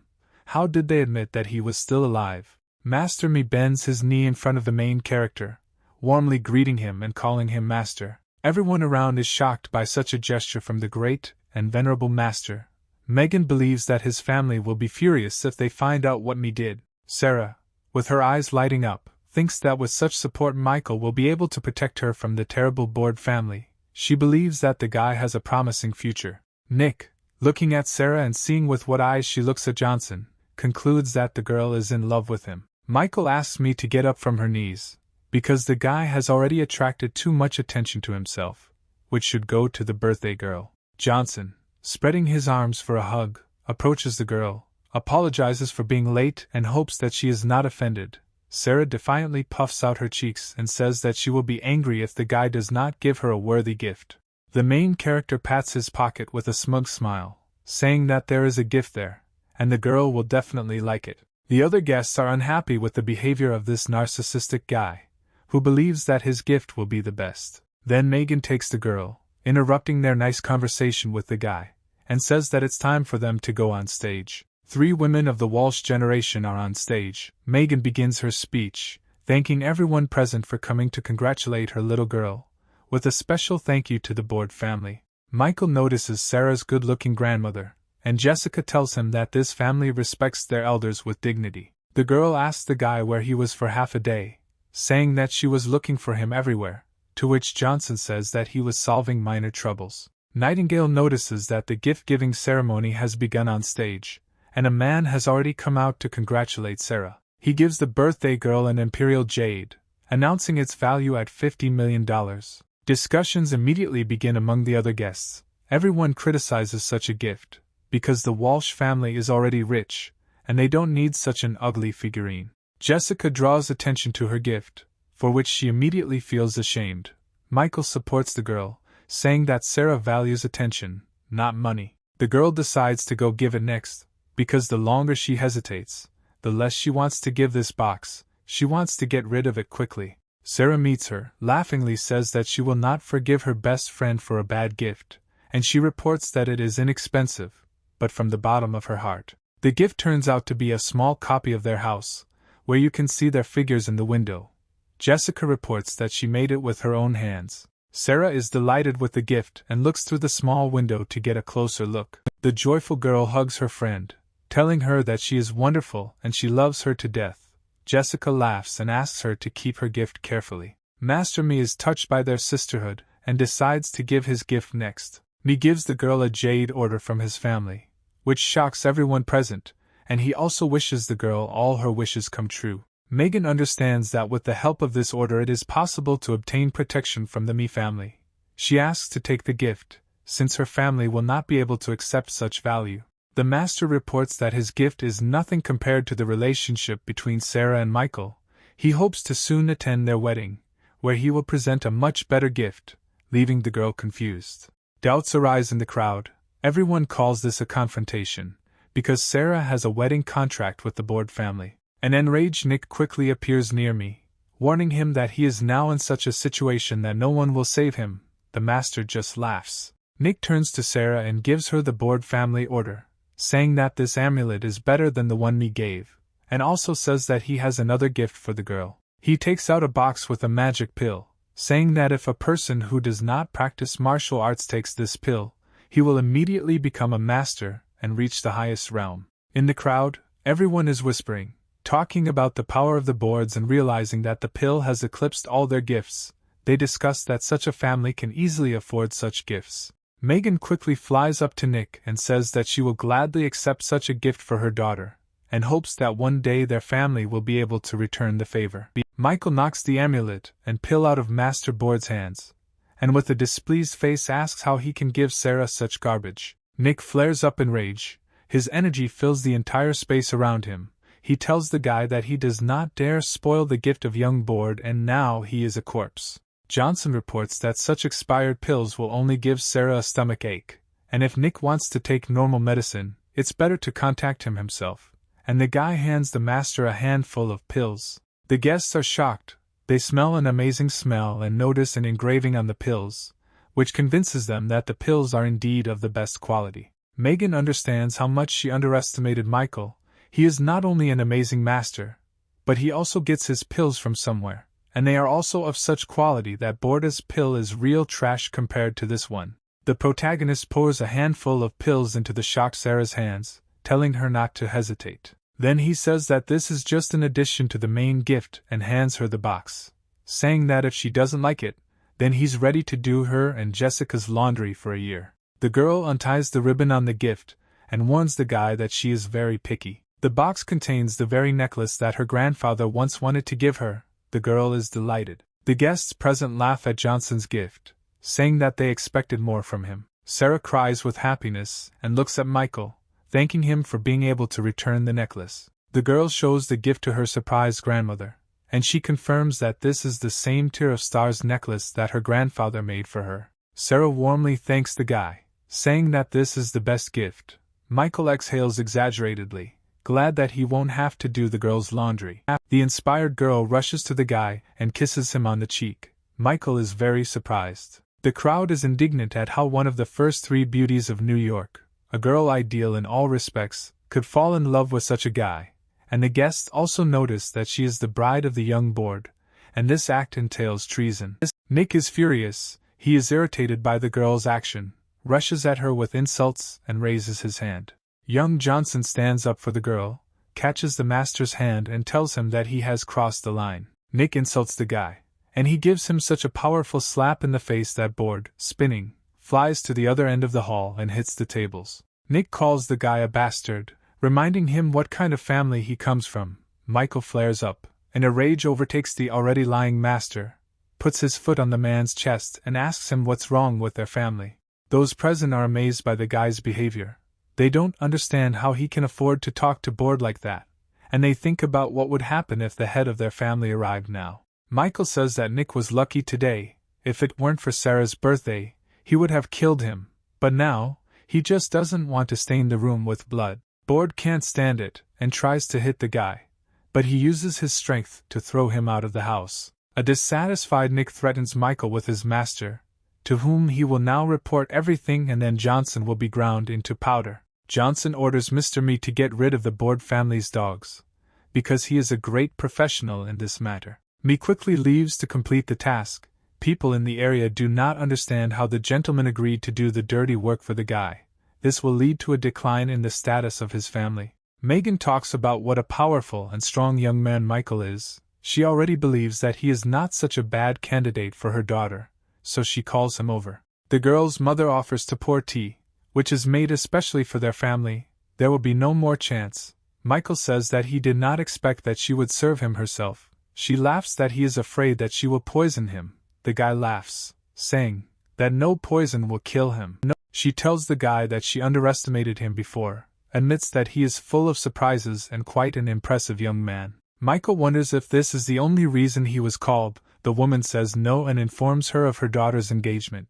Johnson asks in surprise why he hasn't heard this before. Megan says that the engagement was planned a long time ago, but it was necessary because their family is strong only from the economic side and they need the support of martial artists. The mother continues, saying that they have several masters, but this is not enough. Sarah's father talked to many families, but only the boards agreed this is their last hope. She admits that the guy has a reason to hate her, but asks him to understand that everything she did was to protect the family, then suggests the guy give up her daughter, since the boards will take revenge. Megan also warns the guy that revenge awaits him from the boards in any case. Help can only be expected from the Nixes and me. She sincerely repents of past mistakes, and asks the guy to go somewhere far away before the boards find out about him, saying that this is the only way to stay alive. Johnson, with an indignant face, asks if the board family is really so powerful, if he is stronger than the Martial Arts Association. Megan explains to the guy that these are two completely different concepts that cannot be compared, but as far as influence is concerned, the association is much more powerful than the boards. Michael thanks Walsh for the information and leaves. She offers to give him a private jet. Johnson says that no one will force him to kneel, and since the board family hurt him, he sees nothing wrong with getting rid of her once and for all. The main character, sitting at home, realizes that he has been too tired lately and decides to get some sleep today. Then Jessica comes to him, who says that Sarah will not come to spend the night today. The girl wants to discuss what happened with the guy. Nightingale asks what Michael thought of Walsh's kiss, and the guy, breaking out in a cold sweat, says that it wasn't that bad, then quickly corrects himself and says that it wasn't anything special. Jessica kisses Johnson sharply on the lips and asks if she's better than Sarah. Michael replies that he cannot judge fairly, since the girls kissed him in different places, and invite Jessica to kiss him on the cheek. The girl gets angry, attacks the guy and demands to answer her question, to which he says that of course she is. Michael realizes that praising another girl in front of Jessica would be too stupid. Nightingale laughs. She tells the guy that she doesn't know whether he's deceiving her or not, but she decided to conquer him today. The guy turns the girl over, saying that he won't let her tower over him. Then his phone rings, which he instantly burns through with his power. The guy is very dissatisfied that someone dared to interrupt them. He, very excited, invites the girl to continue what she started. At this moment, the second phone rings.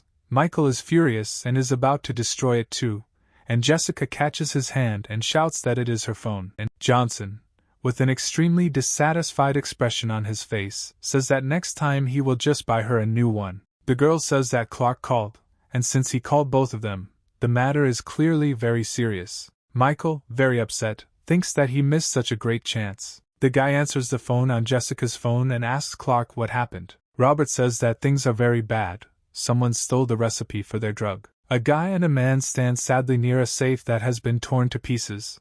Michael demands an explanation. Robert says that around 8 o'clock in the evening, a group of men broke into the company building, killed several bodyguards, and stole the recipe and other important resources. Johnson thinks that no one could destroy the safe, because he sealed it himself, which means it was broken into with a fake key. Michael concludes that these are not ordinary robbers, because the bodyguards are Locke's subordinates. They are professionals who fought side by side with the governor. Why did they die so easily? Clark asks to punish him for losing the recipe, because the mole in the company was his subordinate, but Johnson says that it doesn't matter anymore. Now is not the time to shift the blame to others. He invites Robert to go check on the victims. Michael, when examining the bodies, notices that they were all tortured before death, and especially cruelly. Clark asks what to do with the stolen recipe. Johnson says that he can always write a new one, but people's lives cannot be returned. The guy asks if they checked the recordings from the cameras. Clark says that they were disabled, but people are trying to restore the data. Michael suggests looking for clues in other places, and also tells Robert to transfer 10 million each to the families of the victims. Clark notes that Johnson truly values every person in his company. Michael notices that one of the dead has a fist clenched. He bends down to unclench it. The guy takes out the family coat of arms. He realizes that before his death, Locke's people left them a clue. Someone calls Leslie. He picks up and asks where they got his number, but it turns out to be Johnson. He says that he borrowed Clark's phone to call. The guy sends a photo of the family coat of arms and asks for help in identifying it. Clinton recognizes this as the coat of arms of Akita. Michael asks again in confusion. Leslie reports that Akita is a foreign mafia organization. They even tried to penetrate America. The head of the mafia is named Alex Bay. He himself claims to be immortal and has 100,000 students. In his native country, Everyone reveres him like a god in the flesh. Clinton reports that he has already dealt with them. They were able to drive them away. But then they lost 7 people. Members of the Mafia are not to be joked with. And recently information has appeared about a group of foreigners. Probably this is Akita. Leslie knows that they are staying at the same hotel. Michael asks to send him the address of this place. Leslie immediately agrees. Clark asks if Johnson is going to Akita. He says that they could live happily in their own country. But since they decided to come all this way to get here, then he will send them to hell at his own expense. The members of Akita discuss among themselves the results of the previous operation. Each takes his place. Only the mole stands in the middle of the hall. The big guy says that he didn't think that the operation could be so successful, as if God had helped. The second one notes that God only helps the simple. Alex Bay helps them. The trader is interested in what will happen to him, and their agreement. They say that they will definitely transfer money to his Japanese account, and also make citizenship for him. He asks to receive part of the money now, because he urgently needs to fly away, since he betrayed the Tasen Group. The goon knocks the spy to the floor and asks who he thinks he is and does he really think they're lying. Ambal says that they still won't give him money, but he has made a huge contribution to the future of the nation. He believes that there is no longer any point in leaving him alive, and therefore it is time to finally deal with him, and he begs to be left alive. The giant says that Americans are pathetic and deserve to die. Michael appears and says that the man who kneels is pathetic. America has nothing to do with it. He also says with a smug smile that these guys aren't worth even insects. The Mafia is shocked that this guy climbed onto the 18th floor through the window. A former company employee asks Johnson to save him, and quickly. The elder orders Michael's limbs to be cut off and brought to him. The whole gang rushes forward. Michael teleports behind the leader and suddenly asks who is in charge. The big guy tenses up, and Johnson says that it doesn't matter, because they're all going to die today anyway. Michael grabs the giant by the teeth and says that he seems to think he's tough but he's just a fat guy, and then rips out all of his top teeth. The smarter representative of the Mafia says to be careful, because this Brad is a martial artist. Johnson effortlessly grabs the prone leader and throws him into the rest of the crowd of thugs, sending them flying far away. Another guy frantically thinks about how the guy threw a 300-kilogram carcass with one hand, and then admires the power of his opponent. He watches the intense beating of his teammates, and continues to admire the skill of his enemy. He has never had the opportunity to meet such in America. Extremely bold, he says that he is one of the owners of the ancient art of using the sword in the Akita style, and he will condescend to take his life. Michael grins angrily and orders him to shut up, and also wonders if he killed his people and then stole the recipe. The killer says that he killed another, but he will not allow them to meet, and Michael has already managed to bend his hefty forelock with his air attack. Johnson recommends that the thug call his men's killer now or else he will experience every level of pain a person can feel. But the guy only says that he was only hit because he wasn't expecting it. He exclaims that you can't touch his hair. He orders you to stop and says that he's generally an ambassador. People like him shouldn't be touched. Michael quickly pulls out the bandit's hefty hairstyle, and he screams heartrendingly in response. Another murderer arrives. He wonders why it's so noisy here. The previous bandit asks to save him, and Michael realizes that this is the same man who dealt with his people. The maniac, with an evil smile, realizes that Johnson is here and says that it was he who really killed them, and he also asks Michael to tell him something interesting about himself. He says that Johnson's people were silent, and because he wanted to play origami, so he folded and broke their bones. It's a pity, but no one said anything. The psycho says that they protected Michael, and he came himself. It's hilarious. Michael is silently furious. He lets go of the bandit's hair and slowly heads towards the madman. The thug is glad that a leader has come. Now the American is done for. Because he is a giant with 240 centimeters tall, he has the strength and speed of a monster that contradicts his huge body. He can tear apart iron with his bare hands. He is a savage. He is a killing machine. The bandit continues to praise his leader as Michael begins the brutal execution. Michael says that centimeter by centimeter will break his bones, says that he drank radioactive waste, and then makes this tortured body rise. Then Johnson, with madness in his eyes, says that he also wants to try playing origami, but with him. Michael turns his opponent's bones into finely ground flour, the body looking like a bag of meat. The bandit with a bald head does not understand how this is possible.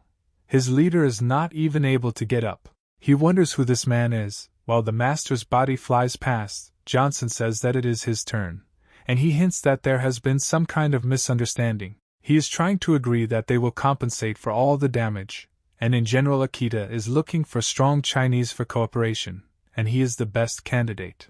Michael asks about compensation, he agrees, and Johnson says that he will pay with his life and completely burns his head out.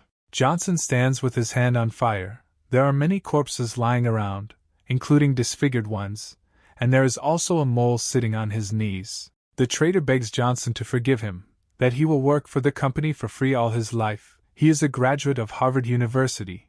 He will definitely be useful. He once again asks to be allowed to make amends. Michael kicks the rat in the stomach, knocking him away, and also asks how he plans to return people's lives, and he replies that there is no way. Johnson says that he will not kill him. He would rather bear the burden of the deaths of those people. He is one of the founders of the Tasen Group.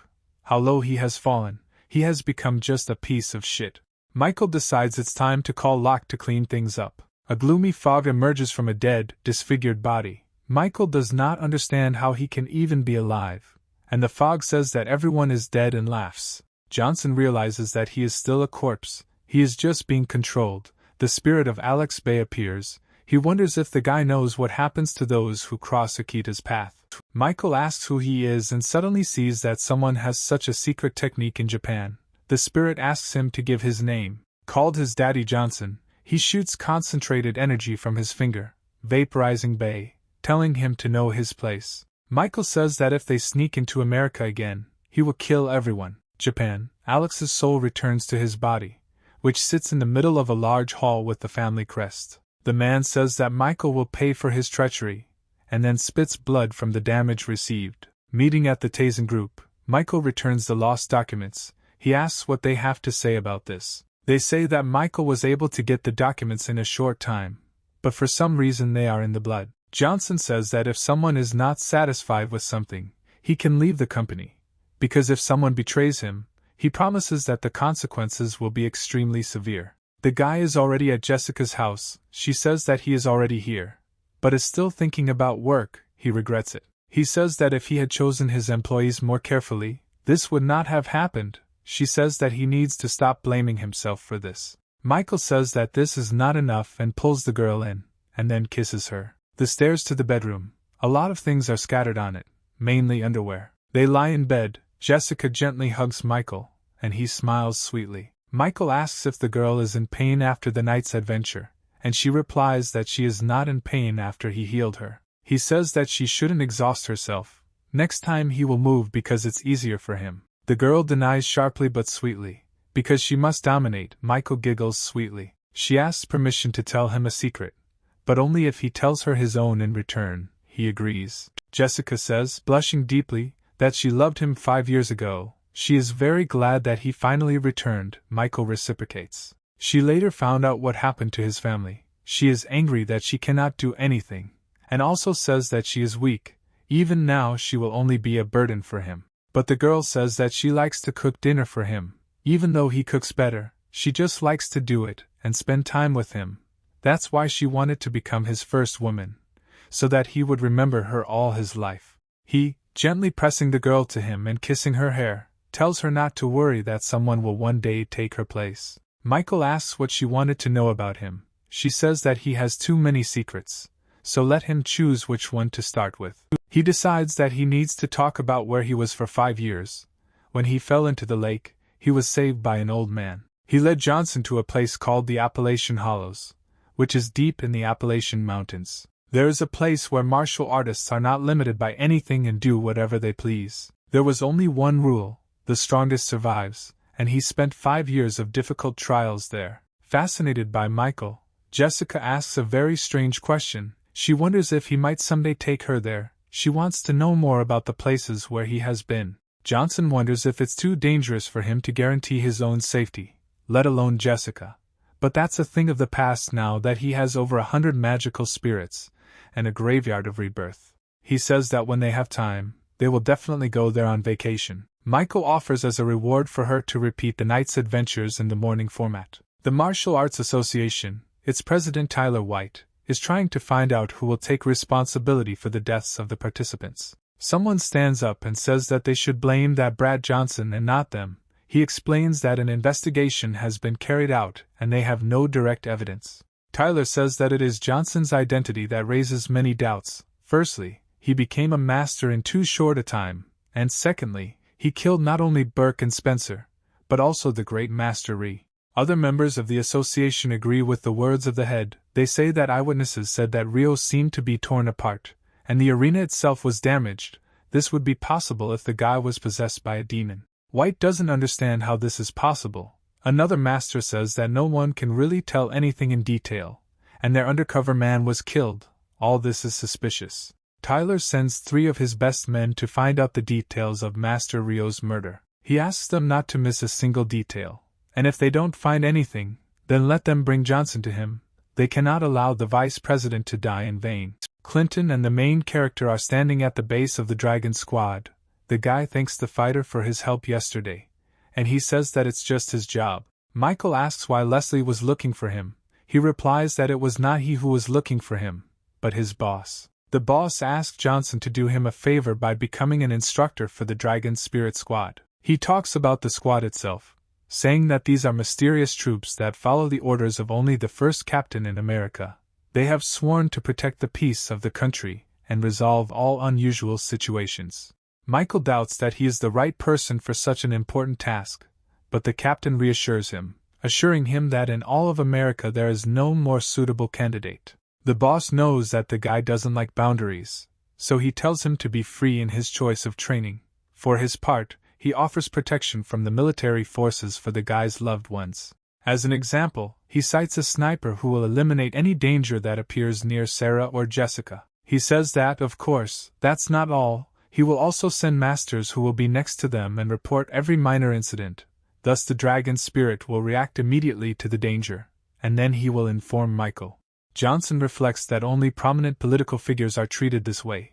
The guy thinks this offer is profitable. The boss understands that Michael has a lot of enemies, who, of course, are not dangerous for him, but for the girls they are very much so. The guy cannot always be near them, so they really need protection. Johnson asks what his responsibilities are. The captain explains that the guy himself chooses the training method. The longer he trains the fighters, the stronger they will be, and then the country itself will become stronger. Michael promises to justify the trust, saying that for each experience from one of his trainings, fighters will be able to kill 110 enemies on the battlefield. The boss thinks that the guy is greatly exaggerating, because training yourself and training others are completely different. The main character turns to the squad and says that he is now their instructor. The fighters are not happy with the decision of their boss. They consider themselves quite powerful, and do not understand who this guy is, what he thinks about himself, and why their boss is humiliated in front of him so much. They begin to protest, saying that they will not trust their lives to this arrogant brat. Michael, starting to stretch his hands, invites all those who are dissatisfied to a personal fight, saying that he is not against even a collective attack. The fighters call the guy too arrogant and are not going to stoop like that and attack him in a crowd. The boss notes that since Johnson says he is ready to fight, then they have nothing to fear. Let them fight. If someone defeats Michael, he will remove him from his position as an instructor. A confident fighter, he says that they will not humiliate themselves by attacking in a crowd, and to defeat the brat, he alone will be enough, and begins the attack. Michael tells the fighter to concentrate all his strength on the tips of his toes for more correct movements.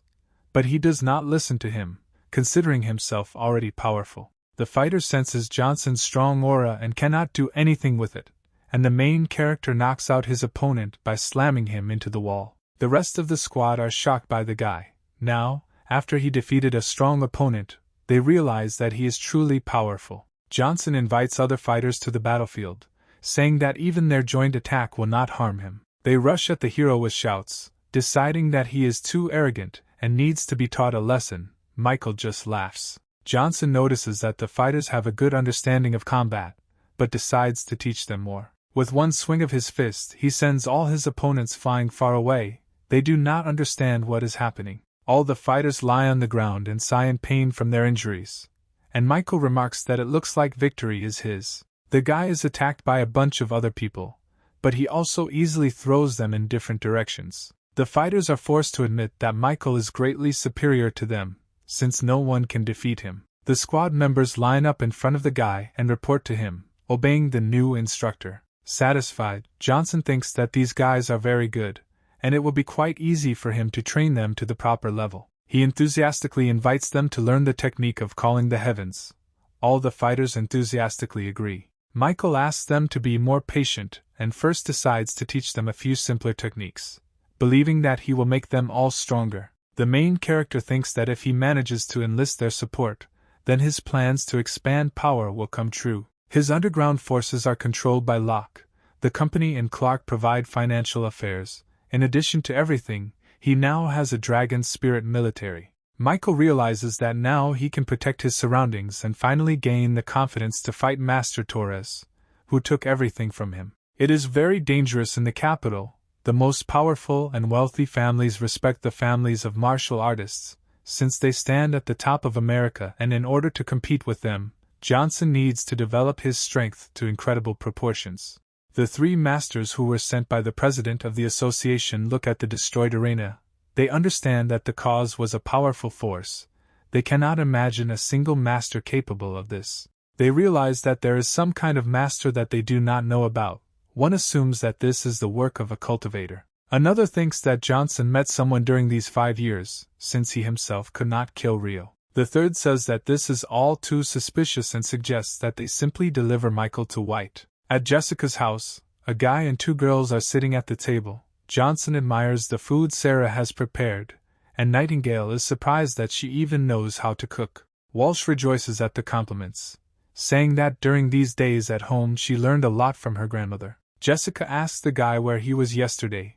He replies that he went to a base whose name he doesn't remember, and now he's going to see Link and invites her to go with him. The girl is happy about the invitation, but Sarah says that they were going to go shopping, so they are busy. Michael says goodbye to the girls and goes outside, where he notices a military vehicle and a man next to it. He greets the instructor and asks where the guy is going.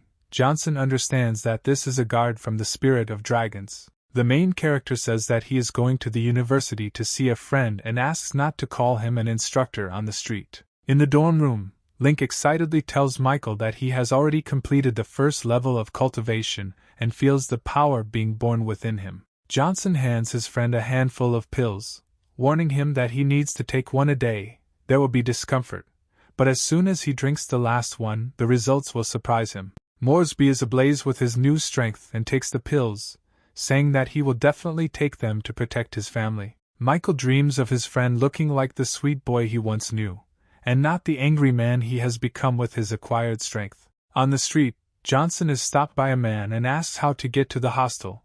The guy kindly explains, but feels something is wrong. Michael doesn't have time to ask the stranger what else he wanted, as the man is already flying at the guy in attack, with his arms outstretched. Johnson dodges the killing blow by jumping up and says that he is a shameless old man. The stranger asks the guy to answer one question, calling him an arrogant boy who doesn't know his place. He asks the main character what happened in the duel, how he was able to kill Master Rio. Michael realizes that this is a master from the Martial Arts Association and calls him rubbish. He is outraged. Johnson, with a malicious smile, notices that not only his interlocutor is rubbish, but everyone who works in the association is shouting at the guy. How dare he say that? The master says that he doesn't care about the truth, he will kill this bastard today, to which Johnson delivers his magic blow, blowing off his head. The main character calls his assistant, and orders him to quickly blow here to help remove the garbage. Suddenly, the phone of the murdered master rings.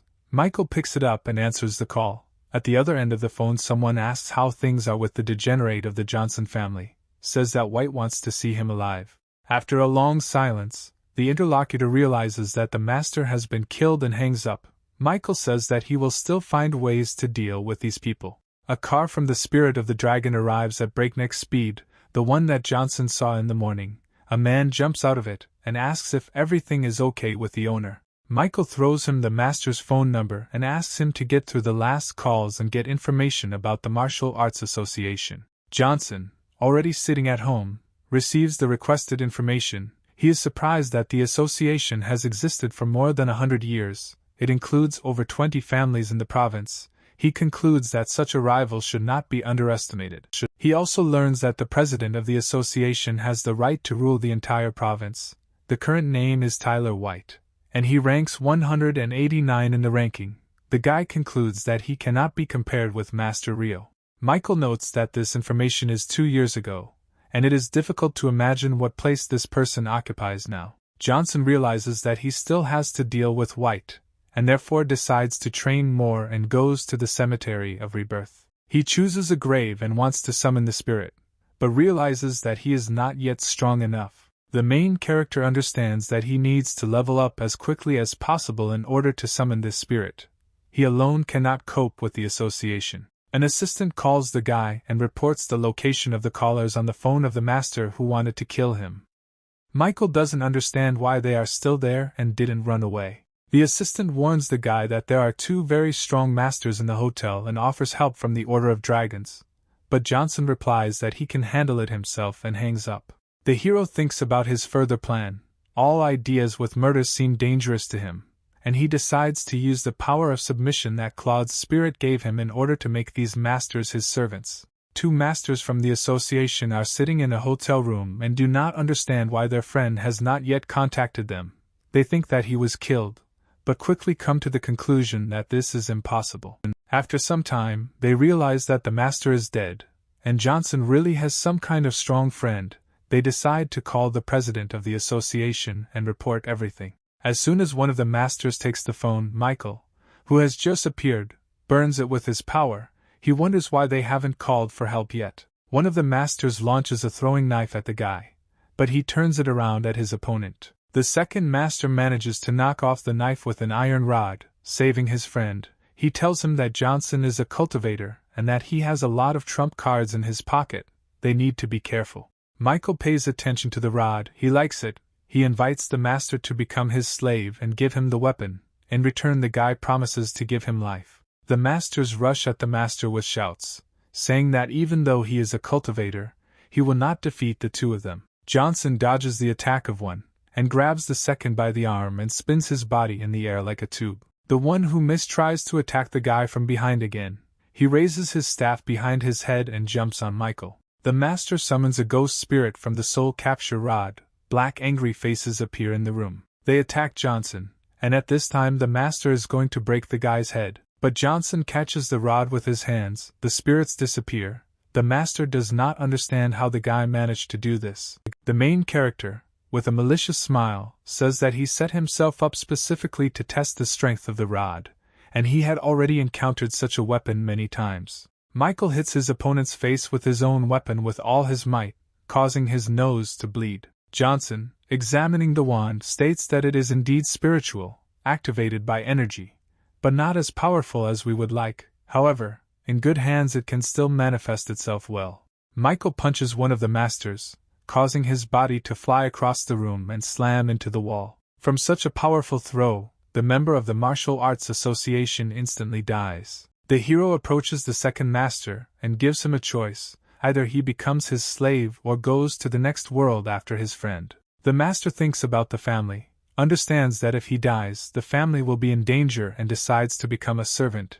He bows to Johnson and begs for mercy. Johnson says that the master made the right choice. He asks him to raise his head so that Michael can give him a drop of blood. The main character warns the slave that if he thinks about betrayal, he will instantly be incinerated. Wally F.A., who has submitted to Michael, says that he will do whatever he wants for his master. He feels Johnson's power and understands that he can get rid of him at any time. Michael needs that the association does not touch him for the next month.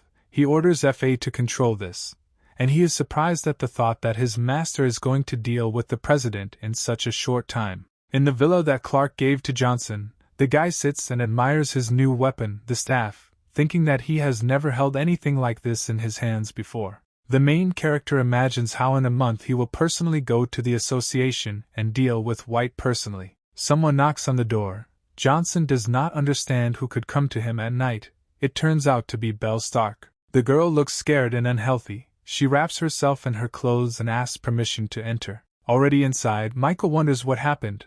Maybe something is wrong with the Stark family. The girl turns her back.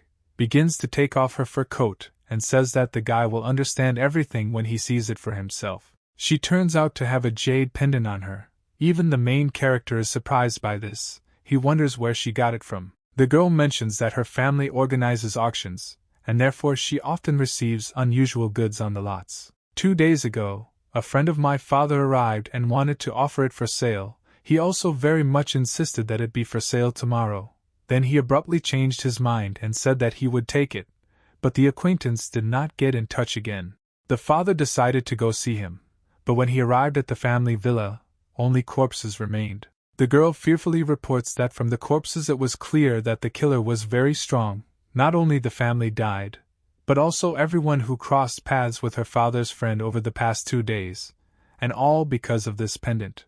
Clark is afraid that her family is not strong enough for this, and therefore asks to take care of this artifact, and if something happens to the family, it will go to him. Michael agrees that he will do everything to keep the pendant safe, and then asks what needs to be done. The girl quickly jumps up from the couch, getting dressed, and says that the guy can use him as he wants, and the Clark family flies out of town for a while. Belle says goodbye and says that this may be their last meeting, and Johnson tells her that they will meet soon. As soon as he closed the door, Sarah and Jessica called him from behind. The girls look extremely unhappy and ask him what kind of girl it was.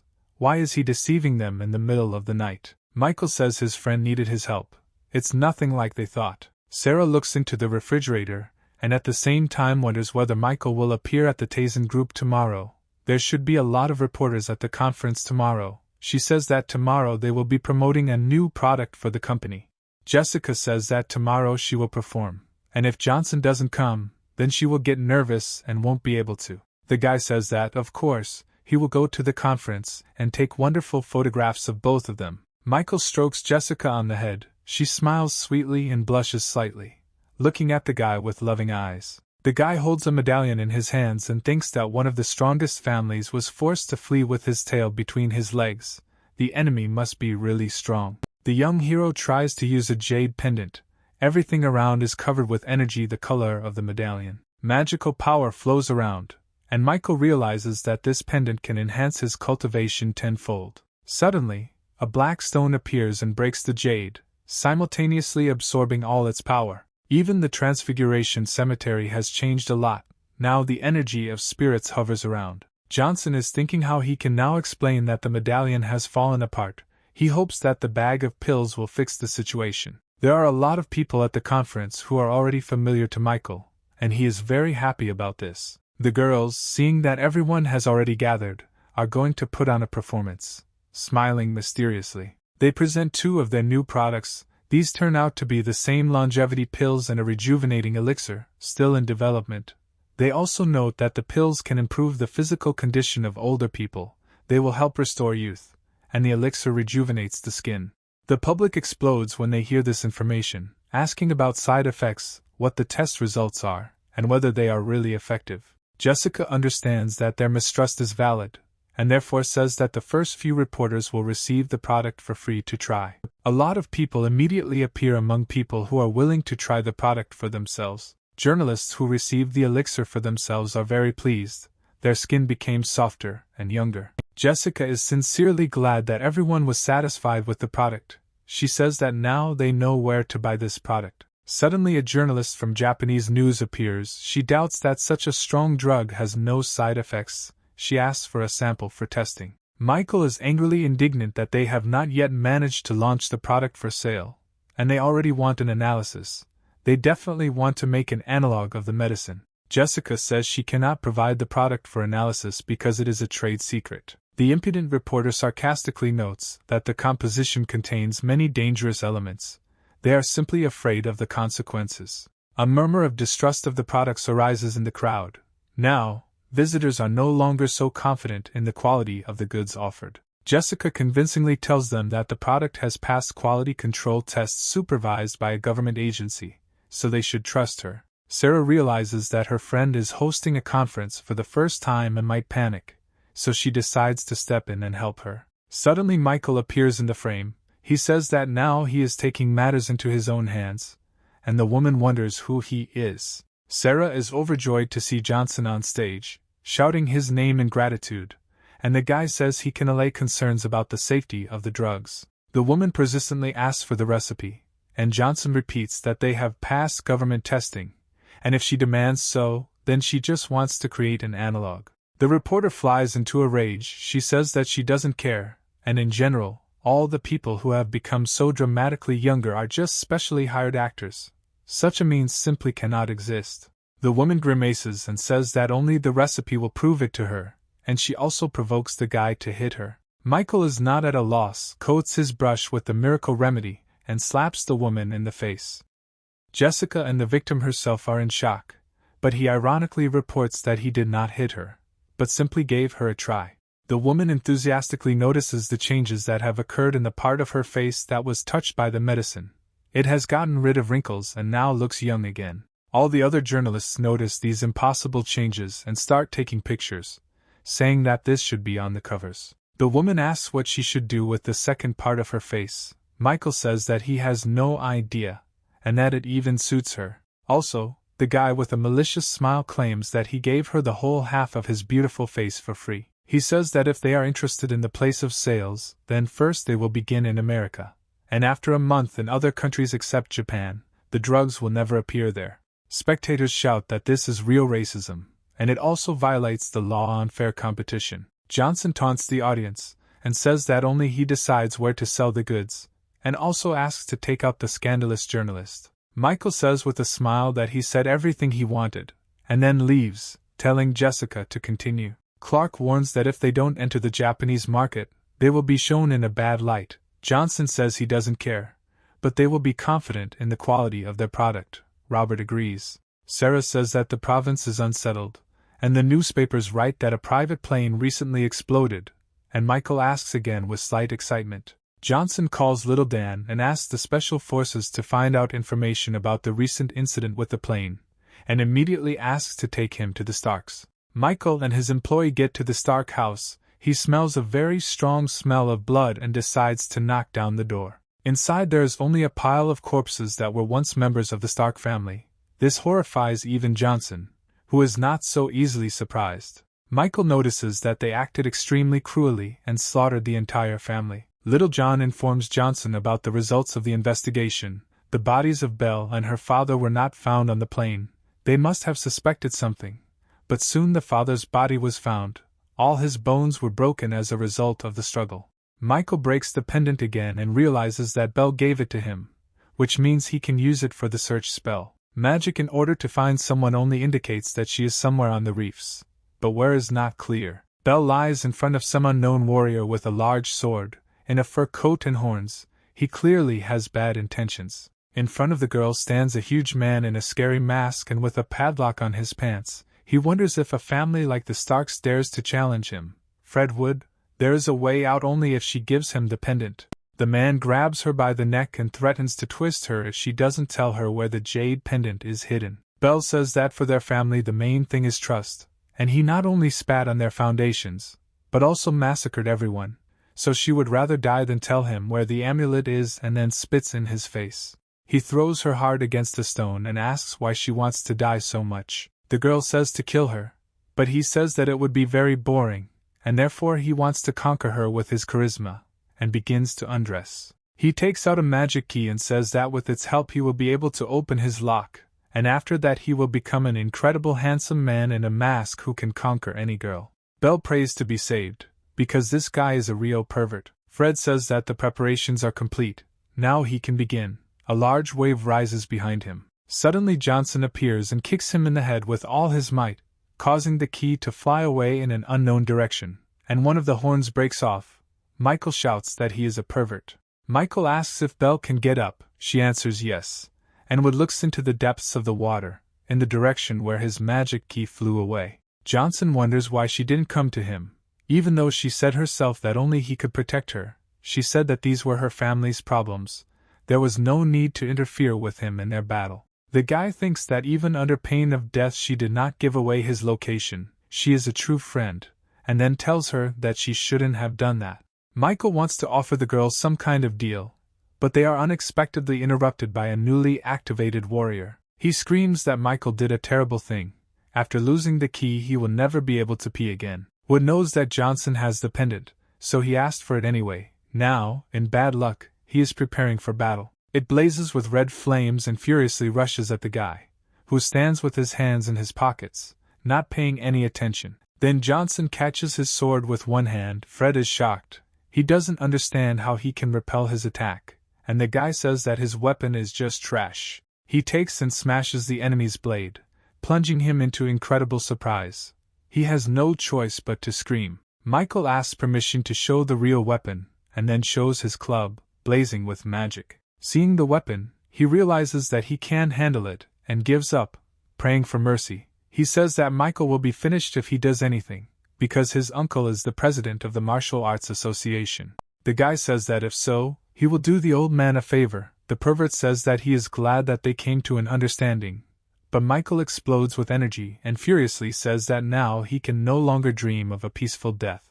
Johnson beats the Master of Arts, and says that he is strong enough, and he sobs, mentioning his uncle. He says that he will give the pendant to the guy if he pretends that he will forget everything. Michael asks again. He says that, however, he will pretend that nothing happened, and he will not tell his uncle. Johnson hits him in the face with a baton, crushing his mask, punching a hole in it. He says that if they kill him, then the guy obviously won't live. Michael asks how he plans to repay the lives of the people killed, and Fred says that he is completely different. He is more important. He is a martial arts genius. Johnson deals a crushing blow to the enemy, leaving only his panties with a zipper and a piece with a mask. He sends him to atone for his sins before the Stark family. The girl falls to her knees and says that it's all over now. She looks extremely broken. The guy asks what she will do, since her family is no more. She says that the president of the association will think that she killed his nephew. She will not live long. Then Michael says that he will take her with him. She will turn into a dragon spirit, and then they will find a new personality for her, which the association will never find. Meanwhile, Tasen Group products created a real sensation. As soon as the recording of the conference hit the internet, they have already earned 10 million, and profits are just beginning to grow at a breakneck pace. As a result, all the company's goods, to the last drop, were sold out in the near future. The Walsh house, Sarah's parents talk about the success of the company, that the Tasen Group has great potential. The father says that Megan seems to have lost the bet. She says that she has already come to terms with it. They praise Johnson in every possible way, thinking about what if it weren't for Board, but at that very moment he appears and asks. He grabs his father by the neck and says that they really decided to marry his bride to someone else, and he kept coming down from the mountains to meet her, and it was so difficult. The mother asks to stop, and the groom leaves the father and orders that they immediately call Sarah for him. Grandma appears. She wonders why there is so much noise around here, why everyone is quarreling. Her daughter supports her position that there is no need for arguments now. The guy pounces on the old lady and touches her forehead using some kind of black magic. He says that now she will slowly destroy herself until he lifts the spell. Now Sarah will want to return here more. Johnson Mansion. Sarah and Jessica lie on the bed exhausted, because they held many conferences and sales of company products. Michael asks them if they are so exhausted that they can't even pour themselves water. They ask if he really doesn't know, because they sold out of all the goods. The company is now in disarray, but they will soon get back to work. Johnson realizes how tired the girls are and offers them a drink of water. Holding the glass in his hand, the main character thinks that the medicine was prepared by the cultivator. It is obvious that it was all sold, but he does not understand what will happen next. He knows that the city is full of influential people. At first glance, Tyler White may seem to be the first person in the city, but more influential figures are hiding in the shadows. Sarah's father calls and tells her the sad news. Tears flow down the girl's cheeks. It is clear that she is in a panic. She runs away, apologizing and saying that she must return home immediately, leaving Jessica and Michael in disbelief. Johnson asks Nightingale what happened to her friend. She replies that she doesn't know. She didn't even take any things. Apparently something terrible happened. Jessica runs off after her friend. Michael wastes no time calling Locke, asking to find out what happened at the Walshes. John immediately tells him that his grandmother has been taken to the hospital. Locke also reports that Board has come down from the mountains, suggesting a connection. Michael concludes that the area is becoming crowded and is going to move to a larger place in the neighboring province, closer to John. Johnson thinks that he absorbed the black stone from the Jade Pendant. This should increase the speed of his cultivation, and also remembers that the reaction to the second tombstone was more powerful. According to his calculations, it will come into effect in a few days. Jessica returns out of breath and says that she did not catch up with Sarah, but on the way back Clark called her and said that they were opening a new branch of the Tasen Group in a neighboring province and invited her to become president there. Satisfied, Johnson tells the girl that he was just going there himself, invites the girl to go together, and he himself thinks that although there are black streaks, everything is going just fine. The next day, Michael comes out with his things. The guard asks where he is. Johnson briefly explains the situation. Little Dan delivers the guy to a luxurious villa. He invites him to come in, but the guard refuses, since he cannot be on this territory because of the order. Master Mi calls Michael and asks him to come to his house and meet the head, saying that the reception may not be the most cordial. Johnson realizes that Mi is in trouble. He remembers how the master supported him at Sarah's birthday, and decides to come immediately. Michael quickly gets to the indicated address and thinks that he could not imagine that the first person he would meet here would be the Mi family. The master warns the guy that his family has been negotiating with the Board family for several days. They will probably soon reach a critical point, so the head is not in the best mood. Johnson decides that since this is the state of affairs, he better meet him now, before he does anything. Mi says that there is still a chance to change everything. People from the association will arrive soon. They will help resolve all the issues, then the head will be calmer. Johnson walks confidently into the house, Master Mi nervously following behind him. The daughter of the head of the family, Maya Mi, and the head himself, Earl Mi, are awaiting an audience with the long-awaited guest. The girl is interested in the fact that the one to whom Uncle Sean swore allegiance must have a core, and this one does not look so serious at first glance. Michael greets the head of the family, but is not respectful enough, and therefore one of those close to him explodes and hits the table with his fist. He doesn't even bow, which is what he even allows himself to do. Johnson does not agree that he should treat him as his master, and if he dares to tell him again, he will break his arm. Sean asks another family member to calm down.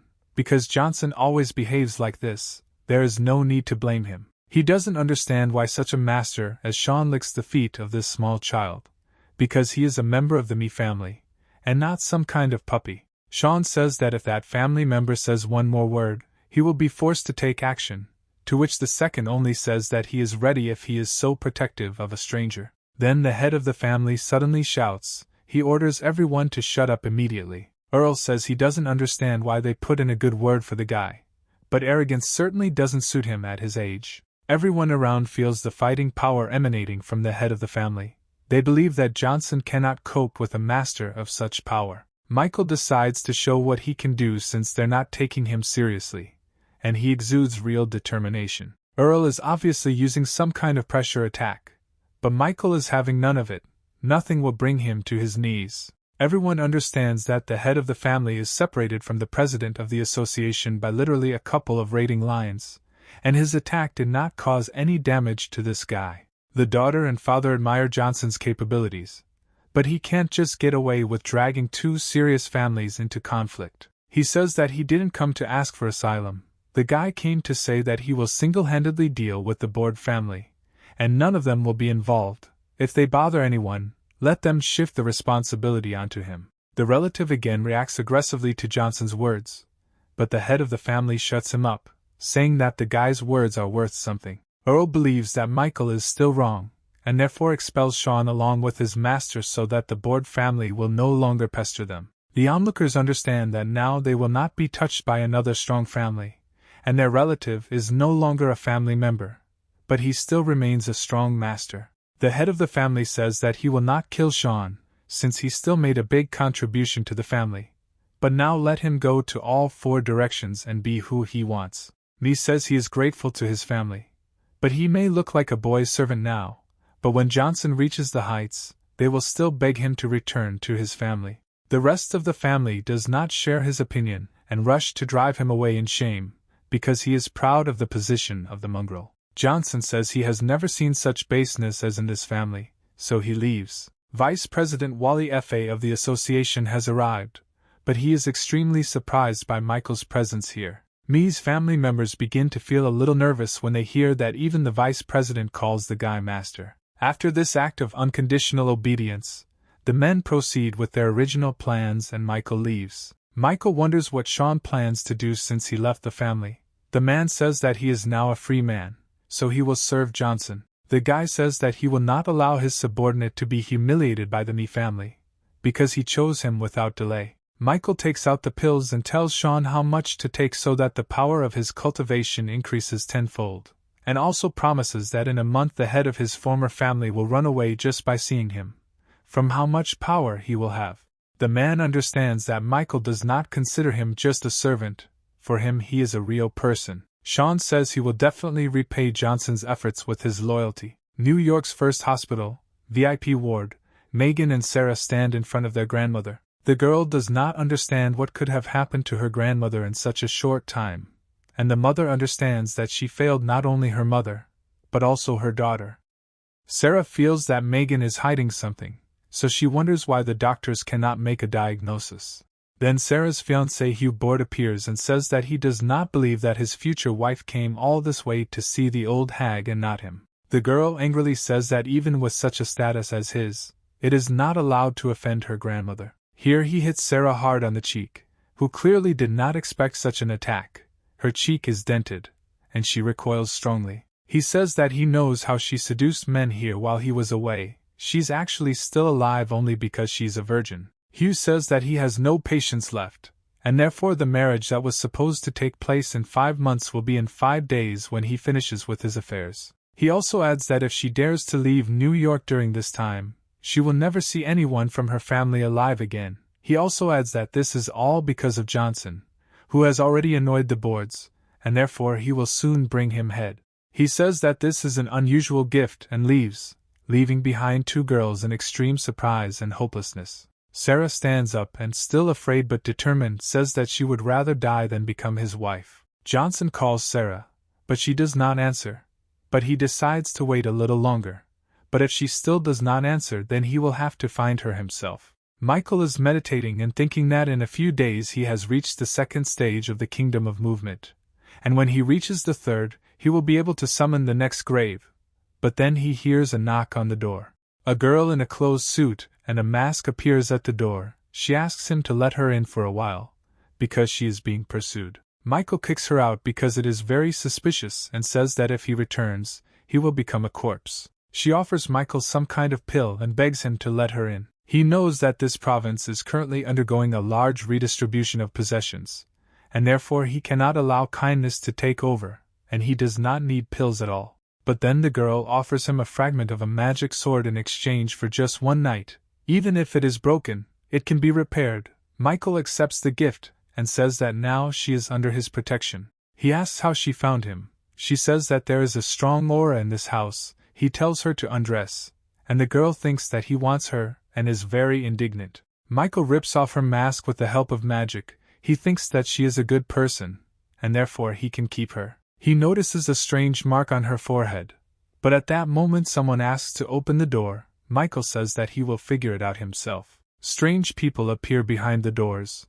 They are looking for someone suspicious, although they themselves look extremely suspicious. They ask to be let into the house to check, because the one they are looking for is extremely dangerous. One of them prepares a blow, starting to shout something like a peek, but Michael interrupts his blow, sending his body flying with his foot. The guys say that Michael is finished, and he notices that he didn't invite them and begins to fill with energy, saying that anyone who crosses the threshold will go straight to the coffin. The attackers somehow quickly lose their passion and ask Michael to delay his answer. Michael very bluntly sends a token in the face of his rivals, which says that he has friends in the army, so they decide to get out while they are safe. The girl introduces herself as FIA Butler, and he says that she has poison in her chest, and fortunately, he is the best in medicine. FIA is not sure that Michael is really healing, but she can only trust him. He starts massaging her entire body with magic so that all the poison comes out of her body. Michael's eyes begin to glow even more with a violet flame, and turquoise energy spreads around him. He realizes that he needs to press harder to soften the hard spots.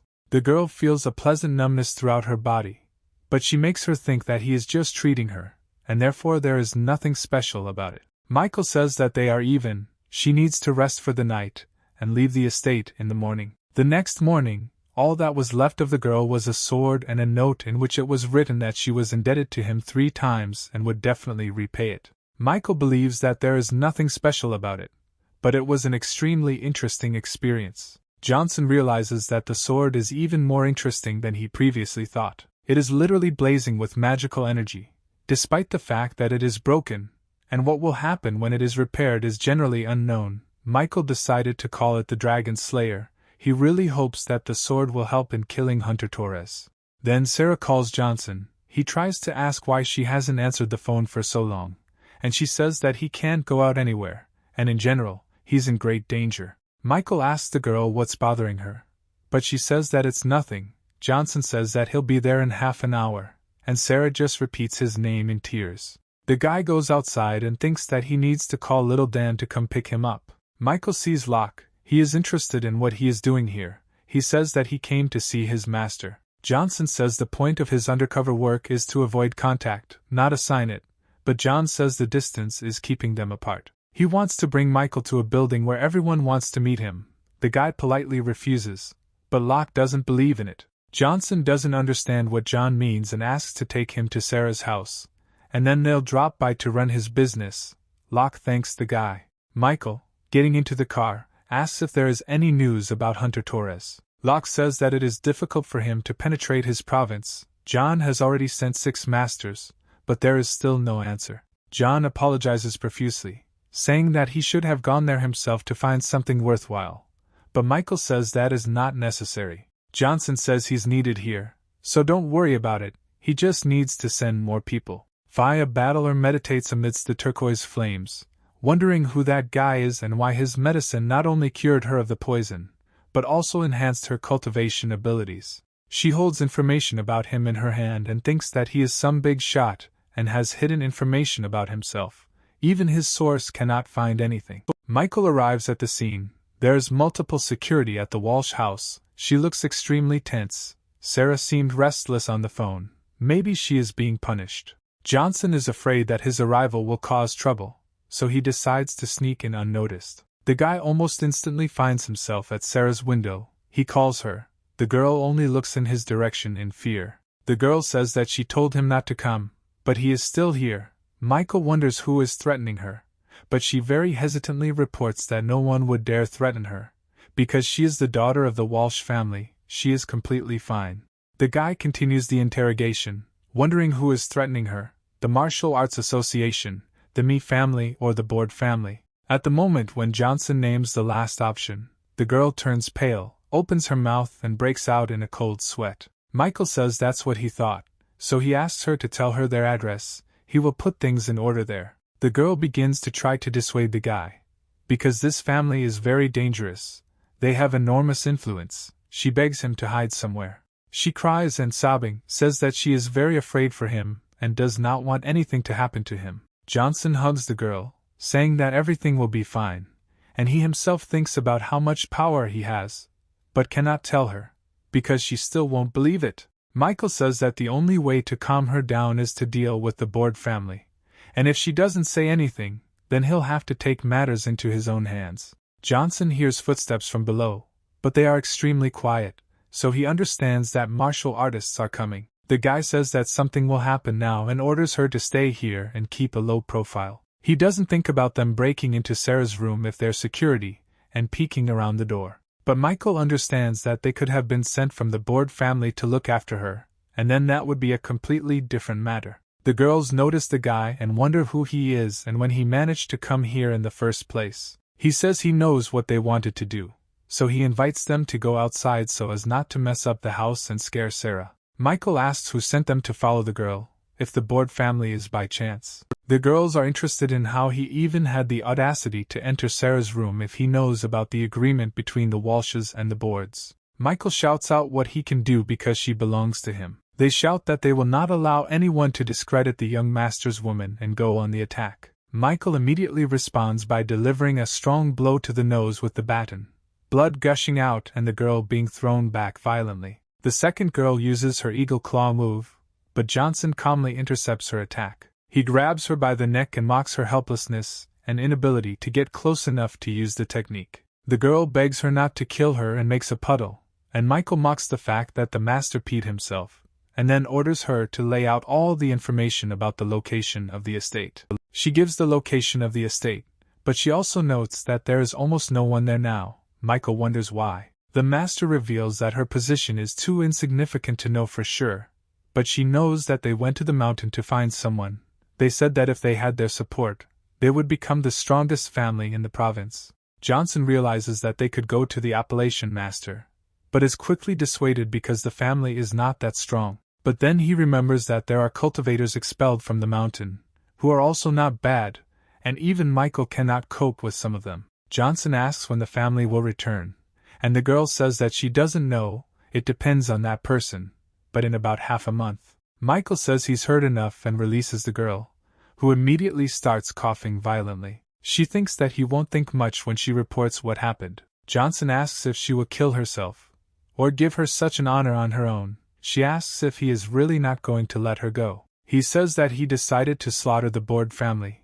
Why then would he keep her alive? The girl tries to attack, shouting that she will resist. Michael sharply snatches the rod and delivers a crushing blow right to the jaw. A sea of blood splashes from there. Johnson calls Little Dan and orders him to call the guys because the Walsh house needs to be cleaned up. Steve Walsh, Sarah's father, appears. The maid said there was a fight going on, but he did not expect to see that same Michael Johnson here. The man calls the guy into the house. Sarah turns out to be there. He sends her to the room, saying that they need to talk in private. The daughter refuses to obey, because she knows that her father will obviously want to say something unpleasant to Johnson. Michael reassures the girl, saying that she has nothing to worry about, she can go, they will see each other upstairs. Steve praises Johnson and says that calling him a genius would be a gross understatement. Derek Board is one of the top 200 martial arts geniuses in all of America.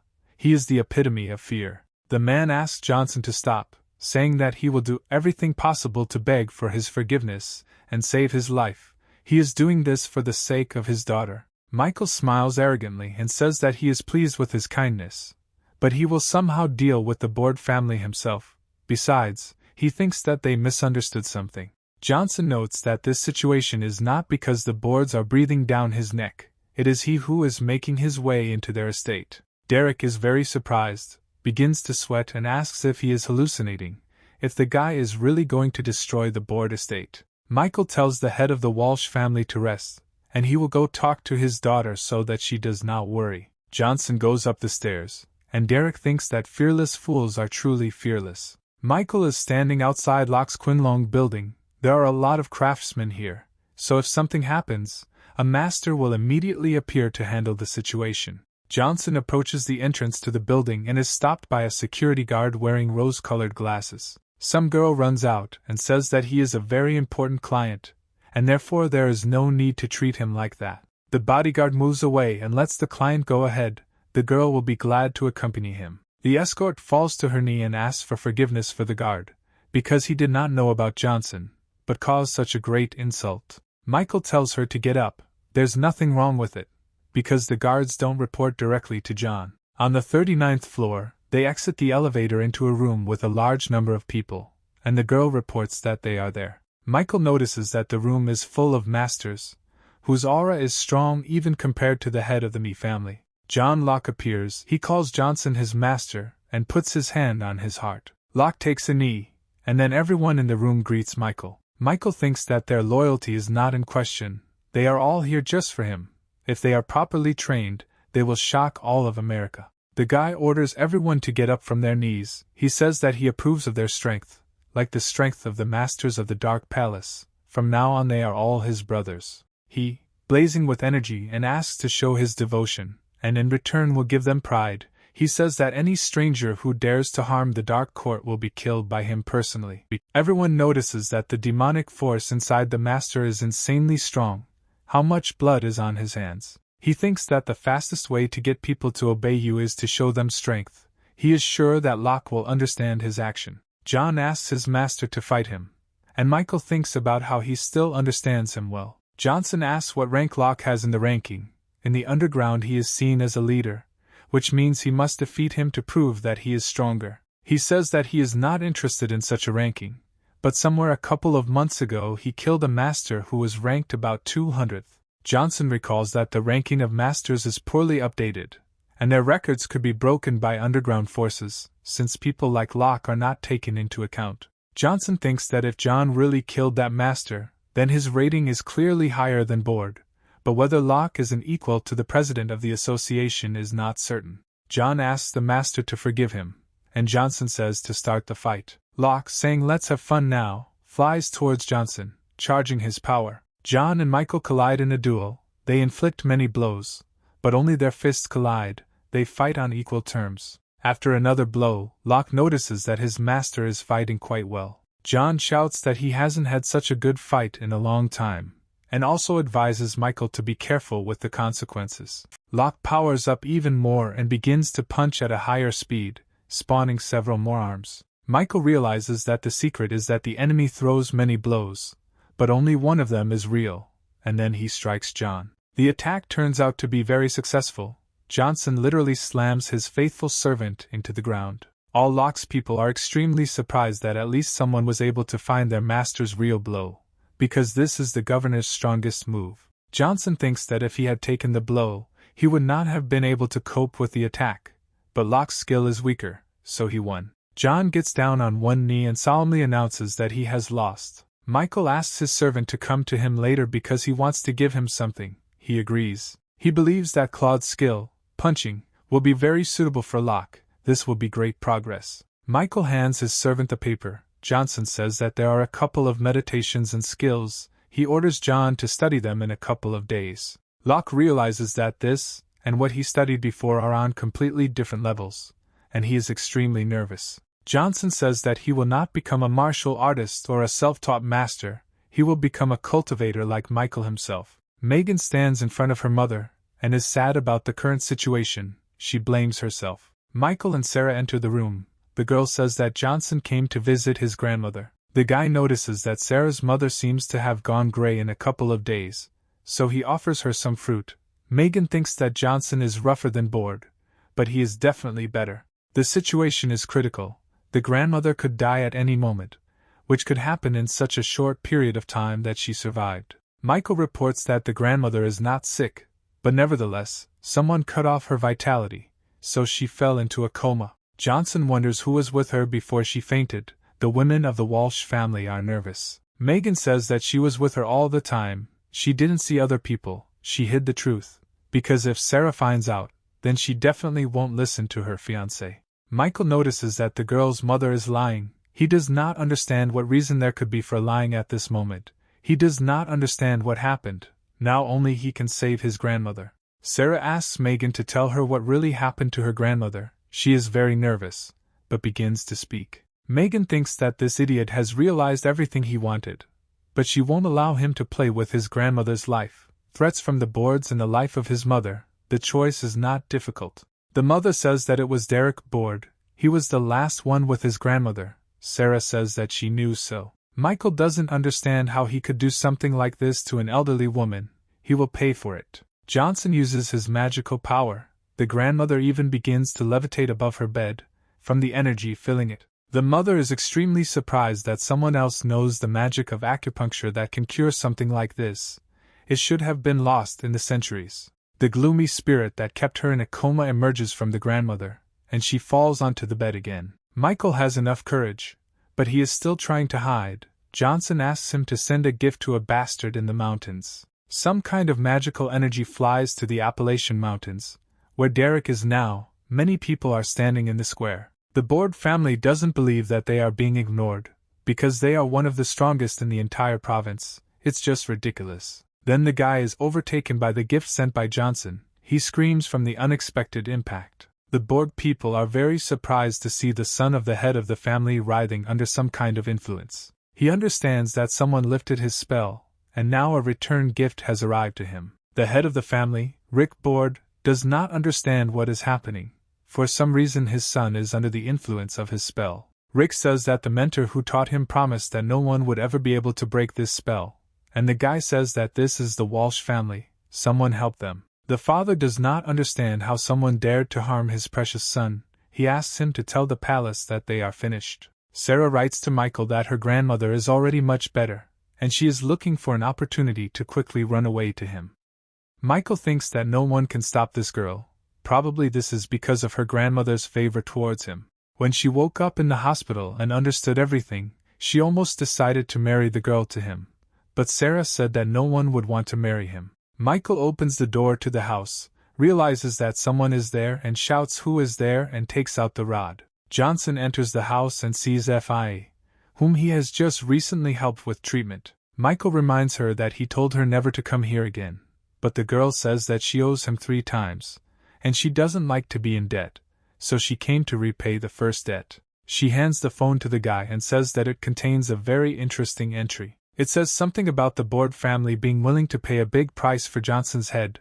The girl wonders if he's surprised. When she found out that he was the target, she killed another person to keep him safe for a while, which was not a favor. Michael says that the girl has not yet fully understood everything, because it is he who wants to destroy the Board family, and not they him. He swears that one day the palace will meet the same end as the Board family. The girl simply laughs at this idea, says that he would take her inheritance if she died laughing, because this is the largest organization of killers in the American martial arts world. For money they will kill any master in the province. Even if they fail to kill him, they will send stronger masters, and if they fail, then even stronger ones. Fia says that there is a master of the 30th rank in the palace, so any relationship with him will end in death, and she saved him. Michael senses something and suddenly flies towards the door with great speed and determination. He hits the door with all his strength, embroidering it.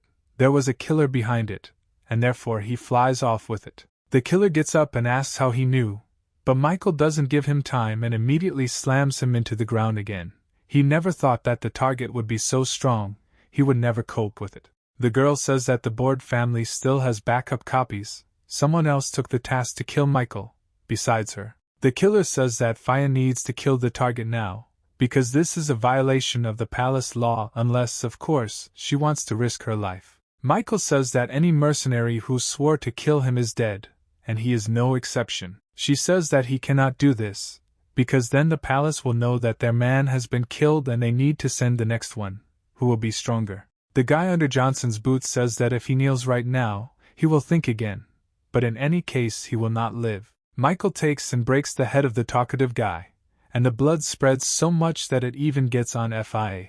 Johnson reiterates that he said that anyone who goes against him will die, even the palace. The girl understands that he will have to pay with his life for this. Is he really crazy? He doesn't think about the consequences. Michael demands the girl to clean the house and bring him the corpse, since she is also from the palace. The girl is shocked by the guy's behavior, and he tells her where the cleaning products are and which ones are best to use. Fia is annoyed, but she decides to carry out the order in the hope that this guy will live longer, because he saved her life. But at some point she gets indignant and throws the rag. She is not going to clean up after this idiot. Michael calls Locke and asks what he knows about the Palace of Martial Artist Killers. He reports that this is the main organization of killers in America. There are only 36 branches and the main one in the provinces, all of them under the leadership of Lin Fong. Locke says that his abilities are no match for theirs, so if he wants, he can crush him like an ant. John announces that he will bring all the masters from the underground to deal with the local murder squad. Michael wonders what the palace does if the branch fails to cope with the task. Locke says that this is a very unpleasant part, because then the capo branch sends its best fighter. The main character says that if the palace wants an endless battle, then he will get it, and he begins to blaze with magic. The guy understands that the Rebirth cemetery is his last trump card, and therefore he should not show it thoughtlessly. He believes that his real task is to improve his abilities and powers. While meditating, Michael goes through the third stage of the Kingdom of Movement, which turned out to be even faster than he thought. The more he improves, the more he advances in different directions. He blazes with a variety of fires. Johnson is in the cemetery of Rebirth. He understands that he can summon the next, stronger spirit, but only once, and therefore he should save it for a later time. Jessica walks through Johnson's house, trying to find his whereabouts. She comes into his room, but he is not there.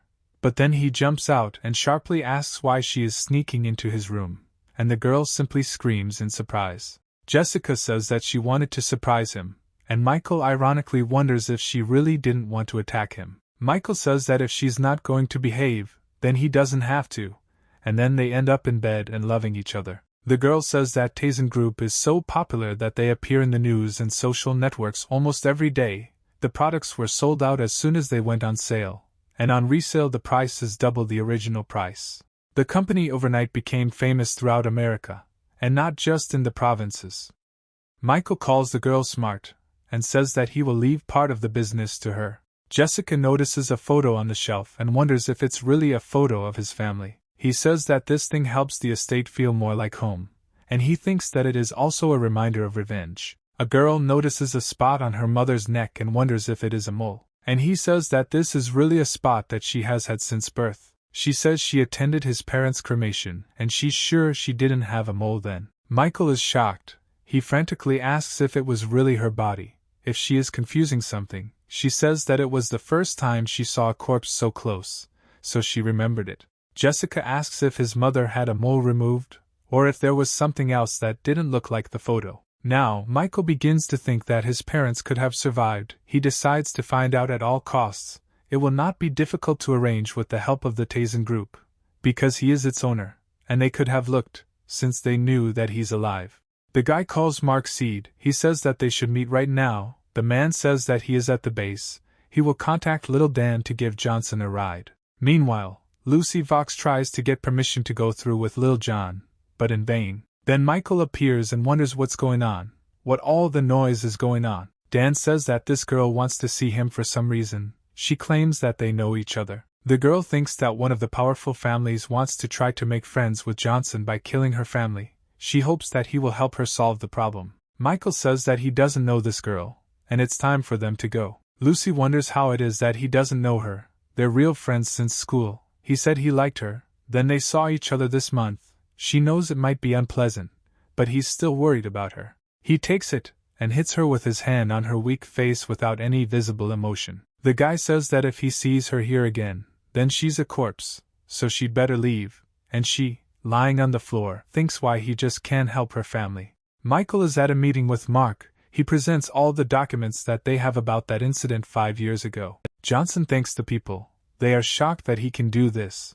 The guy asks if they are sure that his parents are dead. Michael reports that he learned that someone switched bodies. Sid screams. He does not understand how this could happen. He thinks that it takes unimaginable skill to switch bodies in front of so many people. Johnson says he was told his mother didn't have a birthmark when she was cremated. Sid looks interested. Mark says that if Jessica's words are true, then the suspicions are still valid, because they did not investigate at the time of the incident. Sid says there is someone who can help, the official head of the crime bureau. He was directly involved in this case and was the first one who had access to the bodies. But even for him, Albie Hughes, life was not easy. His son's wedding took place 3 years ago, and it was assumed that the day would be wonderful. No one knew that the girl, disgraced by a member of the wealthy white family, would decide to commit suicide. The ex-fiancé wanted to take revenge, but the master of the white family did not allow him, and so the son was killed. Then Albie used all his authority and influence for the sake of revenge. He caused great damage to the family, but he paid a heavy price. Now he is imprisoned in the first prison of New York, and his cultivation base was wiped off the face of the earth.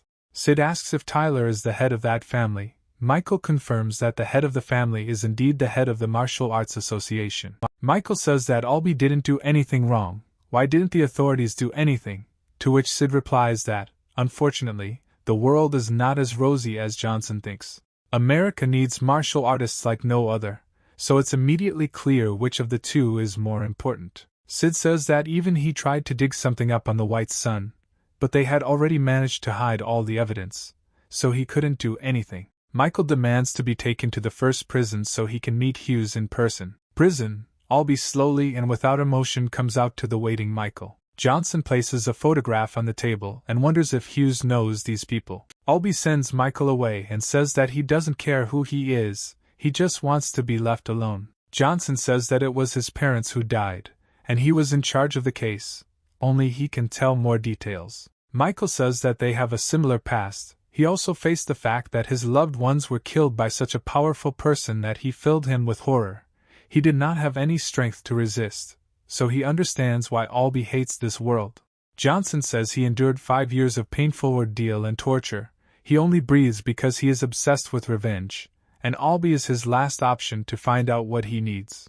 The man says that the guy can leave, since he still doesn't know anything about these people. Michael shows a photograph of the White's son, and says that he can bring his head. Is Albie sure that he does not remember anything? The man becomes furious. He says that this bastard must die, no matter what, no matter how much he wants to crush him. The prisoner says that his father is very powerful. Who does Michael think he is if he intends to do something like that? Michael sprays energy around himself and says that he doesn't need to know. He wonders if the man will remember everything when he brings his head, and he loudly exclaims that if Johnson does this, he will remember everything that happened then.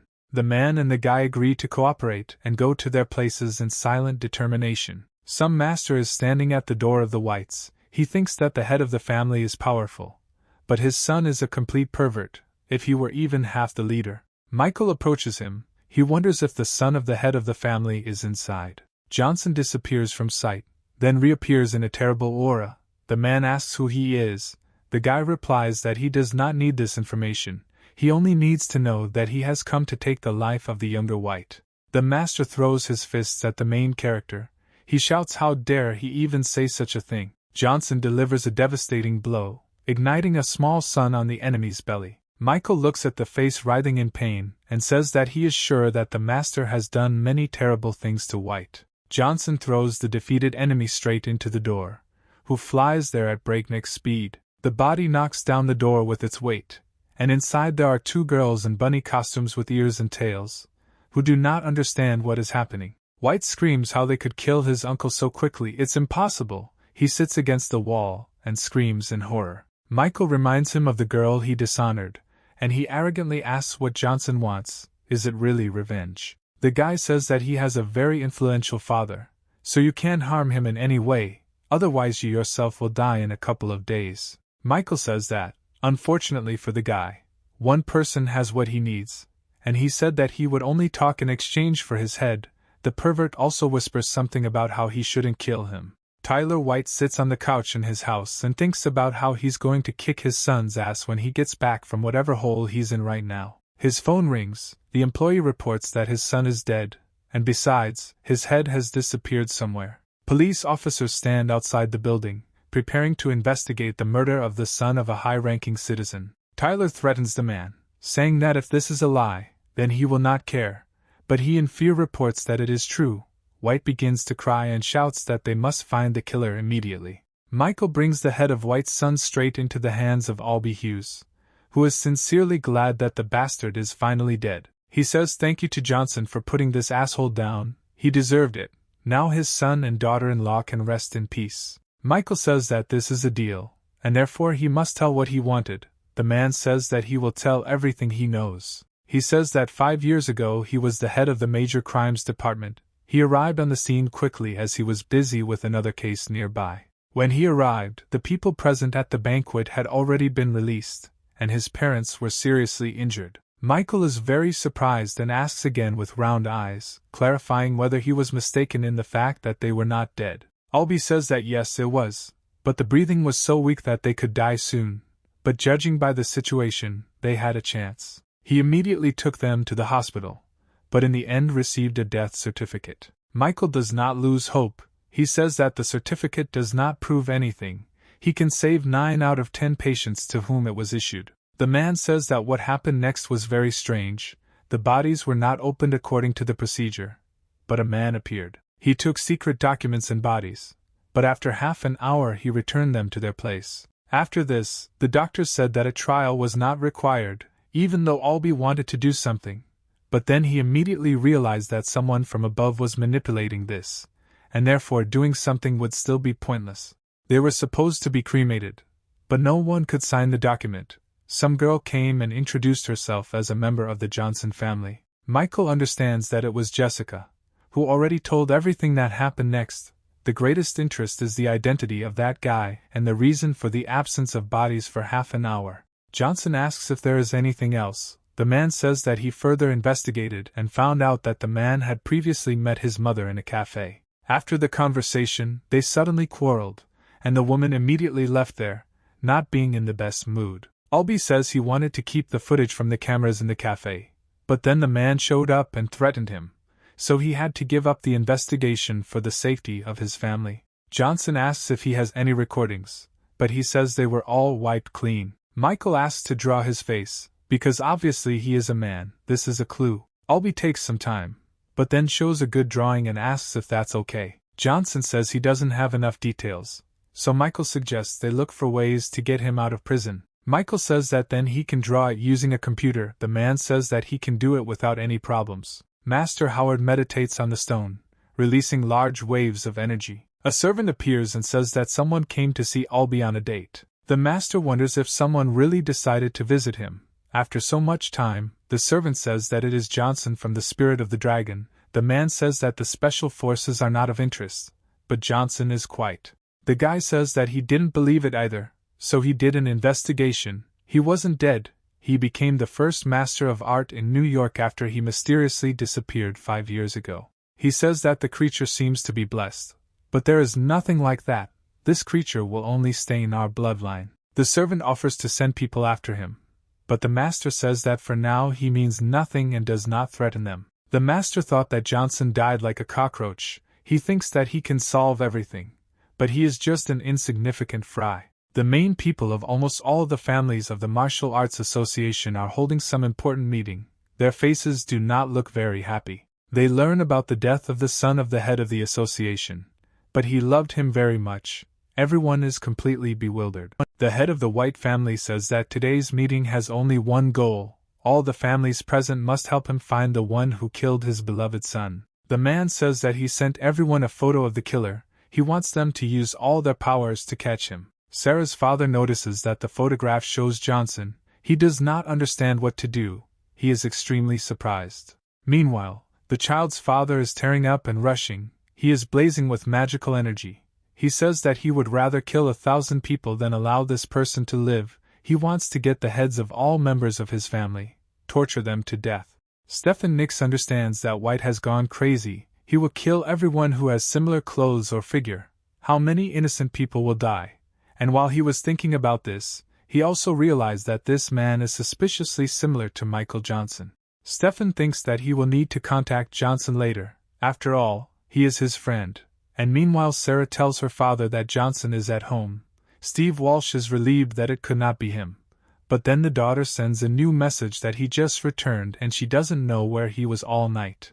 The head of the Me family also understands that he saw this man somewhere, and Walsh increasingly doubts that he is right. Me asks if there is a clearer photograph, but the vice president says that all the records were erased, and this photo was taken as if on purpose. He says that this is definitely Mr. Johnson, so he will need to warn him soon so that he has time to protect himself. The father says he leaves it up to his vice president, Wally F.A., who says he will do his best to find the culprit. White is counting on him and says that he knows what will happen to him if no information appears within 3 days. F.A. is terrified and breaks out in a cold sweat. Strange people took the photograph. They grabbed anyone who looked like Michael. Today the law in the province ceased to apply. A dark night is coming. The head of the Me family tells his family members that the incident is very public. If anyone can provide information, they will be generously rewarded. He has already sent out photos to everyone. One of the Me family's masters notices that the man in the photo looks a lot like the arrogant guy who was here not long ago. The father of the family understands why the man looked familiar, and then thinks that Johnson would have enough strength to do such a thing. The guy says that he doesn't like Michael, and therefore he himself would like to get down to business. The main Me tells him to take another one with him, and grabs Sean in order to find out all the questions before grabbing the boy. Sean sits in his chambers. He trains the art of cultivation. The man is very grateful that he received this gift of divine flame from Johnson. In a few days he became much stronger. He asks to give him 1 more month and then the head of the Me family will be able to do it. Then someone breaks down the door to him.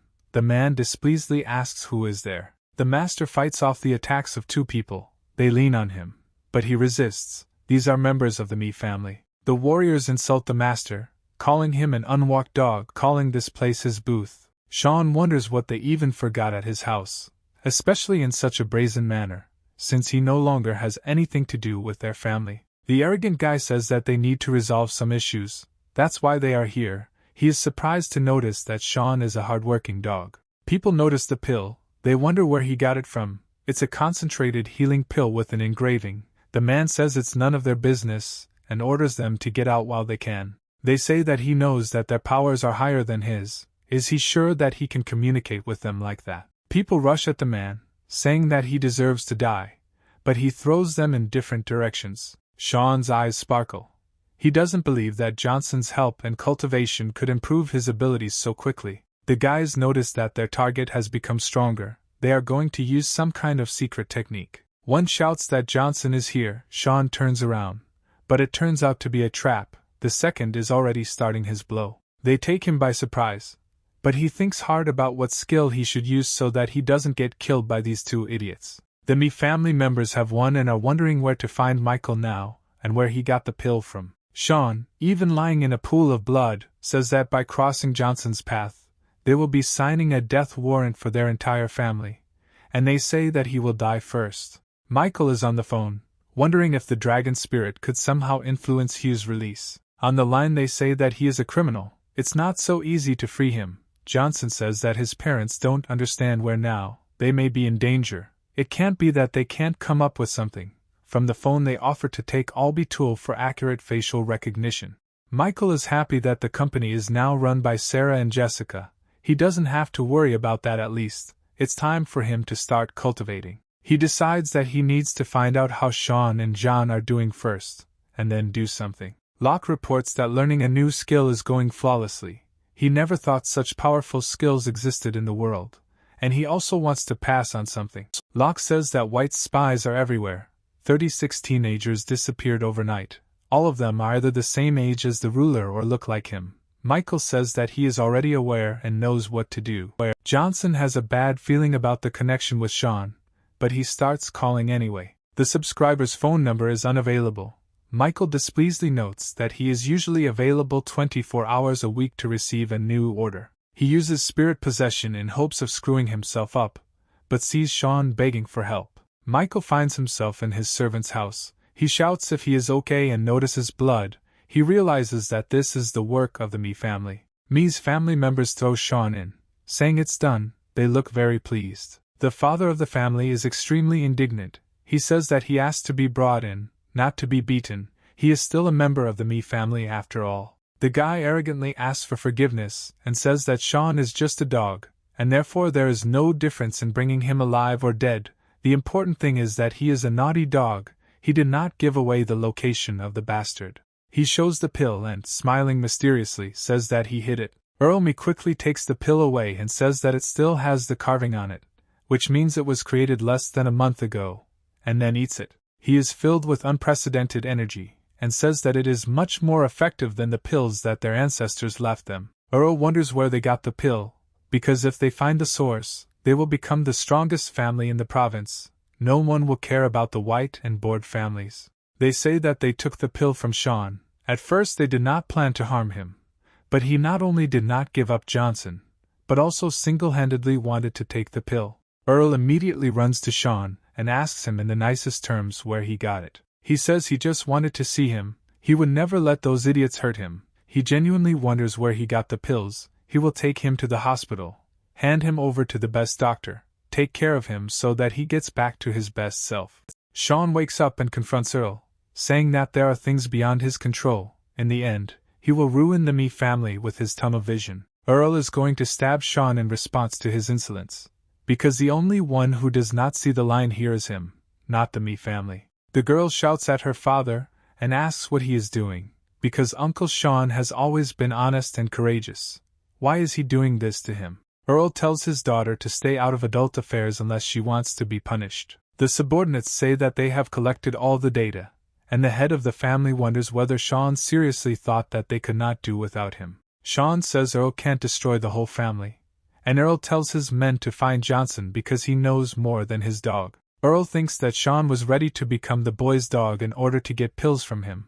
Perhaps the younger White wanted to, that's why he was killed. The head of the family understands that he must find Johnson before White, because he must get all the pills. He laughs and says that then the entire Me family will gain unimaginable fame, and his employee flies behind him. Michael is standing here, holding the one who was just sent after him in his hand.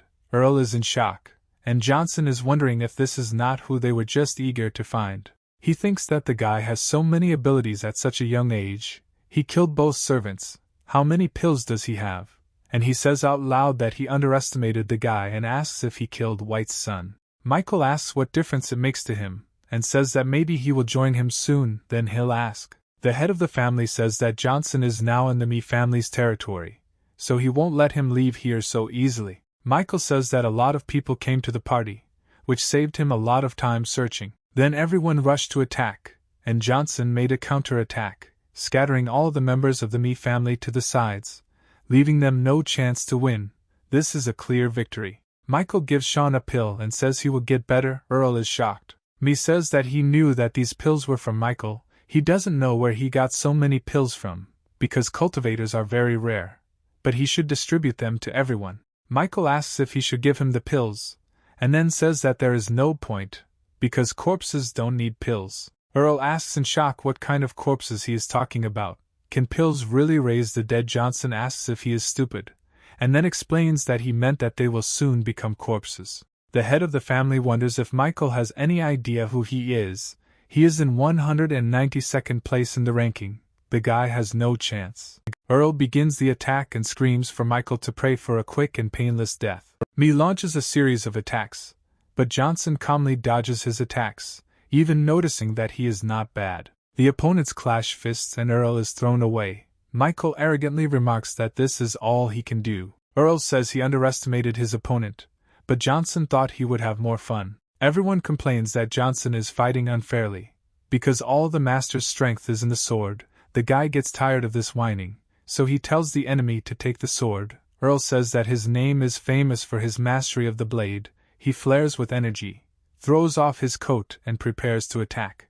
Sean asks Michael to be careful because Earl could kill him, but the guy tells him that he can rest. Me swings and releases his magical blade attack towards Johnson. Earl shouts that Johnson must die. He dodges, appears behind him, performs an attack and says that he was already dying. Earl's father appears and grabs Johnson by the hand. He asks him to stop.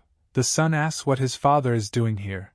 He should be at a closed training session. The father looks like a very strong master. He says that if he had not appeared, Earl would have already fallen at the hands of Johnson. He asks how it is that he is the head of the Me family, and cannot be equal to Michael. The father ignores his son's question. He turns to Johnson, calls him talented, and that he generally likes him, but he created a mess in the estate, so why not explain what happened? A black aura emanates from the old man, and Michael wonders what to explain.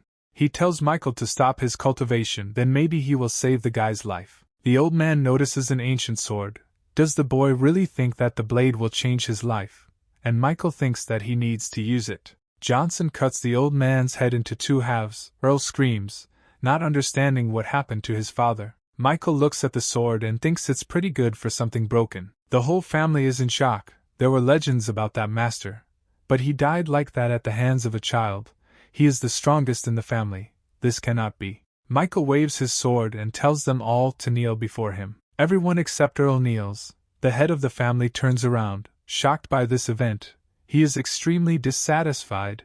Even his daughter is on her knees. Michael repeats his order in a more commanding tone. Then the last Me falls to his knees. Family members beg for mercy, saying they will do anything. Earl is very ashamed. Michael asks why he doesn't beg for mercy for his family and himself. He says that Johnson still won't let him go, although he is very interested in what his death will give him. White is only getting stronger every year, even though he was previously in 100th place. But that was years ago, so if Johnson crosses his line, he won't have long to live, because he is stronger than everyone Michael has faced. Johnson grabs the man by the neck and says he talks too much for someone in that position. But then a girl runs up and says that she will do anything. She will serve Johnson, but let him save her father's life. Michael wonders if she has really decided that she is in a place where she can ask him for something. Earl has some kind of black liquid coming from his eyes. He is choking, and the girl continues to beg. Johnson says he doesn't like killing women, but he has to kill his enemies, so she will join her father. Sean stands up for the girl and says that she is not like everyone else. she tried to help him and tried to stop the person who wanted to harm Michael. The main character asks the girl to name the reason why he should not kill her now. She says that she cannot take revenge on him in any way, because her family is everything she has, and even if she remains alive, she can guarantee that Mi's family will cross his path in the future. Michael tells her to accept this drop of blood to become his servant, then he will let her go. She is nervous but agrees to accept it with tears in her eyes. Sean thanks Johnson very much for avenging him, but now he is useless. He says that there is no way to serve. He asks for permission to be alone. Michael says he wouldn't be here if he were useless and writes some kind of list for the girl. He calls Miami over and tells her to buy these medications at the best pharmacy and give them to Sean 3 times a day. He won't be able to walk for a couple of days, and therefore she must take care of him during this time. She agrees. Sean warmly and tearfully thanks Michael for his attitude towards him. Leslie Clinton drives up to Johnson in the car and says he has news for Mr. The head of the Special Forces is also sitting in the car. There is a real field laboratory there. They tell Michael that they were able to recognize the face with a 90% probability. He looks at the photo. Johnson thinks that this person looks like a relative of his mother. Dragon spirit specialists think so, and through their database they can get information about him. Michael wants to see him right away, but information about him is classified. We only know that his name is Jesse Howard. Johnson says his mother also had the same last name.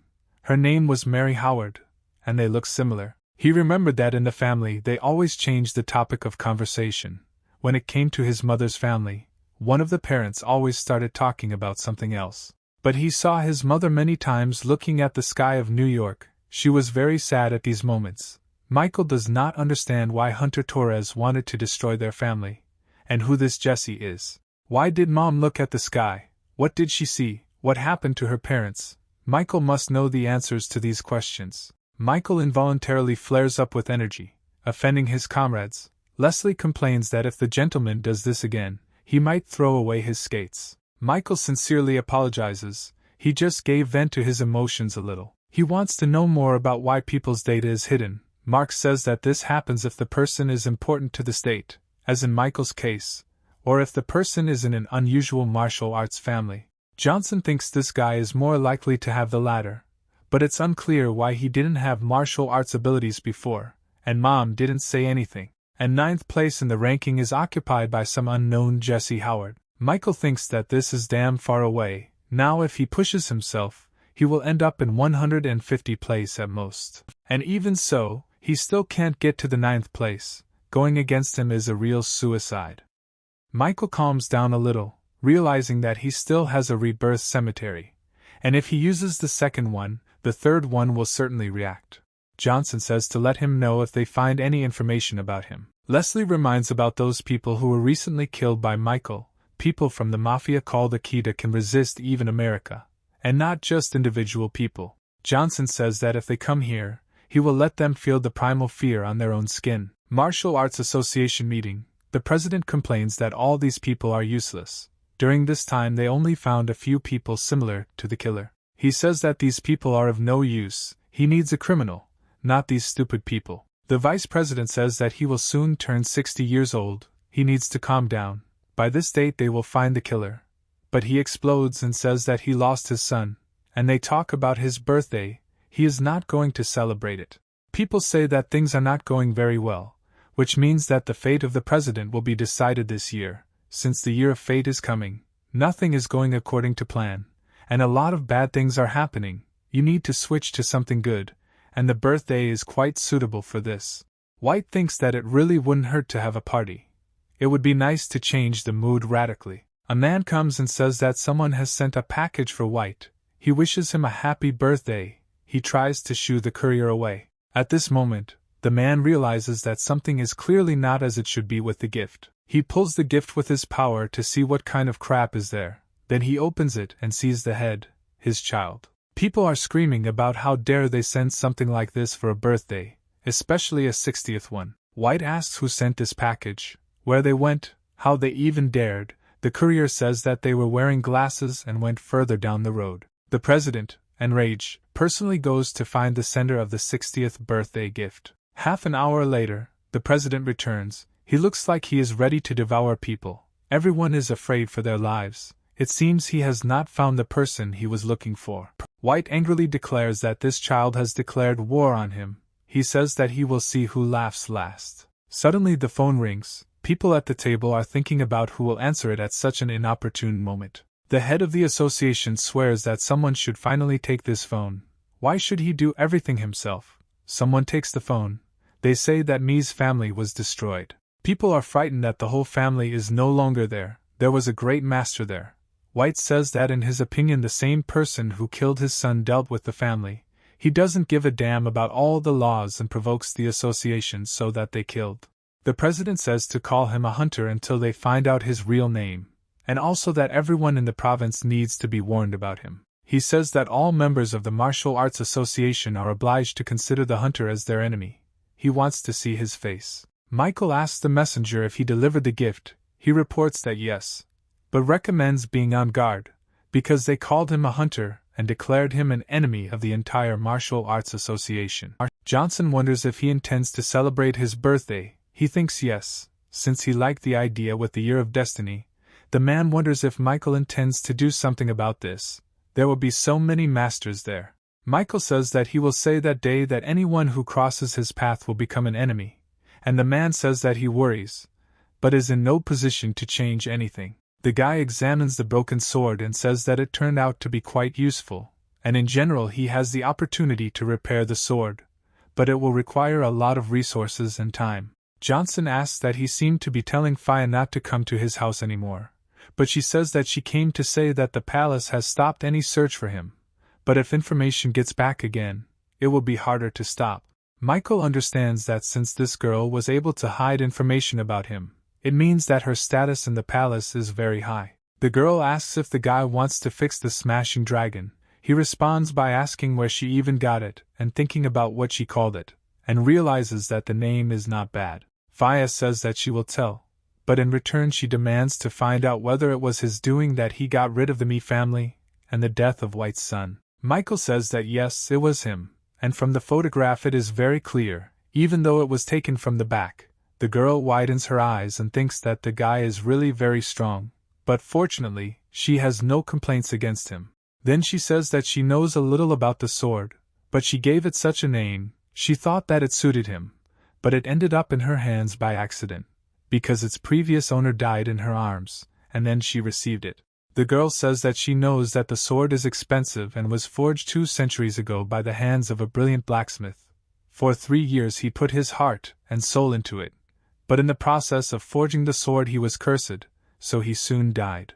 Faya says that she wanted to repair the sword, but could not find the necessary resources in all of America because they are very rare. The girl says that, fortunately, that blacksmith still has his relatives. Michael asks where they are, and she says that they are somewhere in New York and their last name is Sanders. Michael is surprised to notice that the Sanders may well be his relatives. He decides that he needs to talk to them as soon as possible. The girl, noticing the guy's face, says that the family he knows is obviously involved in medicine, but this is just a disguise.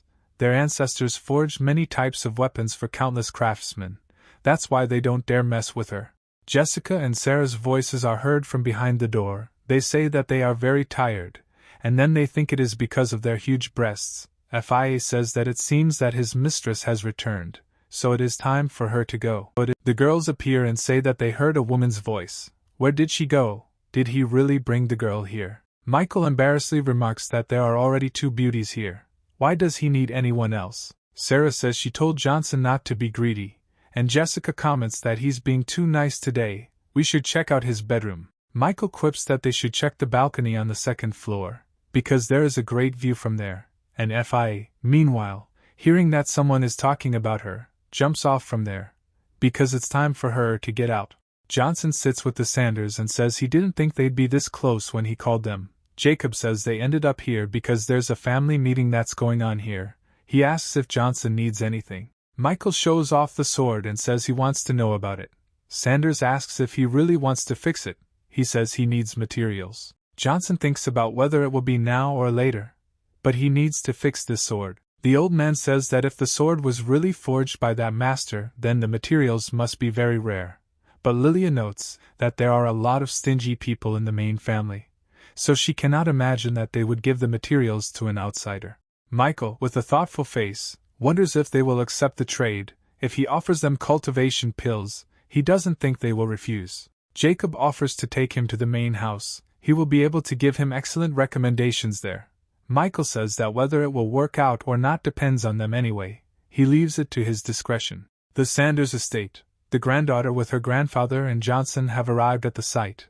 A meeting of relatives will begin soon. Some people come out and demand that those who came introduce themselves. Jacob identifies himself and says that he has a report for the head. People say they need recommendations from senior members to meet the head. They are told to go where they came from. Sanders says he thinks it's time for Johnson and him to bow out and come up with something else. Some girl appears, she says. Don't they know that her father is busy with important things?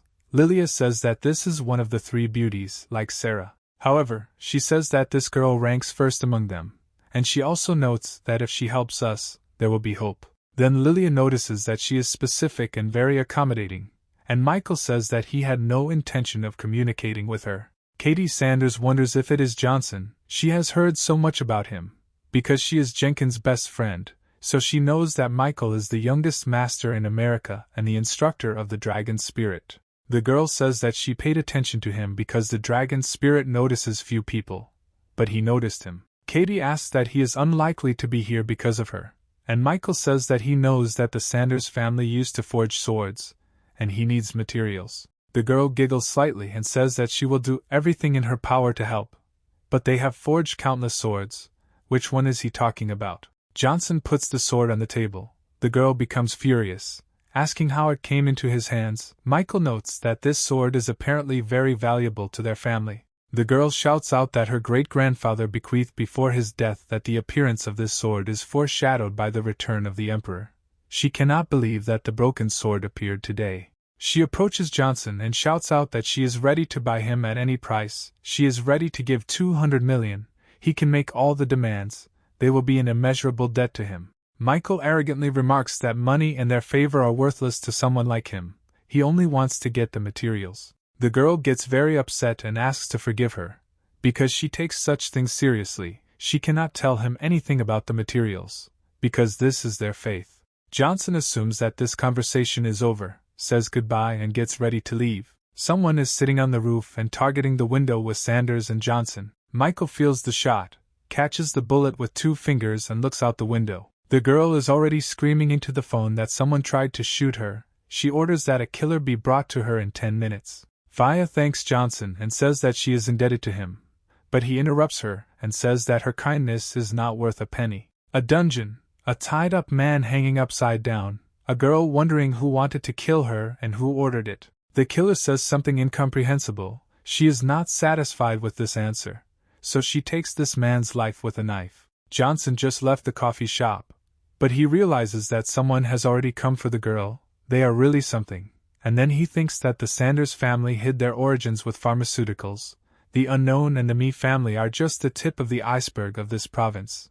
Jessica calls Johnson. She asks him to return to the Tasen Group building, because they are having some difficulties. Michael says that Sarah understands much better than he does, but the girl reports that Walsh left with her mother to see off her grandmother. She will return in a week. In the background, Jessica has a strange man with guards. She asks not to ask anything and to come here. The guy asks who is in charge here. The girl says that he is already on his way. They can contact her with any questions. He wonders if she knows what his company needs most now. Jessica asks what, and he impudently says, that is insecurity. He says that if they want to stay afloat, they need protection, so they can be the ones to take them under their wing. He is from the Lay family. He says that for 20% of the company's shares, no one will dare to lay a finger on them anymore. This is great news for the company. Nightingale says that they are not selling shares and are not going to, and he says that she did not understand. He is not buying them, but taking them. He says that the action is a gift. He says that the easiest way for them is to knock Tasen Group out of the business world. Lay says that he doesn't mind reducing the percentage if she spends the night with him and offers to indulge in love. He orders his guards to go out the door and make sure that no one interferes. The girl asks what he wants. He says that he wants to take her. Then Michael appears. He knocks down the door with the bodies of the guards, hitting the guy too, and asks if it was him he was looking for. Johnson, ignoring Leia, asks if this guy has touched Jessica. She says that not yet. She says that the security will start working only tomorrow. Michael says that the main thing is that she is safe and asks to wait for him outside. The girl sweats a little, but agrees. Lee asks if Michael knows who he is, and Johnson questioningly says that he's some kind of emo punk and slaps him. The guy, filled with tears, asks what kind of emo punk he is. He even knows who his father is, how he even dares to touch him. Michael slaps the guy on the cheek once again, wondering why he should care if he's not his father. Lei clutches his face, cries, and with a very sad look complains that he was touched again.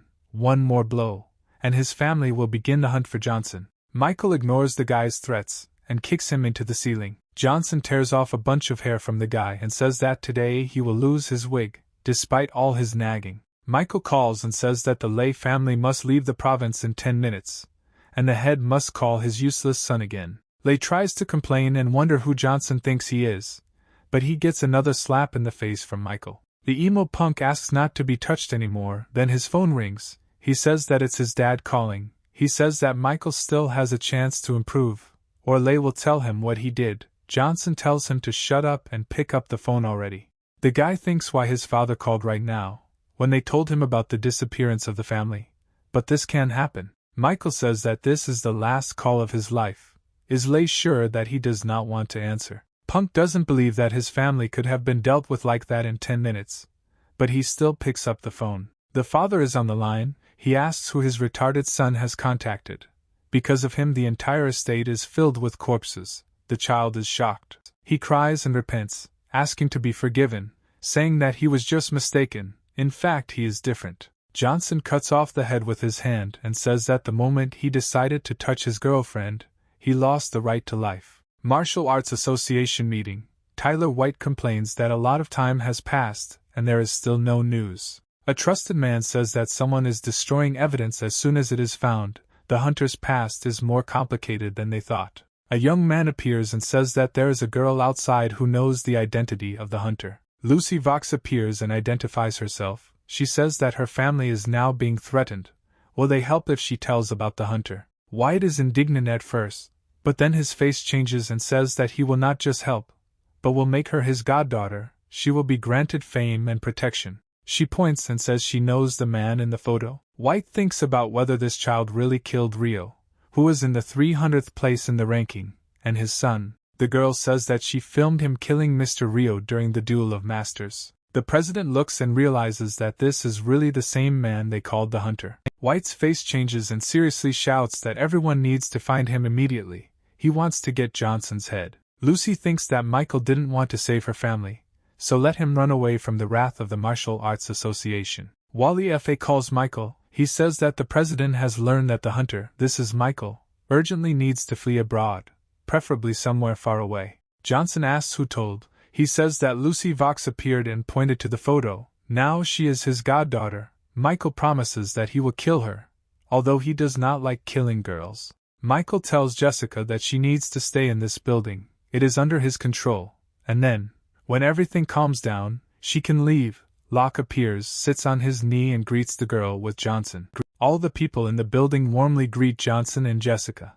Sarah thinks in shock about how much power Michael really has in his hands. She realizes that everyone present here is a martial artist.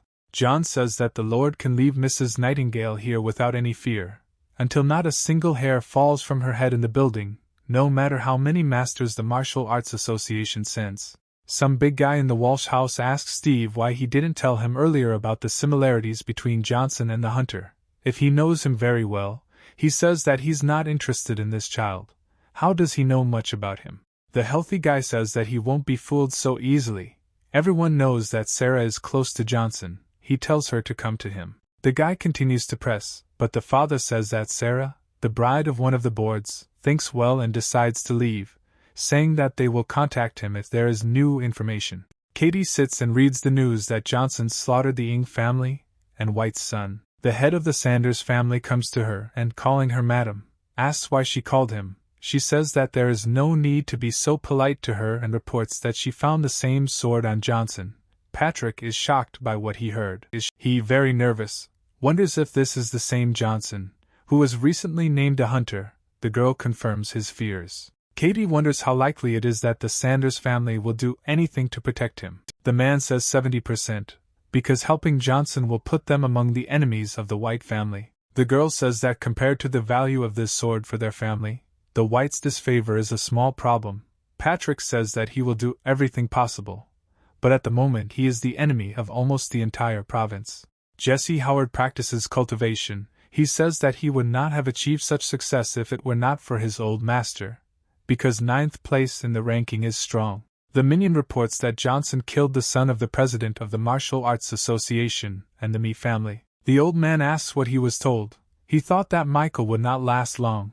Who would have thought that he would not only survive, but also create such a mess? The servant says that now every dog of White is looking for him. Jesse decides that Johnson may be a bastard, but he has some kind of attitude towards them, so they can't let him just die like that. Jesse sends the servant to further observe the situation, and he himself thinks that Johnson really interested him. Tyler White sits and angrily tells his people that a whole day has passed, and there is not a single news about the bastard.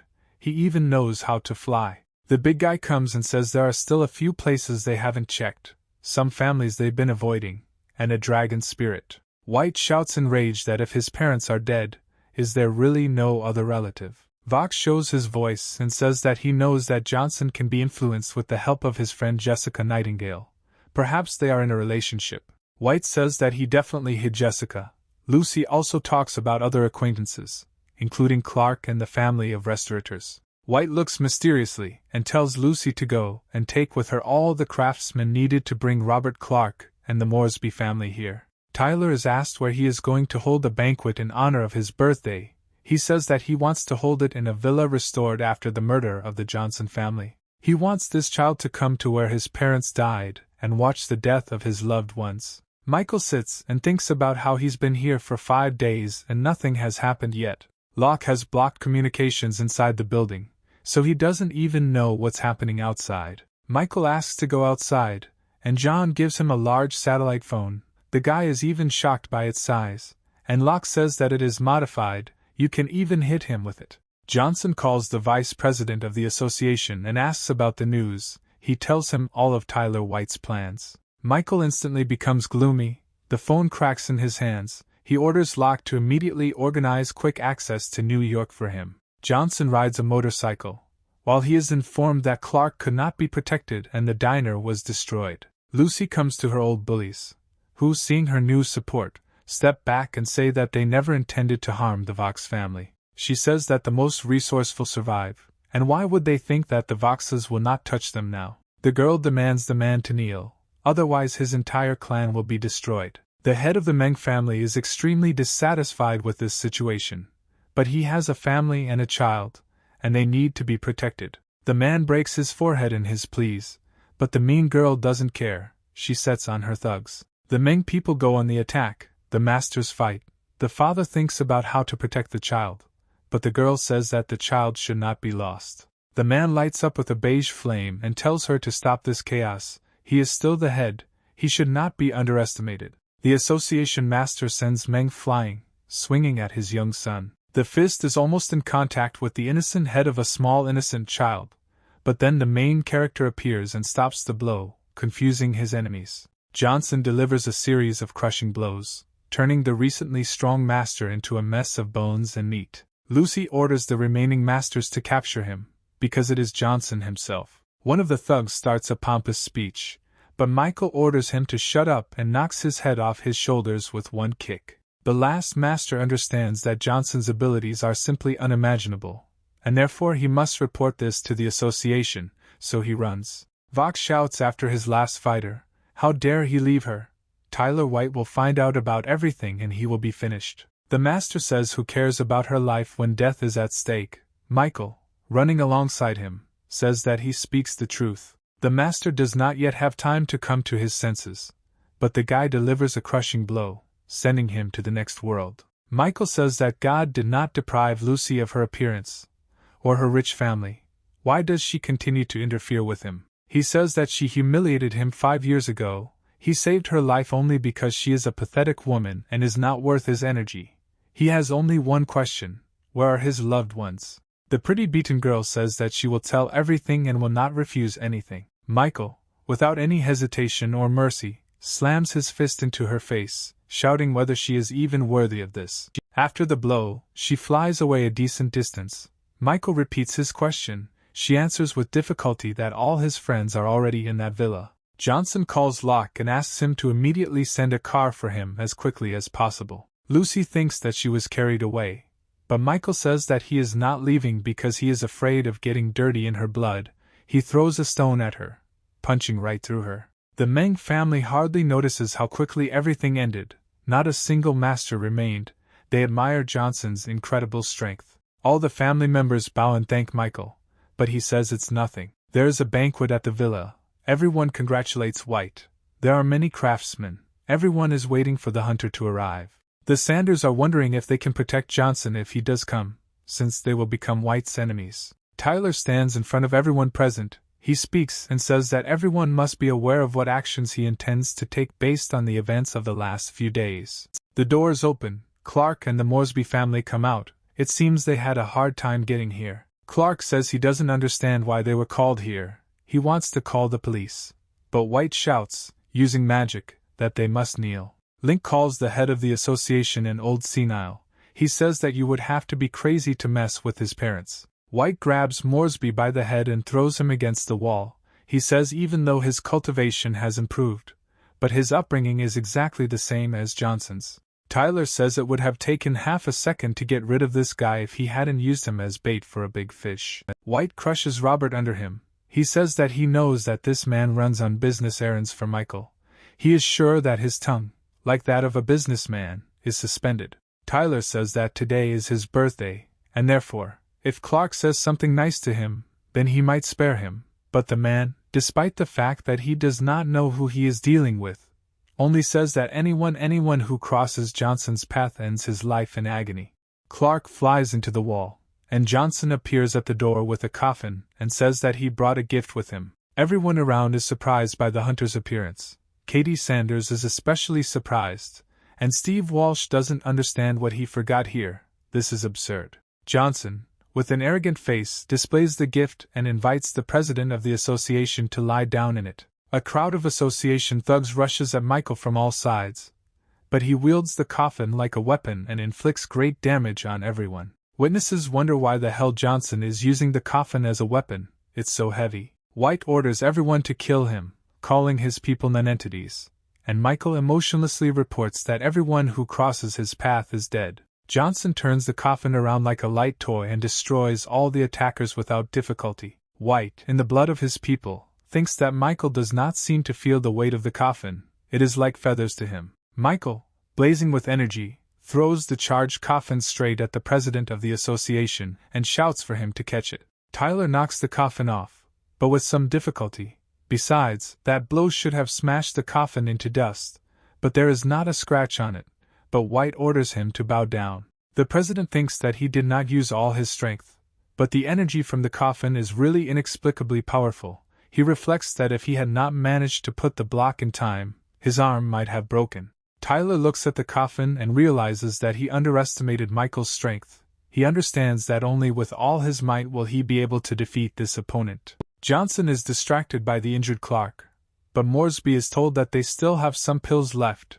They can handle it themselves. Michael is needed elsewhere. He says that whoever even touches them with a finger will not leave a wet spot. White says he admires Michael's arrogance. He really thinks this banquet is so important to him. The only thing he wants is to behead Johnson, calling on his people. There are several masters around. They occupy some places from 178 to 203 in the ranking. Everyone around notices that they are the highest ranking masters in the martial arts world of the province. White states that he can no longer hide his abilities.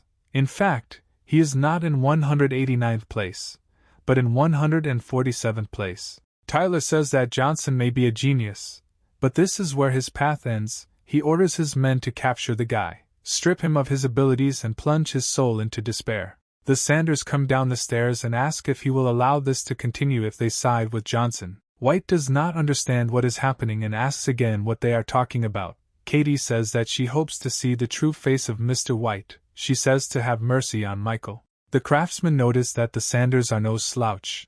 and recently some strong master ordered weapons from them. Tyler asks why they made this decision. Sanders says that the guy has what they need. She is sure that the president would not want to face the consequences of a hasty decision. Katie says she will get Michael out of here alive, and he will give her the sword. White gets angry. Johnson wonders why he didn't say that he was going to leave. The girl looks at Michael in shock, clearly not expecting such an answer. He says the Sanders family has nothing to do with this, so let her go. The Masters and Tyler are shocked. They think Michael is out of his mind. The head of the Sanders almost explodes, but the girl stops him and says that they will wait. She tells him not to hesitate to contact them if he changes his mind, but with strong dissatisfaction he sends her away to just watch. White says that since death is what he wants, then so be it. He even rejected his last chance to survive. Tyler orders that Johnson be dealt with quickly, and all the eminent masters rush at him. Michael multiplies, dodging all attacks aimed at him by enemies. The masters see this and don't understand what happened. Some think it's an illusion. Some say they've never seen anything like this in their lives. Johnson appears behind one of the opponents, about to strike, but he manages to dodge. However, it turns out to be only a copy, and the other Michael grabs the master's leg and hits him on the floor. He crushes his opponent's face with his foot. Everyone around is shocked by what they see. Are their eyes deceiving them? Katie doesn't believe that he is so cool. The masters see that their ally is dead. They call it meanness.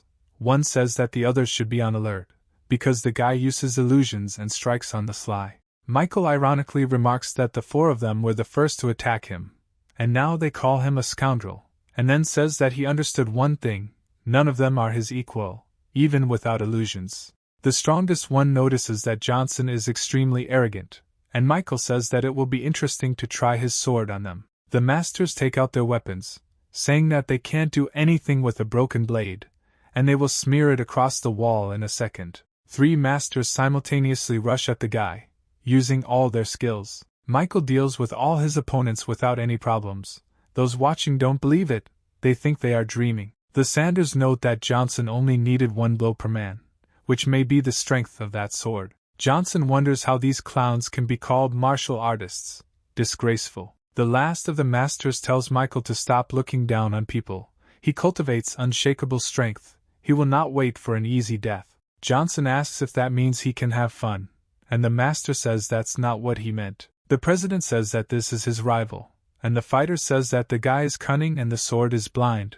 Problems may arise. Only a joint attack can come to a good ending. White says that he will attack first, and let the warrior wait for the right moment to attack. The men rush into battle and shout that they will kill Michael right now. The guy does not understand how Tyler took the presidency. Laughter, and that's all. White acknowledges Johnson's strength, but says today is the last day he stands on Earth. The president uses the spiritual seal of snakes. Patrick notes that one must have considerable strength for such a technique. Michael deflects, saying that the performance intrigues him, but his blade doesn't care about all his skills. White taunts Johnson, saying that he can only swing the sword, so he will never reach his speed. Michael teleports straight to the president, saying that he is finished, and he calls for a second warrior to strike right now. The fighter catches Johnson and says that he will now do nothing to save himself. White rushes at his opponent to finish him off. But Michael, even from that position, hits the president in the face right during his flight. The big man, despite the slight defeat, shouts that he still blocked his only fatal move. He is helpless in his hands. Michael swings his leg and kicks his opponent in the balls as hard as he can, crushing his opponent. The man bends into a fetal position and, sweating profusely, says that, apparently, his indestructible strength still has a weak spot. Johnson swings his arms and says that, having lost control, he becomes an ordinary person. He is finished, but he asks him to stop and wait. But despite this, Michael delivers a fatal blow, leaving his opponent no chance. People are shocked that his head was cut off. The guy has not been human for a long time. Katie thinks she misunderstood, because in fact, what matters most is not the sword, but Johnson himself. Michael goes down to his injured opponent. He says that now it's his turn. He wonders if the president will listen to him, or throw away his last chance at life. Tyler rips his clothes and screams that Michael destroyed his power, reputation and family. He will never forgive this, even if today is his last day. White says Johnson, the first opponent in as many years to put his life on the line to achieve death, admits he underestimated his enemy. But the feud will end here and now with the death of only one. Michael prepares to attack and quips that it will be the death of Tyler White. The sword cuts through Tyler's side, severing a limb and creating a deep cut into his body. Michael wonders if the president really put his strength on defense so as not to fall apart, and he says that the guy is in vain to boast, because he is just a dog in the world of martial arts. White wonders why Johnson killed his son if they had no reason to be feuding. The hero says that White and his entire family did a lot of crap. They massacred the entire Stark family for some piece of jade. Many other families suffered. Do they even know what karma is? He also says that he killed Mr. Ree even earlier. This already cast doubt on the friendship of the Whites and Johnson. And his vice president, Wally F.A., standing next to him, is also his subordinate. White says that even as a ghost, he will still get Johnson. Michael says that being a ghost of this level must be difficult. But now, it's time to end this circus. Someone enters the hall and orders to stop what is happening here. Some people appear. They say that they came from the American Martial Arts Bureau. The main one asks to give him the blade. White rejoices that his precious master came to save his life, just in time. Some elderly man in a top hat says that Michael must put down his sword. All issues are resolved by the Bureau, and he is just a malicious offender and must pay. Michael asks again, saying that he has not heard of such people. Katie calls him over. She says that this is the highest authority in the martial arts, comparing them to the spirit of the dragon. But among the masters, everyone must obey them. He should lower his sword. Even Johnson is a little surprised. The man says that he is obliged to report this dispute to his superiors. Everything must be considered impartially. White invited people from the Bureau here to prevent Johnson from winning over the masters to his side. But he did not expect that he would lose while he waited for them. Michael silently raises his leg over the president's head and crushes it. Johnson apologizes, but says his smirking smile annoyed him. The audience explodes. They see that Michael disobeyed. Everyone says that now he is finished. Nothing will stop the wrath of the Martial Arts Bureau. The old man reluctantly reports that the young man nevertheless decided to challenge the Bureau. He says that only the Bureau has the right to judge criminals, and therefore everyone else should leave the building. Everyone is afraid and decides to disperse, but Wally F.A. does not dare to leave his master, but he writes him a message, saying that he can leave him. The foreman from the Bureau is indignant that Johnson is on the phone, but he tells him to wait, soon it will be his turn. Sanders is trying to convey to Johnson that insulting the Bureau is not at all the same as irritating the association. The Bureau belongs to the state, and a simple warning will not get you off. Michael asks if she's mocking him. Who allowed her to interfere in the first place? She doesn't like him anymore. What the hell is she doing? The girl gets embarrassed and says that it has absolutely nothing to do with it. The man asks Katie to leave the premises, otherwise she will be treated according to the law. The girl leaves dissatisfied and says that she didn't give a damn about Michael, he just has a blade. The old man says that Johnson violated the 9th article of the martial arts law, so they can sentence him to death. Michael gets irritated by such formalities. Do they really want to shame him? The man asks if the accused wants to speak out, but he sarcastically refuses. The old man asks Michael not to put him in an awkward position, and then calls his warriors, who land near the master. They turn out to be a special squad of the American Martial Arts Bureau. Michael says that he has no idea who these clowns are. The old man says that these people are so strong that even the Chinese general said that his troops would not dare cross the border if the American Martial Arts Bureau were fighting against them. Michael says that they are talking outright nonsense, and the fighters rush to attack him. The masters begin to circle around Johnson. The head says that this is a bait to lower his guard, but Michael is already aware. The strategy is for the special squad soldiers to surround the opponent, and even if he attacks one, the other 3 will attack from behind. The soldiers rush, but in the end they only collide with each other, because Michael was not there. The masters go on the attack again, saying that there are more of them, which means they are stronger. With one blow, Johnson puts the entire special squad on his shoulder. They are finished. The old man asks if he even realizes what he has done. He says that if he does not stop, then it will be his turn. He uses his technique, gives birth to a cute pony and tells this foal to incinerate Michael. Johnson dodges all the blows. The Bureau member is shocked. He trained this skill throughout his life. He can deliver 10 blows per second, and Michael seems to be playing with him. The main character swings his blade towards his opponent. He says that it is time for the old man to get acquainted with the masters of the younger generation. Another person, to Michael's irritation, tells him to stop, that he passed the test. The man thinks about how strong this guy is, despite his youth, and the old man thanks for the help. The man reports that he did what he had to do. The new man says that killing a bureau member is a crime, and therefore he will be executed by him personally. Johnson, with an arrogant face and the stump of a sword, says that he will still see who will kill whom. A man notices a bullet flying near his face. A special dragon spirit squad appears.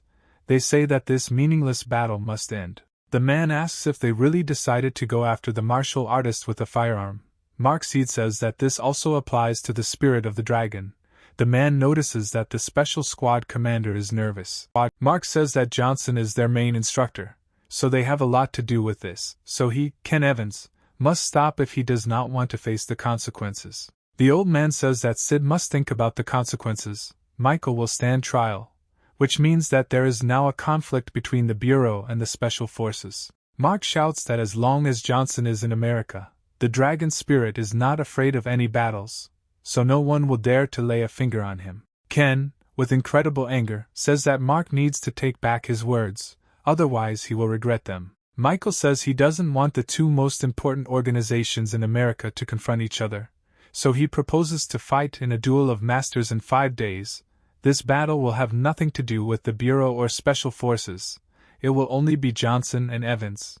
Sid says that Ken is an unusual master, but the dragon spirit will do anything to protect Michael. Evans asks if Mark still wants to save Johnson, but Sid says that he seems to have been misunderstood.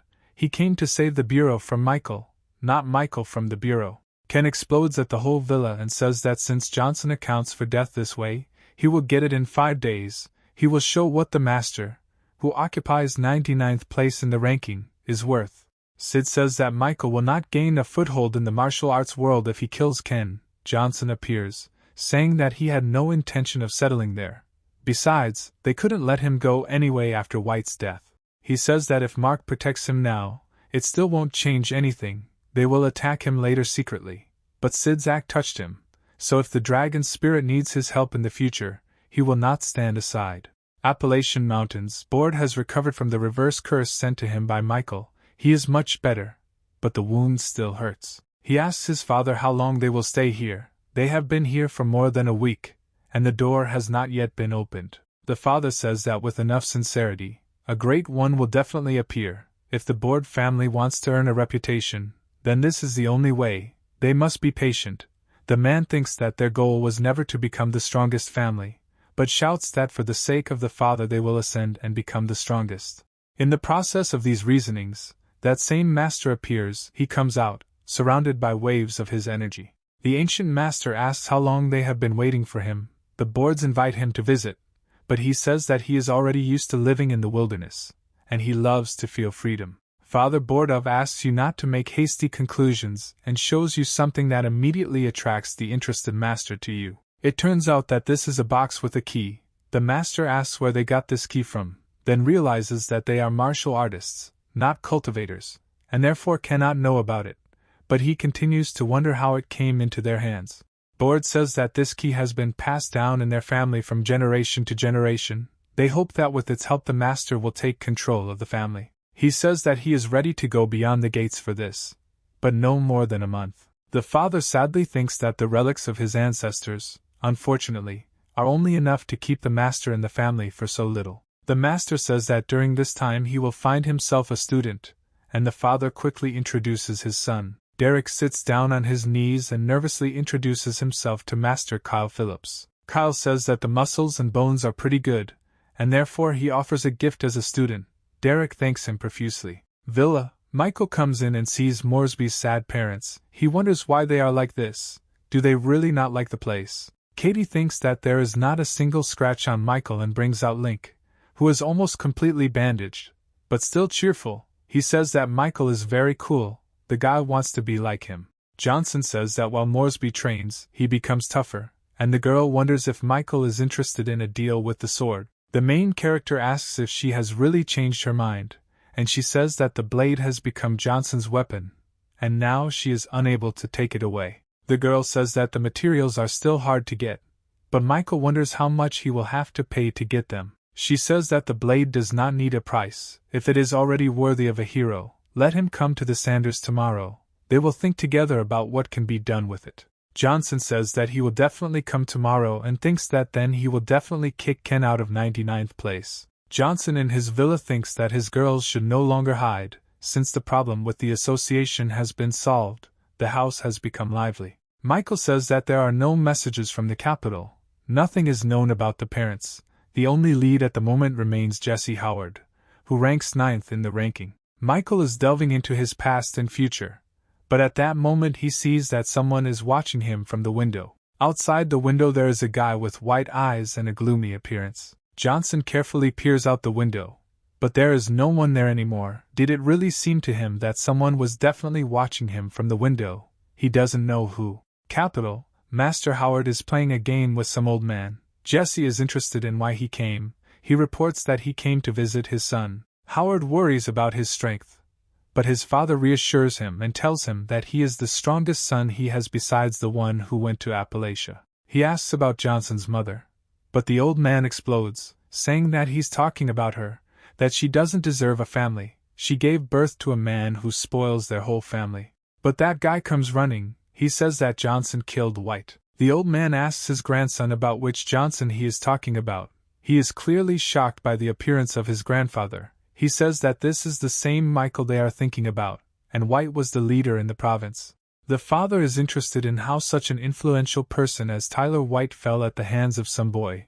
The son says that he fell to members of the Martial Arts Bureau. The guy also killed 5 masters. The grandfather asks his grandson to tell him more about this Johnson. He is very interested. He seems to the old man to be a fairly strong master. His grandson says that throughout America he is considered almost the second master in the entire country. Jesse says that he wants to meet with him because he was investigating the incident at the villa, and it's very interesting where he disappeared for 5 whole years, what he was doing then. But grandfather says that he is one of the top 100 masters, and therefore the meeting with the Howards is not worthy of him.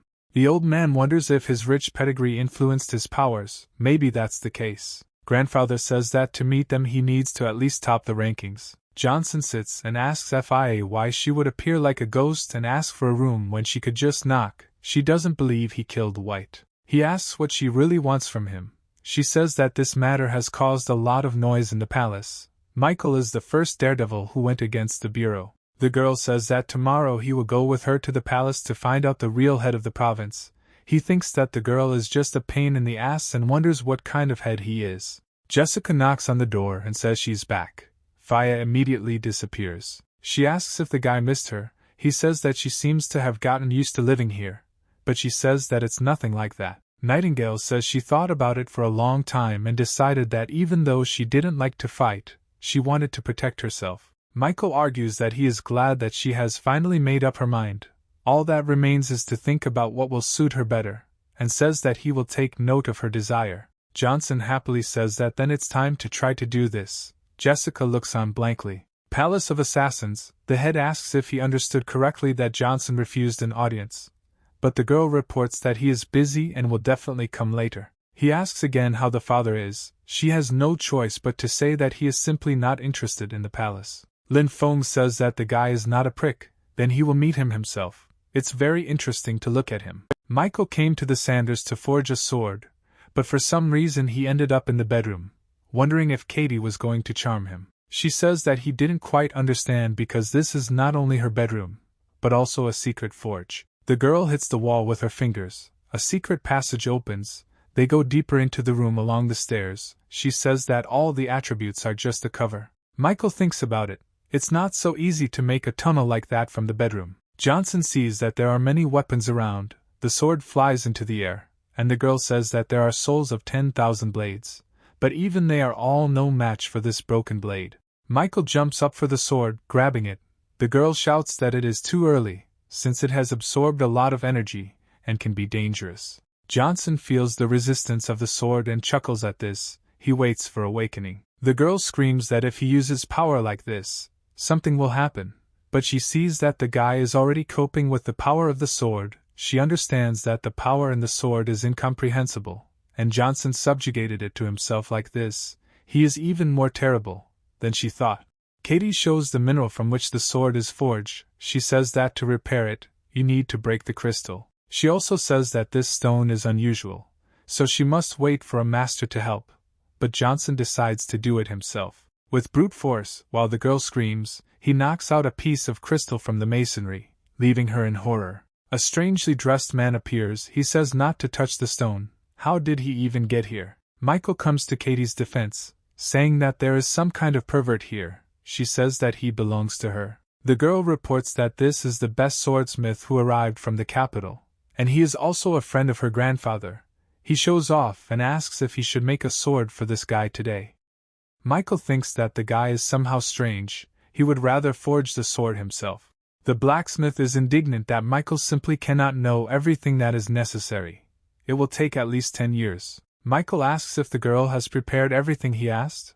The girl agrees and wonders if he wants to give up the master. Johnson says he must forge his own blade. Michael wonders if there is another way when he puts the hot ore into the furnace. The girl says that he uses the furnace without a master, but the master laughs that he is already giving up. Johnson successfully forges the sword. There is smoke and flames all around. You can feel the intense heat and confidence of Michael. The guy starts using stones. The man says that the stones cost almost as much as high-quality pills. The girl says that for the sake of this legendary sword they didn't mind. Michael casts a spell over the smelter, using his powerful magic to set everything on fire. The girl says that she has never seen anything like this before. What kind of tricks with fire are these? But the master confidently shouts that this is a trap for a ghost. Blue flames blaze around. The sword spirit appears in the form of a dragon and begins to look at Johnson. The blacksmith is very surprised. He curses and does not believe that what he sees really exists. The master says that he was an unsurpassed blacksmith all his life, but it turned out that he was nothing but crap. With a sinking heart, the blacksmith notices that this guy is a real master, because he managed to restore such a legendary blade. The man asks old man Howard why he is so nervous, whether things have been bad lately or whether practice is not easy. Another says that he already saw such a face on the master 5 years ago. Is it really because of his daughter again? A third says that with her dedication to training, she was able to set foot in the Appalachians like her older brother, only she decided to marry an ordinary man. The man has heard enough of this nonsense. He orders it to stop. Today they have gathered to discuss affairs in America, and not his personal life. In the distance there is a large flash of energy in the skies. It seems to them that this is a phenomenon of God's creation. It is a beacon giving guidance to the heavens. Some people resist the will of heaven, and some terrify them. The masters understand that this is a threat from heaven. Has a demonic force really appeared in America? An unknown man sits in front of the sigil and casts many spells. Gradually everything around him becomes dark. Something happened to his face. Everyone asks what's wrong with him. He says that this is the payment for the power of heaven. The victim says that this signal is in New York. The old man thinks with horror about that illegitimate child, whether he has inherited such spiritual talent. He thinks that at the birth of the child, he sent a servant there. He said that Johnson does not have such power. He is just a child. His mother's power was wasted. Michael swings his new blade and realizes that it exceeds all his expectations. The blacksmith sits down on his knee and begs to be forgiven for the insult inflicted on such a master. He asks to take him as an apprentice. Johnson says that he doesn't care. He won't take him as an apprentice. Let him get up. He thinks that he will now teach this man a lesson, but his strength leaves him because he has spent too much. Michael wakes up in the Sanders house. Fortunately, the sword is still with him. No one took it. He can't believe he lost consciousness. Johnson realizes that he has no clothes and is in Katie Sanders' bedroom. He hopes that this girl didn't do anything to him while he was sleeping. Katie appears and says that she didn't think he would wake up so soon. Maybe he should get some more sleep. Michael asks if she undressed him. She says she did it because his clothes were wet. She didn't want him to catch a cold. Johnson did not expect that this would happen and does not blame the girl. Now Johnson is in debt to her family. If she needs something, then let her ask. And he also hopes that no one will know about today. She can guarantee that. Sean is training. Michael is interested in how he recovered so quickly that he is already back training. all thanks to the pills. Johnson says that he has 20 pills in the package, but he gives them for a reason, but with the goal that Sean will join the first 150 people in the ranking in 2 months. Former me thinks that this is madness, but understands that the gentleman believes in him, and he has first-class pills, which means he can handle it. Sean shouts with enthusiasm that he will unconditionally carry out the assignment. Michael leaves and says that he expects good news from him in the future. A leaf flies near Johnson and sticks into the wall, cracking it. Michael realizes that there is no such a strong master in the province now. The main character walks through the park. There he sees a strange guy. He wonders where he came from. It turns out to be one of the killers belonging to the palace. He says he just wanted to see the guy who turned him down twice to see what he can do. Luckily, he's not disappointed. The head of the palace offers a bet. If Johnson can catch up with him, then the palace will not have any claims. But if not, then the guy himself will become a killer. Michael wonders if their organization is worthy of having a killer like him in its ranks. Lin says that he has a lot of strong masters in his ranks. Nothing should faze him. But Johnson says that he may not be ready to do what they do, but the weapon in his hands is very interesting to him. Finn thinks he only has 2 of these shuriken, but if it helps him get Michael, then so be it. So he says they have an agreement. He says that Johnson must take them away, launching his powerful magical attack that surrounds the entire area. Lin asks if Michael still wants to get his shuriken. Why is he so quick? Johnson says that he is not obliged to respond to such childish attacks. Michael tells his opponent to take the bet seriously. He calls him names and throws a shuriken, telling Johnson to fight him off. The magic, along with the shuriken, collides with Johnson's shield. He almost withstands the attack, but at the last moment the shield splits. Finn sees the explosion. He wonders if he accidentally killed Michael. Lin comes closer and sees that Johnson is holding his shuriken in his hands and says that now it belongs to him. The head of the palace opens his eyes in horror, sweating. He thinks about how he even decided to cross the path of this monster. Johnson leaves and hopes that now the organization of killers will become unstuck from him, and if he is disturbed again, he will not be so courteous. Lin Feng doesn't believe in his defeat. If it were another person, he wouldn't have tried so hard. But this is Johnson, he can't stop it. He got him interested in his indifference and lust for murder. Pink steam comes from his mouth. He understands that Michael is a born killer. He was born as one and will die as one, whether he knows it or not. Johnson realizes that everyone is noticing him because with this sword he attracts a lot of attention, but also scares off the common people. He thinks about what's the matter, the sword is fine, and why the stone is glowing. Michael again accidentally finds himself in the cemetery of rebirths. Now, a dragon is flying around. He doesn't believe it, but he understands that it's all because of his dragon blade. Michael thinks that the cemetery likes such strong auras.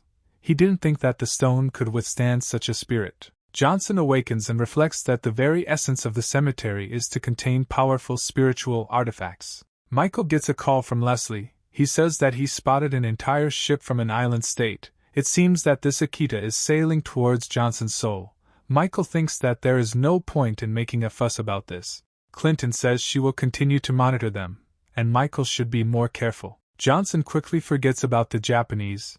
He is more interested in thinking about the Black Pebble.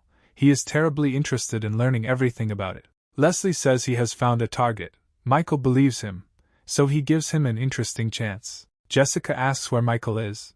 Because he is hanging with a fork in his mouth and a TV remote in his hands, he says that he is not thinking about anything. Johnson thinks why there is still no news about Akita. Reports should be provided about them too. But then Sid calls. Michael asks if he has already dealt with that ship, but he says that the operation was a failure, and Leslie has serious problems. Michael says he thought Leslie was dependable, but he seems to have let him down. Here Mark finds himself at Johnson himself. He says that Leslie took 10 people, but all the chips implanted in their bodies simultaneously stopped giving a signal. Michael displeasedly asks what their last coordinates are.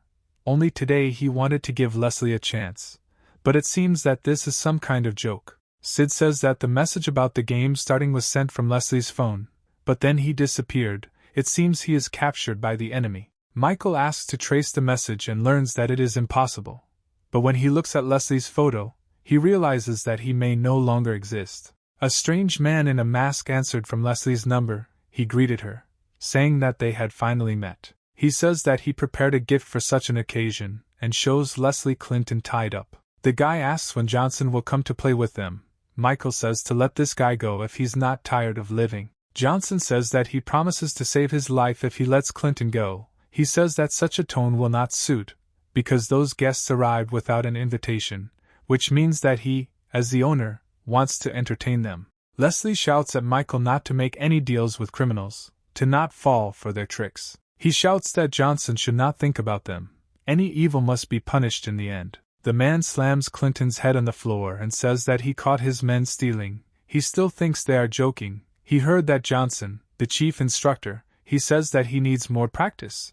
Otherwise you will not achieve anything with exercises alone. The sooner they come, the better. The masked man says that Johnson wants to come to them, but that won't stop them from playing a little, and then sticks a kunai into Leslie's body. Sid orders him to be released, but he says he will do this from time to time. He flirtatiously asks how many of them will miss, and then says that the game has begun. Johnson says that he will deal with this himself. He only needs a speedboat from Sid, who quickly agrees. The masked man is bored and wonders why Michael hasn't come here yet, and Leslie says that when the time comes, Johnson will come and cut all their throats. Mask says that Leslie seems to have a lot of trust in her instructor, but he certainly doesn't criticize him for it. A man runs in and says that the radar has just detected a boat that is approaching them at great speed. He asks how many people are there. The employee says that there is only Johnson there. The gentleman says that the others should gather and prepare to welcome the new guest. The subordinate asks what to do with Leslie,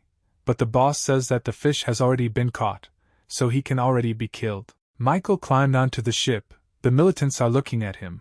He is also looking at them. They say that they must remain calm. They definitely will not let him through. One asks if Johnson is really such a good teacher, and the other says that he is, because the soldiers he trained had the kind of strength that not every instructor has.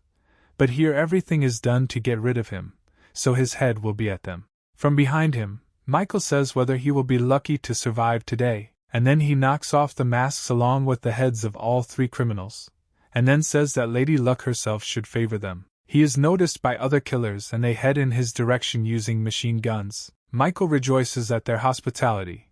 His face expresses a lust for murder, and he himself is simply blazing with flames. Johnson calmly deals with a crowd of heavily armed militants, scattering everyone across the deck. The remaining militants understand that they cannot do anything against this guy. They are not sure that Johnson is even a person. Michael comes up and spends one hit on each of his new opponents. One of them is still breathing. Michael is going to finish him off, but he asks not to kill him, because he will tell everything. He emotionlessly wonders where that jock with the scar and pink hair is. Another masked man says that he is very glad that the famous commander of the dragon spirit fell into his hands, because his guys killed a lot of his people, and now they have a chance to get even. And Leslie only notes that villains who talk a lot die first. Michael is in another warehouse and asks where his man is. He is told that in the third warehouse. He silently crushes his rival's head. The chief of Akita's men went outside to meet him. However, Michael notes that this did not stop him from sending goons after him first. That man only says that he can only have real fun with Johnson, all in the name of Akita. The man notices that the deaths of people were not in vain, nor were they all in order to catch Johnson. He says that now it is his turn to act, and bursts into flames. The masked man begins to resurrect his people from the dead. Michael understands why they came here to die, and spirits move into the former bodies of the terrorists. The masked man begins to use some special technique, continuing to resurrect bodies. He says that the Akita members who were killed by Michael will never leave him. They will show Johnson that running is useful. The main character, fighting off the spirits, says that he did not expect such a move and praises his opponent, and he says that even his vanity cannot resist him. Johnson says that offended souls are excellent food for his sword. The masked man wonders where he got this sword, dripping with cold sweat. The shaman orders the spirits to devour Johnson, but he rushes to attack and asks what the noise is. He points his blade and commands his blade to devour the spirit. Now that the sword is full, Johnson is satisfied. Now it's the little bastard's turn. The clown offers to discuss everything. There was some kind of misunderstanding. He wants to know where to look for Leslie. Michael begins to say something, but Leslie appears behind him. Johnson asks how he escaped, whether he was injured. He says that everything is fine with him, he's strong, and this clown left some idiots to look after him. When they were distracted by the noise, that's when he killed them. The main character offers a pill to recover. He is very grateful, and at the same time the Akita fighter is sweating a lot. Johnson flexes his fists. He says it's time to start a new round of their game. Here the guy in the mask begins to make excuses. He asks to discuss the information that he can give them, but Michael says that it's not worth it, because after the game he will tell everything anyway. Akita's boss finds out that Johnson has arrived after all. He is furious. He thinks that if it is one of the top 10 masters, then he will be finished. But just like the Martial Arts Bureau of America sent a strong master, they also signed a non-interference agreement. A servant comes running. He shouts that that young guy with a sword killed almost all the members of Akita. The boss runs with the servant and asks that there was only one guy. He confirms this information, but says that he had a terrible and unusual sword. They go out into the street. There is only a sea of corpses of mafia members around. Even the head is in shock and does not understand what is happening. Michael says that the restored dragon blade is truly shocked, so he will cut off the heads of the strongest enemies with it. Kitano asks why Johnson wants to destroy Akita. He replies that he ignored his warning and sent his subordinate to America. The boss says that if this is so, then he will remain here forever, and begins a magical attack. Johnson says that the boss can handle his strength, but the guy's strength is much higher than his. But it's too late to run away, so he must survive. Bei thinks that this guy has surpassed him by only a few kingdoms, but at the same time, he completely destroyed his kingdom without much effort. Michael says that he understands why this boss became the idol of these people. He is possibly the most powerful man in Japan, and in the ranking he was somewhere in the 30th place. Kitano admits that he is strong. The guy will stand out among his peers. He is considered a genius, but he has been practicing martial arts since he was 3 years old. He is not American, but he knows everything about America. The boss says that they should have sent someone from the top 30, but they sent him, and therefore he will die soon. The masters mutually swing their weapons at each other, intending to deliver the strongest blows. After the skirmish, the boss's katana cracked, and Michael was thrown back violently by the force of his opponent. Kitano can't believe that his sword is of a lower level. It is completely broken. The boss madly rushes to the attack and says that this brat is not worthy of such a weapon. Kitano shouts that it will belong to him, but Michael throws his shuriken at him, hitting his opponent. The mafioso gets even more furious, losing concentration, but their fists meet. Michael reflects all the blows. Kitano doesn't understand what this kid is doing. The fight promises to be difficult, but he won't give up. Johnson is sitting at a table with an unknown man.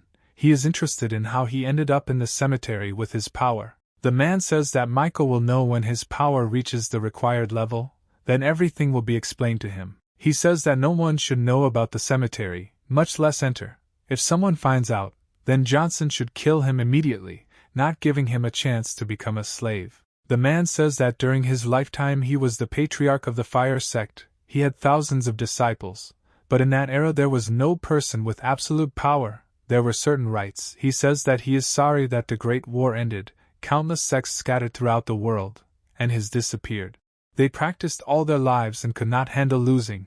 It was the burden of their generation. He asks if Johnson wants to become his only disciple and accept his inheritance of the higher path. The man says that his education, pedigree, and strength are mediocre. Michael thinks that the old man in Appalachia said that he was very talented, but this guy is an order of magnitude stronger. The man says that Michael has a cemetery of rebirth. He has a whole army of spirits behind him. He is destined to destroy all living beings on earth. So does he accept him as his second teacher? Johnson gets up from the table and says that he recognizes him as his teacher. The man beams, putting his hand up. He says that at this moment in time Michael is only able to accept part of his inheritance. The higher the level of development becomes, the more knowledge will be revealed. A giant magical hand pats Johnson on the head. He hopes that Michael will be skilled enough when he has mastered all his knowledge, but he hopes that the guy will then remember to enter the cemetery. The master disappears and says that Michael is the hope of hundreds of warriors, and he is sad that he cannot repay the teacher with kindness.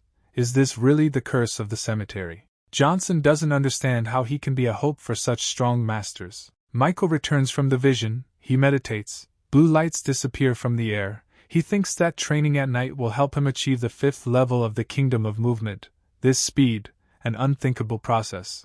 Every time he summons a graveyard, his cultivation base increases by several levels. This is his advantage, no matter how many techniques and skills he masters. But Dale Thompson is still stronger than Claude Crank. I wonder how strong the third master will be. After all, about him there's not even any mention. Kitano appears and asks if Johnson is finished yet. He asks to organize a plane for him to America. He has an important meeting. The servant says that he understands. Michael says that he will also fly with him. Johnson says he doesn't like the name Kitano, so from now on he will be called Loex. People gather to watch the upcoming duel between martial artists or cultivators. Mark asks how Leslie's wound is doing. He says that Johnson is a wonderful doctor. He can already move without pain. He will not forget his kindness, and then wonders why Michael has not appeared yet. Ken says that if the guy doesn't come, he will be banned from the world of martial arts. The soldiers are afraid that this means that Michael will no longer be able to be an instructor, and will never enter America again. All information about him will be erased. Sid asks if Leslie knows where Johnson is now. He says that he was going to get rid of annoying flies, and this morning Akita announced that he was stopping his activities for an indefinite period. Most likely he dealt with the Mafia, and then went after them later. Evans says that their master pissed him off to come to the duel, and they think that he went to deal with terrorists. What nonsense! It turns out that the dragon spirit takes some kind of trash as instructors. You can't stand up to die. Mark says that Ken can insult the dragon spirit, but he is forbidden to offend the master. The same says that he does not care, and if their instructor does not appear in 30 seconds, then there will be trouble. Michael enters the door and wonders if he really wants to die. The dragon spirit soldiers shout that the instructor has appeared. He will not bow to anyone. Johnson says that he will fulfill Ken's wish, and Leslie and Mark wonder who Michael came with. Johnson orders his new servant Luo X to provide cover, but not to interfere unnecessarily, otherwise he will regret it. The judges appear. They want to read the rules before the battle begins, but Michael says that this is not required. Let them better tell where they came from here. They say that their mission was entrusted to them 30 years ago. Justice comes first for them. Johnson says it's time to get started and wonders how impartial the judges will be if they're Ken's relatives. But he's actually prepared enough that he doesn't care. The master is indignant, and Ken says that this is Michael's last fight, so the judge will leave the platform. Evans begins to give a speech, but Michael appears and delivers a lightning-quick punch to his face. Ken, wiping his face with displeasure, says that it was a sneak attack. How dare he? You can't be so arrogant. But Johnson already delivers a crushing kick to his opponent's face, knocking him back. Michael continues to punch his defeated rival in the face, wondering if he is still going to run him out of the country, kill his friends, or desecrate his parents' gravestone. Johnson makes an attack. The enemy disappears somewhere. The judges approach to stop the killing. Mark, Seed, and Leslie doubt what is happening. And is this still a fight or is it something else? Johnson says that he has already become Ember. They were late. Previously Ken was 2 kingdoms superior to him, so he decided to use the dragon blade against him, but there was nothing left of him. The soldiers don't understand how it could all end so quickly. The battle took less than a minute. It seems their instructor is much stronger than they thought. The judges ask if Michael understands the consequences of this murder, now that there is no turning back. Loex appears. He says that murder is welcome in the rules, so one more step towards Johnson, and the judges will be sorry. Sid says that the Bureau is also not famous for its adherence to rules, and life and death issues are decided in a duel, and you condemn him for murder. The judge remembers that they agreed not to let Michael out alive if he wins, so, ignoring the laws, he says that it is time for him to die and goes on the attack. Law attacks the aggressor, easily killing him with magic. He wonders why not listen to his opinion. The dragon spirit does not understand how this man killed such a powerful master, ranked in the top 100, with one blow. But what's even worse is that he listens to Johnson unquestioningly. He's a real man. Leslie and Sid think that his movements are terribly similar to Kitano's style. Mark thought about this, but Michael could not subjugate him. Sid understands that now they will want revenge, which means they will have to call the first person in the ranking to help. The boards argue that even though the master took Derek as an apprentice, he still does not take the side of their family, but took the young master into the house, as if he wanted to teach him something. The son of the board family appears, and he looks completely different. He is blazing with magical energy and boasts. The father notices how much his son has changed. He is extremely surprised. Magic is around even now during the conversation. Derek says that the master seemed to open his eyes. The guy has been involved in martial arts since childhood, but compared to him, he completely sucks. The son says that he is now ready to fight at least 100 masters, and the father laughs, realizing that his family will soon be reborn. The master says that in order to prepare the plane, he needs to take the student to one place, and also look at the rest of their family heirlooms. Michael comes to a villa in the province, and says that Loex will now live here. He agrees without further questions, and Johnson thinks that this should have been a refuge for Locke's people, but they refused. Johnson returns to the house. Sarah appears there. She jumps on him and asks if he missed her. He notices that she returned early. She says that her grandmother's work ended early. That's why she's here. The girl talks about how her grandmother is doing, and then goes to the shower. She says that he can join, but he says that 2 people won't fit in the bathtub. The guy notices that every time Walsh's jokes become more and more impudent.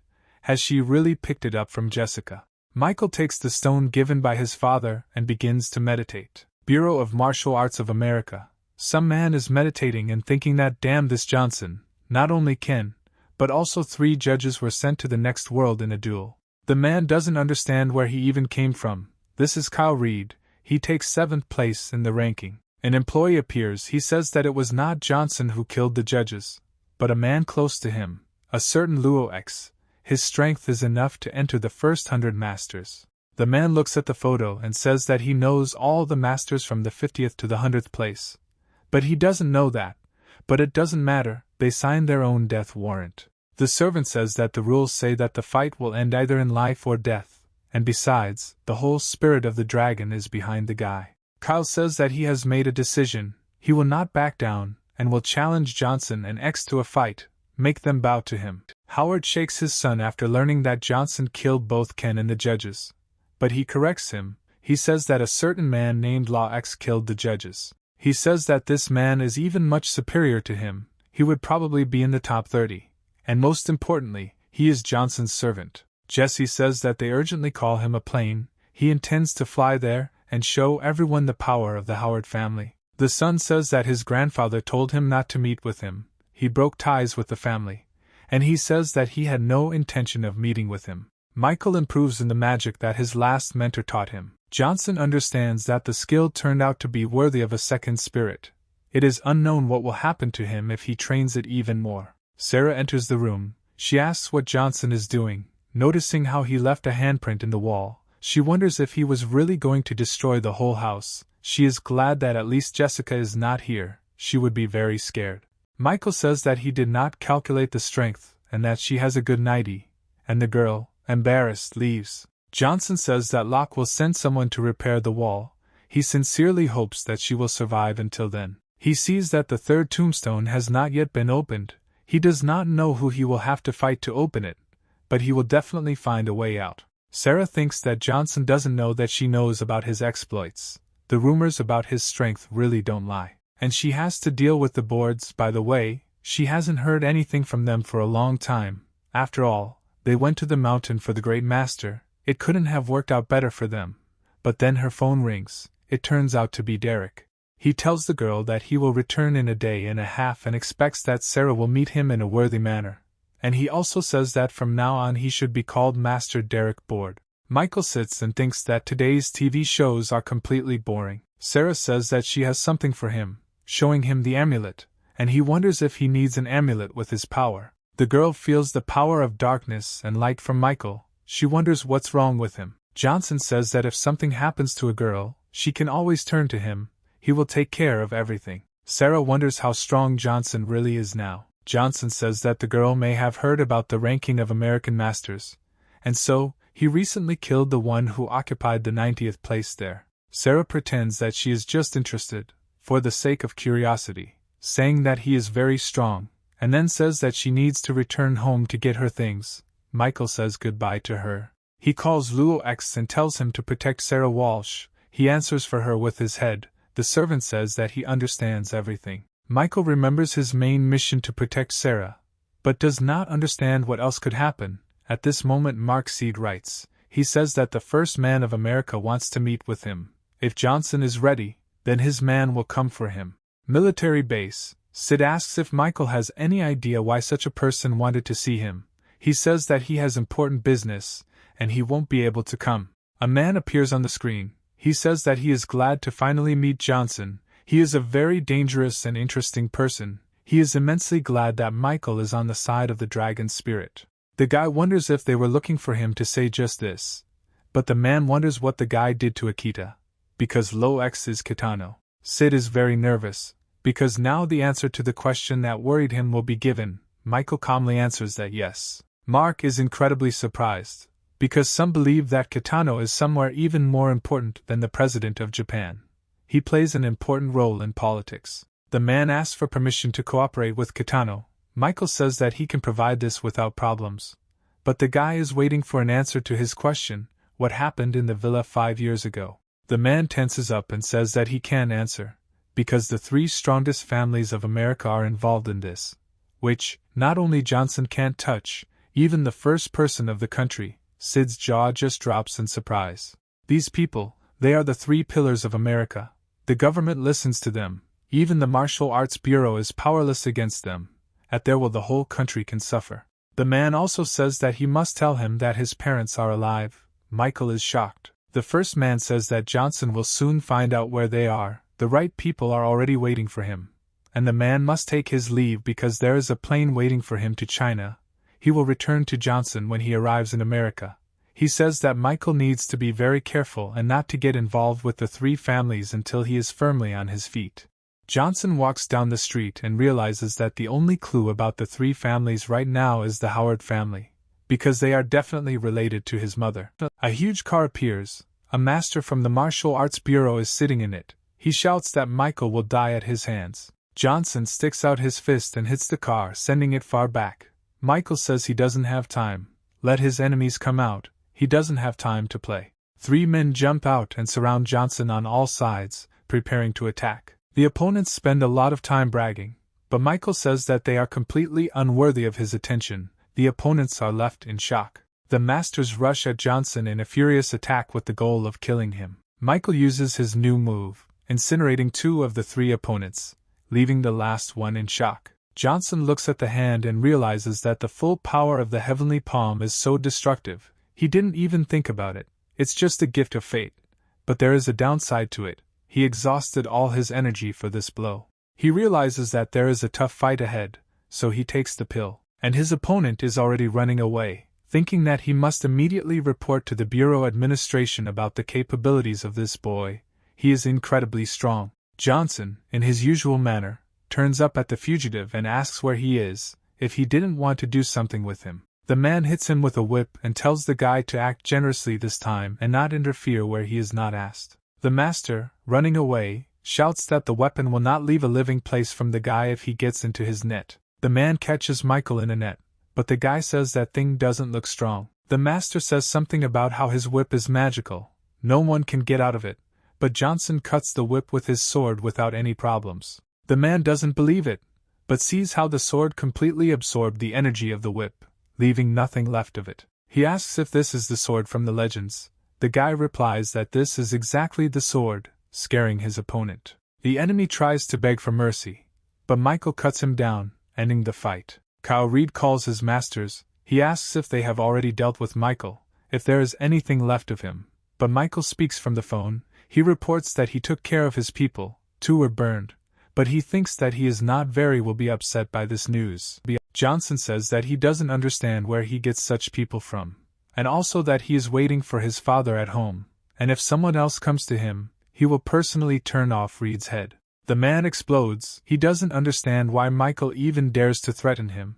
He was told that he was experienced, which is why he took 7th place in the ranking. Johnson examines the stone with the cemetery of Rebirth. He understands that with its power, either the 3 families, nor the Bureau, nor Appalachia will stand against him. Everyone involved in the tragedy will be killed. He thinks that, as the old man said, his path was not initially aimed at creation, he was destined for destruction. His power will not leave anyone alive. Unbridled power wreaks chaos and death. His bloody dragon is a harbinger of the apocalypse. A third grave has appeared in the cemetery. It says that on the day of his return, the world will not allow enemies to escape. It seems to have awakened due to Michael's darkness. The first spirit said that in order to move the grave, permission must be obtained or cultivation must be strengthened. Michael, with madness in his eyes, realizes that for this tombstone he needs to commit the maximum number of kills.